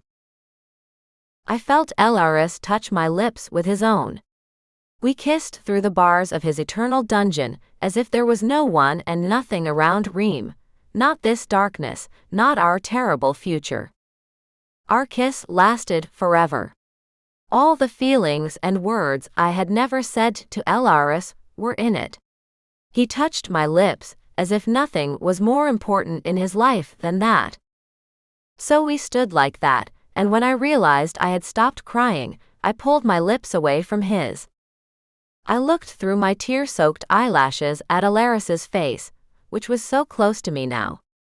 He was looking at me too. Nothing seemed to interest him. There was an invisible thread of fate that bound us together. No one and nothing could break that bond. Our souls were together. Scene 24. Conversation in the dungeon.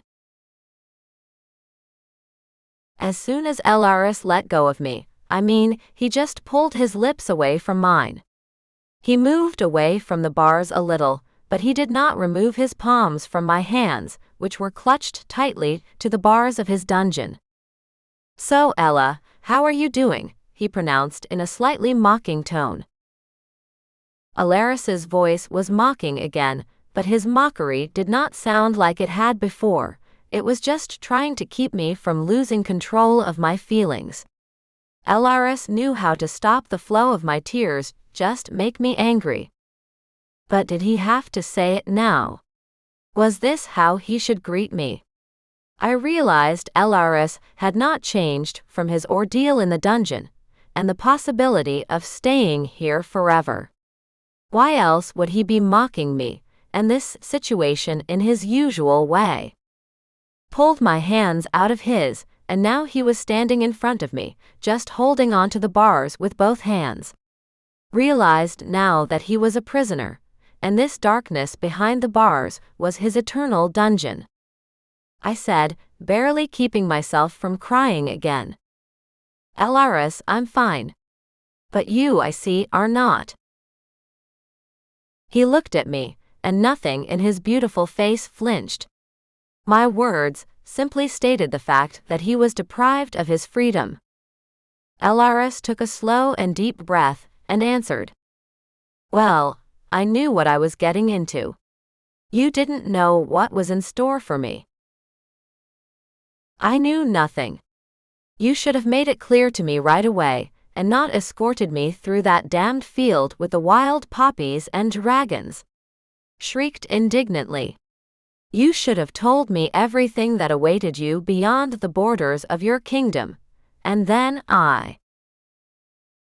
Elaris did not let me finish, and raising his head proudly, interrupted me abruptly. "And then you'd send me home?" I just nodded silently. Could not look at my Light Fae, the image of the ancient Fae that Reim had first introduced to me, instead of Elaris, kept coming back to me. I thought that Elaris, who loved the light and the vastness of his kingdom so much, had sacrificed it all to help me, who did not even love him. Didn't love him then? I immediately corrected myself in my thoughts. I didn't love him then. And now? Elaris suddenly spoke up for me. "And now you love me." Oh God, I forgot he could read my mind. What do I do now? How do I answer him? Panic overtook me, and I backed away from the bars and Elaris, who was staring at me. I can't say that," whispered, barely moving my lips. Elaris, too, stepped back from the bars a bit, back into the depths of his dungeon, and finished the sentence for me. You just don't want to admit it to me. You've already said it to yourself. I know, I can feel it. But what is it about me that makes you not want to say out loud that you love me? I was baffled. How could I encourage Elaris when I need clarification on something? There was no turning back if I said those words about loving him out loud. I would have to do something about it. What can you do with me now? With this situation and with yourself? Asked Elaris quietly from the darkness of his dungeon. I replied, as if mesmerized by his words and the tone of his voice. I don't want to hurt you by that you will continue on your way. Elaris continued my sentence. But I know this. You came into my life, look for traces of your husband, and look for him as you leave my life. Only I want to help you, even though you can't be mine forever. I needed to spend at least some time with you, and I got that time, even if it was at the cost of my freedom. I have no regrets. Only now you must leave here, and continue your journey beyond this realm. If you don't want to own the treasures of the people of the land, they won't keep you here by force. Their entire purpose is to guard the treasures of the bowels of our planet, and Reim does that perfectly well. But why must you stay in this horrible place forever? Don't you have magic that would help you get out of here and back to your kingdom? Almost crying, I whispered. I can get out of here, technically.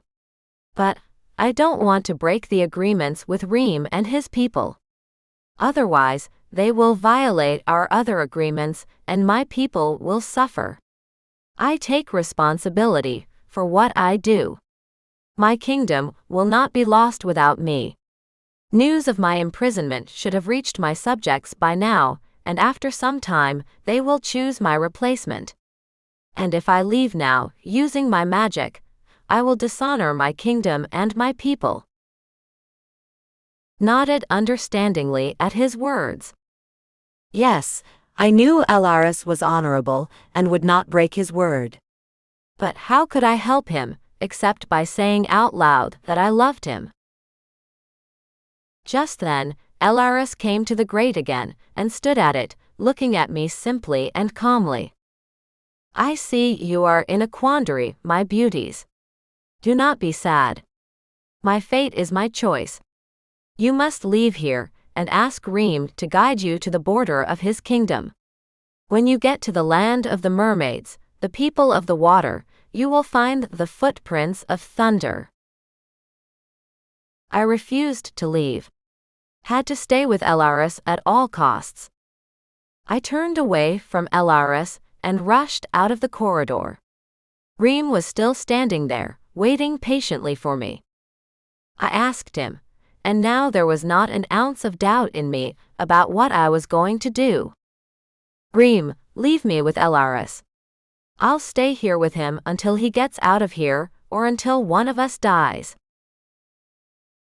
Reim looked at me in surprise, then shook his head, as if he could not believe what he heard. You don't want to continue your way? What about your husband? Or rather, his footprints? Pressed my lips together resolutely, and answered firmly. I am staying with Elaris. He is here through my fault, and I want to share this terrible fate with him. Reim, whom it seemed nothing could surprise anymore, raised his bushy gray eyebrows, but answered with little indignation. All right, well, if that's the way you want it. I turned back toward the passage to Elaris's dungeon, but ran right into him. Elaris was standing behind me, and I turned back, stumbled, and fell right into his arms. The heat of his hands and the kisses that covered my hair and face melted so much tenderness and wonder in me, I melted. What is it? How are you free? Whispered I, not believing my hunch. Yes, I'm free now. But how? Still did not understand me. Reim, who was standing modestly to the side and watching our reunion with a satisfied look, answered Elaris. That's how one sacrifices oneself for the one they love. So you, Ella, don't need to say out loud that you love Elaris. You've proven it by your actions. That's why Elaris can be free. I didn't tell you or him that the condition of his release was that someone else would offer to volunteer to take his place or place beside him. And you did. I laughed and cried with happiness. Had not felt this much emotion since I met Thunder. But I could not even stand him at first. Or rather, he made me fearful and disgusted. And Elaris was so gentle with me, only a little mocking, and everything else about him was fine. Reim continued. I knew immediately that there was more than just physical attraction between you two. You were completely indifferent to my treasure, for which many of the people would sacrifice both their lives and the lives of others. So you have something much more important in your life than enrichment. You need not only physical love and pleasures, but also the soul of the person who loves you, and that's why you're on the path you've chosen. I did not answer. I was utterly absorbed by Elaris's body heat, his gentle hands, and his kisses. I did not care about Reim, who was continuing his monologue. Yes, I will let you both go. I have no use for your Elaris missing in my caves. Besides, the Oracle has predicted that a couple of strange travelers will come to me, followed by a trail of stirring events in our elemental worlds. So I'll just have to give you your way. You're free to go. Elaris pulled away from me, and turning to Reim, said, I thank you, great dungeon warrior. Everything that is happening now is full of surprises. I haven't consulted Oracle in a long time, so I trust your words. I don't know what awaits us all, but if Ella and I continue our journey, the end of her story will come soon, and things will calm down. I will help Ella find traces of her husband, and stay with her until she asks me to leave. Pulled away from Elaris and looked him in the eye. What are you talking about? I've stayed with you forever, and I'm not sending you anywhere from me. Elaris hugged me again and said in a comforting voice, kissing my hair on the top of my head. Well, calm down, calm down. You don't have to send me anywhere. Not yet. Hugged him as hard as I could and replied, I'm not letting you go anywhere else. We stood like that for a long time, and Reim stood next to us, muttering to himself, but we did not care. We did not care about anything around us, just the warmth of our bodies, the sound of each other's voices, and our love. Scene 25. From darkness to light. And indeed, Reim let us both go. Had not expected this when I asked him to leave me in the dungeon with Elaris. I only sincerely wanted to be with him, my favorite Fae, and for as long as possible. Wanted Elaris not to feel as lonely and neglected as the ancient Fae I had seen in Reim's dungeons for the rest of my life.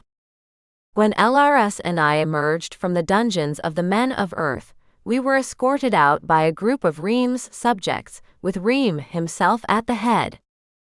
His people were as short as Reim and as stocky. Many of the men of the land were bearded, and carried light axes and daggers tucked behind their belts.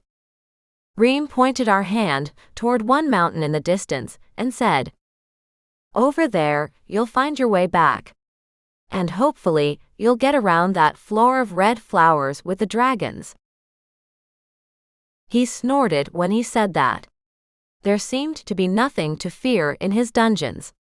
Elaris and I felt we had never been threatened when we got out. The sun was just rising, and its bright orange rays first illuminated the mountainside where the entrance to Reim's dungeons was.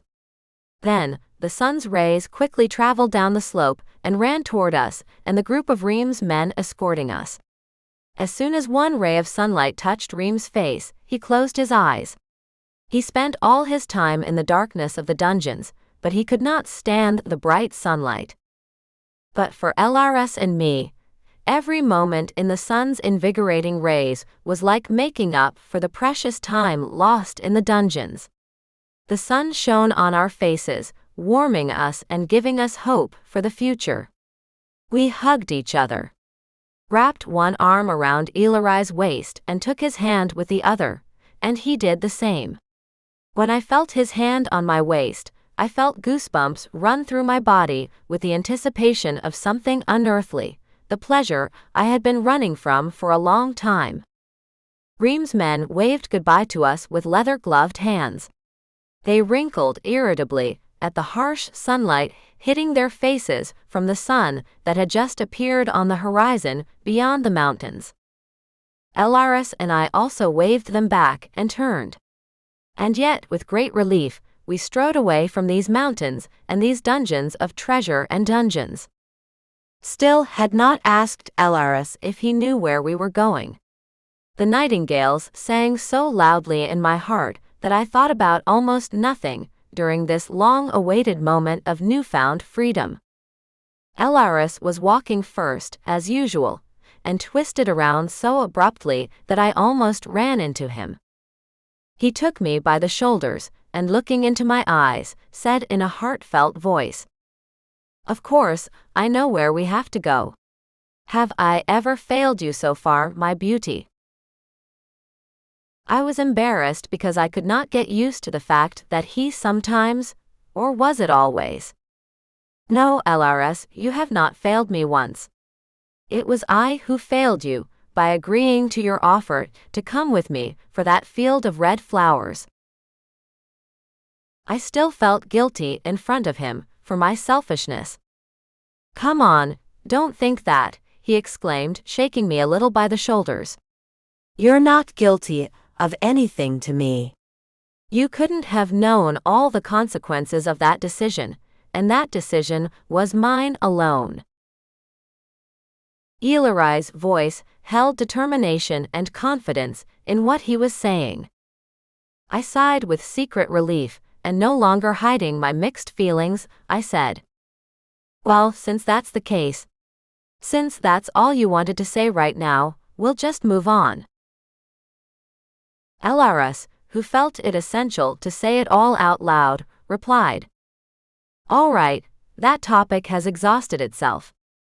I hope we never need to bring up these dungeons again." I laughed with relief, wrapped both arms around his waist, and pulled him forward to continue on his way. Come, I added. "We have got it all figured out, and we can never discuss it again."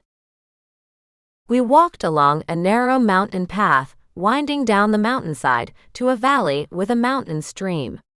There were buildings beyond the valley's edge, but I could not see what they were in the morning mist. Now, as before, I relied entirely on Elaris, who walked steadily and showed me the problematic parts of the path.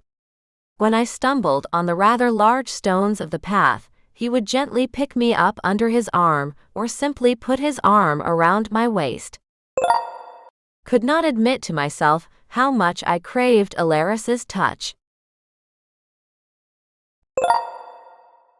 Scene 26. Feast at the White Castle. We walked for a long time through the desolate foothills, back to Elaris's kingdom. This time, we avoided the field of red flowers and did not encounter any horrible creatures. When night fell, Elaris did not set up his magic tent. He simply made 2 hammocks and hung them between the sturdy trees at the edge of the clearing. He and I climbed into each hammock and fell asleep, holding hands like children tired from a long game. We needed nothing carnal, like physical love. We needed the feeling that we were close, and that if one of us woke up, he could touch the other with his hand. For the first time in my life, I slept in a hammock, even. I loved the feeling of being united with the smells of the field and the night grass, with the early morning birds singing and the dewdrops on the surrounding grass. When I woke up, I looked around. The grass beneath the hammock was covered with fresh dew, the drops of which glistened like diamonds in the rising sunlight. I remembered Reim's cave and its treasures, and smiled at the fact that I valued these drops of dew in the open more than all the diamonds in the world. As Elaris and I approached his castle, I looked up at the towers of the white fairy tale structure. The gold of their tops glittered in the setting sun, making the entire castle look fairy tale. It was a castle from a fairy tale, from the tale of the prince and his beloved. Elaris led me to the chambers, and called the maids to help me wash and tidy up. I dipped into the tub of warm soapy water, and let the maids scrub my skin with soft giant sponges. When the bath was over, I wrapped myself in a vast terry towel and lay in bed in the same room where I had bathed. The maids fussed around me and began air drying and arranging my hair elaborately. I let them do all this, though I usually had no tolerance for maid service. Now it was a tribute to the Fae rules, and if Elaris ordered them to attend to me, I simply obeyed his request and did not mind. I was asked to wear a party dress when my toilet was finished. I knew I had to look my best now, so I chose one gown made of thick, expensive gold-embroidered taffeta. The maids led me to the front hall of Elaris Castle. When I opened the door to it, I froze with admiration. The hall's ceiling was high, creating a sense of spaciousness and grandeur. Its vaults were made like Gothic arches. The windows were large and tall, decorated with stained glass through which colored light streamed, giving the hall a mystical illumination. The thick stone walls were decorated with frescoes depicting scenes of hunting, battles, and Fae mythological subjects. The floor was covered with rich carpets. Shields, swords, and armor were hung on the walls, adding to the hall's atmosphere of grandeur. The centerpiece of the hall was a long oak table already prepared for the feast. There were wooden benches and benches along the walls.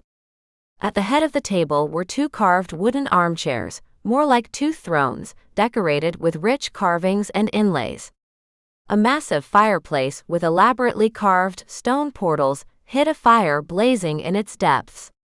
Two fays were roasting a whole lamb on a spit in front of the fire. The fragrant smell of the food spread throughout the room, diluted by the smoke of burning wood and the smells of spices and seasonings. Besides the natural, colorful light still streaming into the hall through the mosaic glass of the stained glass windows, the hall was illuminated by a multitude of candles in candelabras and large bronze chandeliers that hung from the ceiling. Torches were placed around the perimeter of the hall, which added their soft, flickering light to this light and created a unique atmosphere of festivity and magic. Overall, this hall made a powerful impression on someone who saw it for the first time. The atmosphere of the hall was solemn and majestic. Every element of the interior emphasized the status and wealth of the castle owner, as well as his taste and cultural interests. Many decorations and details created an impression of luxury and refinement worthy of kings and high nobility.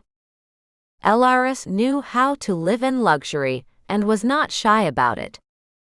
I could tell by the way he entered the hall.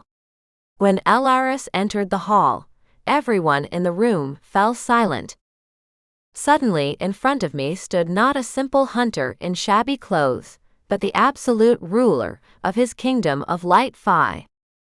Elaris was wearing a light-colored caftan with long sleeves that revealed the cuffs of a thin white shirt trimmed with the finest lace.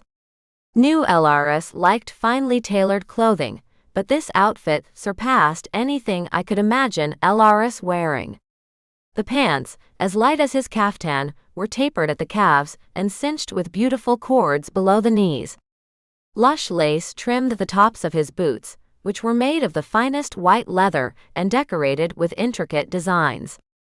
Elaris's hair was loose. Only now did I realize how beautiful it was, without him constantly bundling it up and pinning it up with various ornaments.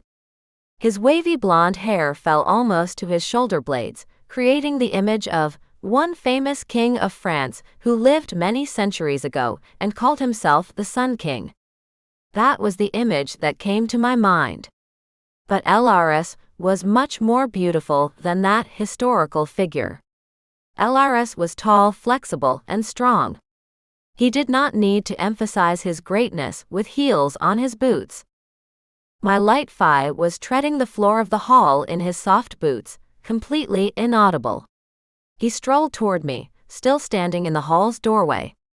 But I could hear my heartbeat as Elaris approached me and offered his hand for me to take and follow him. He took my hand and, squeezing it gently in his, spent the time with his other hand, motioning for me to follow him.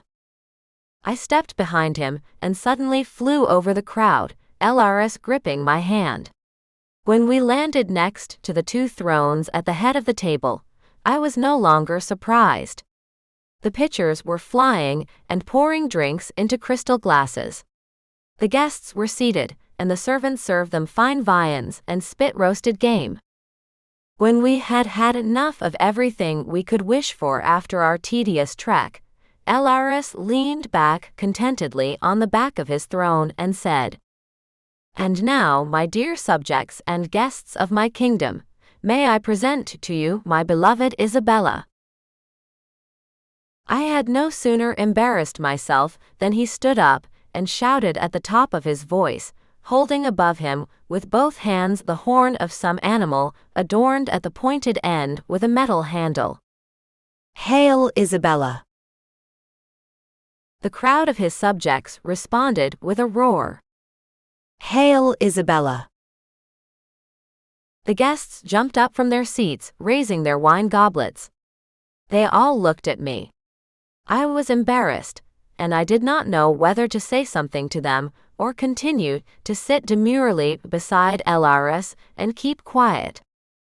Elaris realized my confusion and shouted at the crowd, "And now you will celebrate without me. And don't leave here until you've eaten and drunk everything I've prepared for you here." After that, Elaris left the table. He came to me, leaned toward me gallantly, and held out his hand for me to get up and follow him out of the room. Sensed something unusual was in store for him and me, so excited was he. But it was clearly a joyous excitement. I stood up, breathed a sigh of relief, put my palm in Elaris's hand, and followed him. My Fae held my palm in his, squeezing it tightly. I was wary that any high Fae subjects might object to how he proclaimed my status. But no one else paid any attention to us. Elaris had timed it just right. I should have dismissed the surprise, simply by the possibility of celebrating our happiness with him even more. We left the hall and walked away through the corridors of White Castle. I followed Elaris through the well-lit corridors of his castle, lit by wall torches. I knew that this would be our long-awaited night of love, happiness, and... Scene 27. The Dance of Love. Yes, Elaris led me to his bedroom. I realized it was his royal bedroom, the official bedroom of the Lord of the Kingdom of Light Fae. I had just been in his official bedroom. We spent time with him anywhere but in his royal bedroom. Elaris turned to me and said, "Well, here we are. Do you like it here? I stood with my mouth literally open and looked around his chambers. Why does he ask? Thought I, without ceasing to gaze down that hall. Can't you see how struck I am by that luxury and elegance of the interior of his royal bedroom? The bedroom was decorated with lancet arches, carved wooden panels, and elaborate ceiling decorations. The large windows with stained glass windows let in an atmosphere of fairy tale and romance. I gazed at the beauty, forgetting why my Fae lover had brought me here. The walls of the bedroom were lined with dark wood-carved panels. The carvings on the panels depicted scenes from the lives of the Fae and their mythological subjects. The ceiling of the bedroom was decorated with frescoes in bright colors, depicting scenes from Fae legends and tales. The walls of the room were decorated with colored fabrics and tapestries. The bedroom also had a decorative fireplace, richly decorated with carvings and mosaics. A large chandelier, made of bronze and decorated with crystal, descended from the high ceiling on a strong gilded metal chain. It created a soft and warm light that emphasized the richness of the interior. Many candles in carved candlesticks complemented the lighting, creating a romantic atmosphere. Then I shifted my gaze to the center of this beautiful room. In the center of the bedroom was a large four-poster king bed, ornately carved and covered with silk curtains. The canopy and linens were in rich red tones of gold embroidery and edge trim. Every element in this room is carefully thought out and executed with the highest craftsmanship, creating an atmosphere of magic and luxury. The richness of details and materials made this bedroom one of the most impressive rooms in the castle, emphasizing not only the wealth but also the unique taste of its owner. Finally, I looked up at Elaris. He was standing a little to the side, watching with obvious amusement at the impression I was making of his bedroom.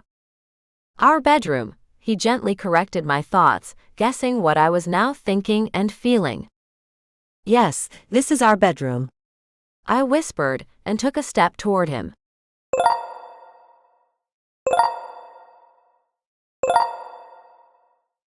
Exhausted by this love dance. Night fell long ago, and I still could not sleep. I felt like I was floating in the sky, and Elaris was floating beside me. He and I are now together forever. Scene 28. Epilogue. Elaris rose from the bed we had lounged on the morning after our stormy night of lovemaking. Elaris's hair was a little disheveled, but it gave him a boyish look that I loved. I liked him just the way he was, different from the brutal Fae warriors that usually surrounded my husband, Thunder, and that I was so tired of. In Elaris, I found more of a friend than a lover, though our passion differed from what I had experienced with Thunder. It had something that I had hardly expected from my Fae husband: tenderness and understanding, anticipating my thoughts and desires. And why do I keep comparing him to Thunder? I mentally stopped myself. Yes, because you still love him, Elaris suddenly replied, standing before me. He was not looking at me like last night when we had been swept up in the wave of passion. Now his gaze was gentle and full of sadness. There you go, reading my mind again. What if you're wrong? Resented, already out loud, jumping up from the bed. When are you going to stop doing that? I don't have any privacy like this. I both resented and admired this ability of his. Do you read other women's minds too? Asked him caustically as I dressed. Answer me. My voice demanded an answer, and Elaris obeyed. But I wish he had not. Not mistaken, to my regret. Yes, I have read the thoughts of my beloved. It was this ability to read the thoughts of a Fae woman that meant that someone for me was destined by fate itself. And while nothing lasts forever, he replied. I did not let him finish his sentence by interrupting him. Here we go again. We should only look forward to where our future is, our future together, not backward. Elaris lowered his head, and I felt a sharp pang of pity for him. I'm sorry. I didn't mean to hurt you. I'm sorry. And then suddenly, the meaning of his words spoken a little earlier came to me. It was this ability to read a woman's mind that meant that someone for me was destined by fate itself. So I am destined for him by fate. But I'm just a woman, I'm not a Fae. And then Elaris answered my thoughts again, as if I had said it all out loud. Yes, you are destined for me by fate. Yes, you are not a Fae woman, and that's what was so strange. For a long time, I couldn't believe that you were my soulmate. But when you kissed me for the first time, I hoped it might be true. Elaris looked at me, as if I had to answer his unspoken question. And I realized what he was waiting for. I walked over to him, hugged him gently around the waist, and with my whole body pressed against him, which had apparently become a habit of mine, I lifted my head and looked into his eyes. I love you, Elaris. I love you. Whispered and closed my eyes against the radiance that his blue eyes suddenly flashed with. Their light poured straight into my heart and through it into my whole body. I felt so good, like I was finally home, like I was in my place, and I felt loved and safe. Elaris hugged me too, and without taking his gaze from my eyes, whispered back, I know it, love. Know it, and I feel it. But I needed to hear it from your mouth, not by reading your mind. I hugged him even tighter, snuggled into his chest, and said, Well, there you have heard those words from my lips. What more can I say to you, Elaris, to make you believe I love you? He gently pulled me away from him, holding me, as was his habit, with both hands on my shoulders, and said, You know, we men are rather primitive creatures. We only need words to confirm things, whether it's permission to do something or an order to do something. I rose on my tiptoes and touched my lips to his, preventing him from continuing his sentence. Through my lips pressed against his, I whispered, You need to say no more. I allow you, or rather order you, to do what you, like me, want so much. You want me to prove my words myself by deed. My whole body quivered with the anticipation of something unusual. I already knew what a gentle lover Elaris was, but this was clearly something extraordinary, even for him. Elaris kneeled down in front of the bed and bowed his head in a silent bow before me. I could see that his lips were moving soundlessly. He was whispering something he did not want to say out loud. I did not dare interrupt his trance or his prayer, and just waited, lying on the bed, for him to finish this ritual I did not understand.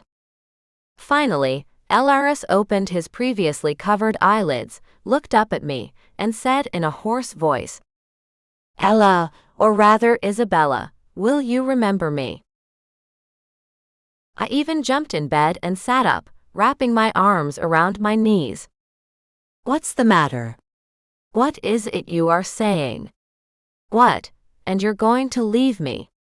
I asked anxiously. In my mind, as if from the swamp of the past, images of my first husband, Graham, suddenly left me alone right after our first wedding night surfaced. That picture was followed by the painful memories of the last time Thunder had left and never returned. Is it my punishment to lose the man I love right after an even love relationship is established between us? Maybe I'm cursed and can never be truly happy again.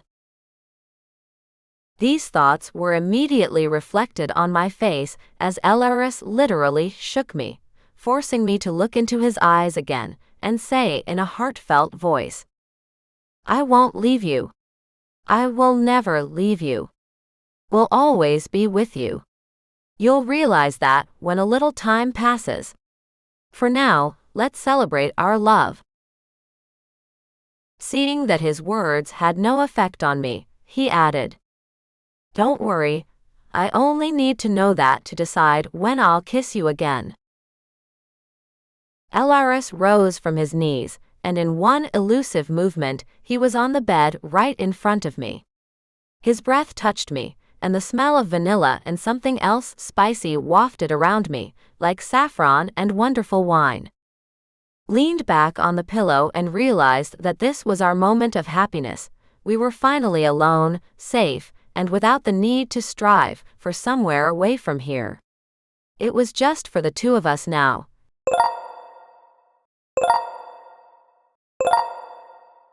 Elaris was the first to come to his senses and ask, "That's how you can love?" I did not know what it was like to be loved by an Earth woman. I looked at him with a smile and asked, "But we've made love before. Don't you remember?" He replied seriously, "No, I don't. I remember nothing else different after that time. I only want to think of love with you the way we did now."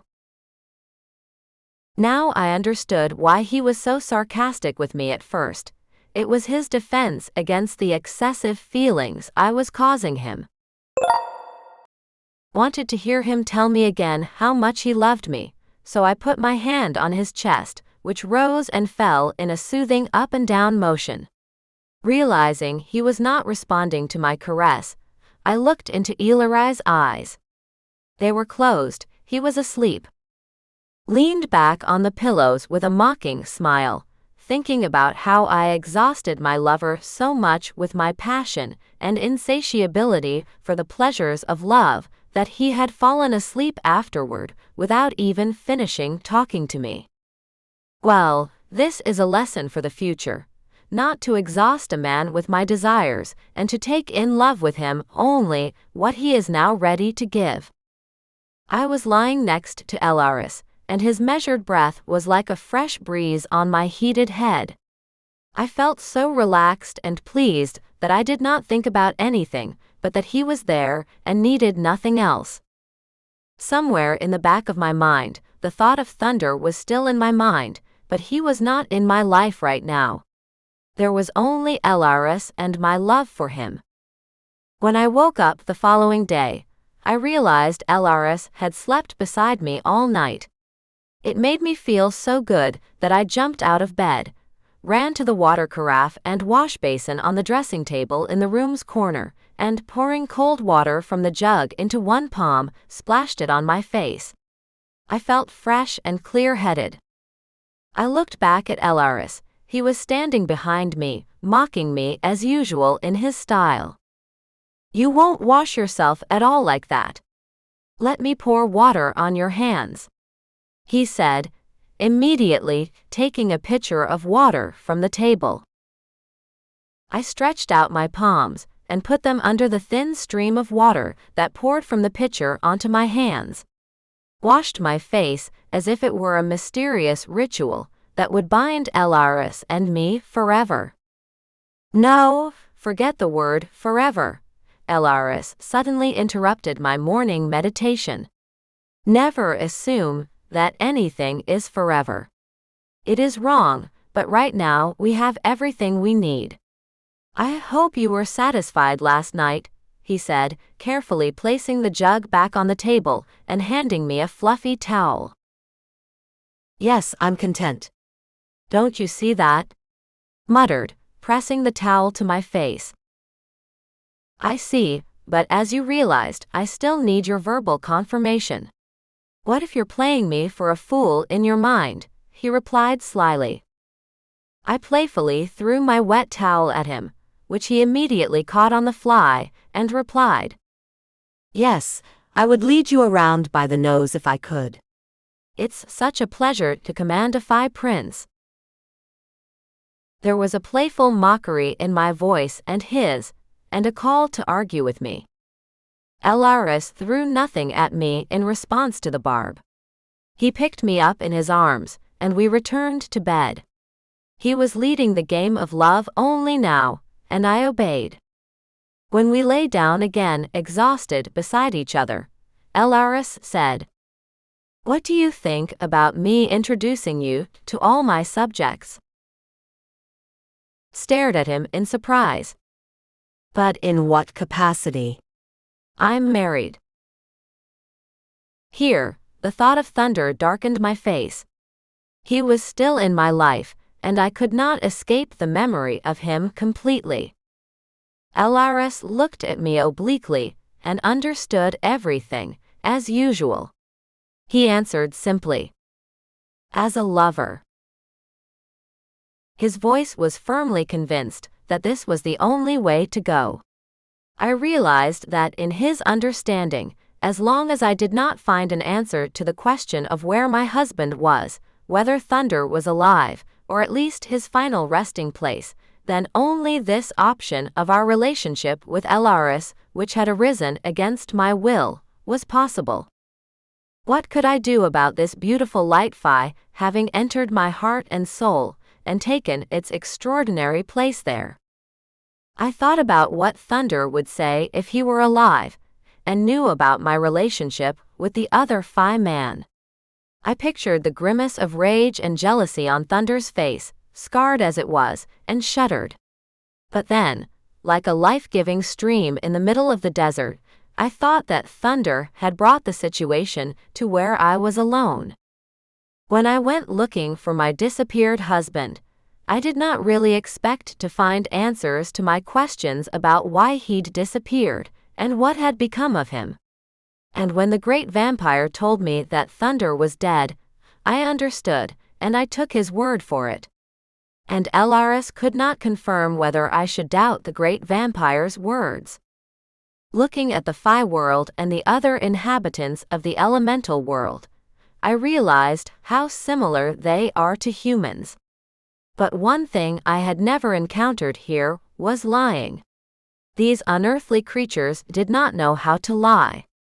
Or they just did not need to. Perhaps in their world, filled with magic that allowed them to see through everyone, the skill of lying was not in demand. I was embarrassed and said, Well then, you can do whatever you want. You have your kingdom, and you do with your subjects as you see fit. He propped himself up on an elbow and asked demandingly, So you're okay with it? I replied, also propping myself up on my elbows on the bed and looking at him. Yes.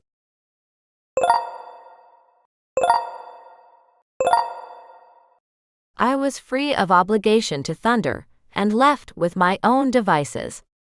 It was freedom, and the right to choose what I did in the Fae world. I did not think about how my grandmother Lily and Voldemar would feel about the changes in my life. I did not care what they said. I did not care what they thought at all. I knew that grandmother Lily, who had the gift of foresight, and as I had recently learned was from a line of famous witches, would not judge me. I did not know her life story, but I sometimes thought there were reasons she was not surprised at all that Mage Voldemar had transported me to the Fae world. Grandma Lily never spoke of him, and we had to content ourselves with a faded photograph of the two of them together, she, very young and beautiful, with a thick black braid raised up and wrapped around her head, in some national dress I was unfamiliar with, a white shirt embroidered with red roses, a white shirt with wide sleeves, a pleated skirt with rose embroidery at the bottom, and beautiful leather boots that gracefully outlined her legs. Grandpa was in some sort of suit and smoking a pipe of tobacco. Knew these were my grandparents, but I did not know when this picture was taken. Sometimes this picture was taken recently, about 50 years ago, and sometimes this picture was 200 years old. That was how mysterious Grandma Lily was to me. I suddenly imagined the amused look on Voldemar's face, which sometimes reminded me of a retired teacher when he would find out what changes had taken place in my life. Ever since Thunder disappeared from my life, I still could not return to my world or people. And I would need the help of a mage to do that. So the mage would have found out the details of my life here anyway. What he would think then, I did not know. But he would have to keep his opinion to himself, since no one and nothing would ever affect my life again. I decided that from the moment I set out to find Thunder's footprints, I would decide everything in my life, in the human world and in this one, in the Fae world, for myself. And I am responsible for everything I say, for what I think, for what I wish. I did not tell you much about Mage Voldemar and Grandma Lily in this tale of lost and newfound love, but I did not need to.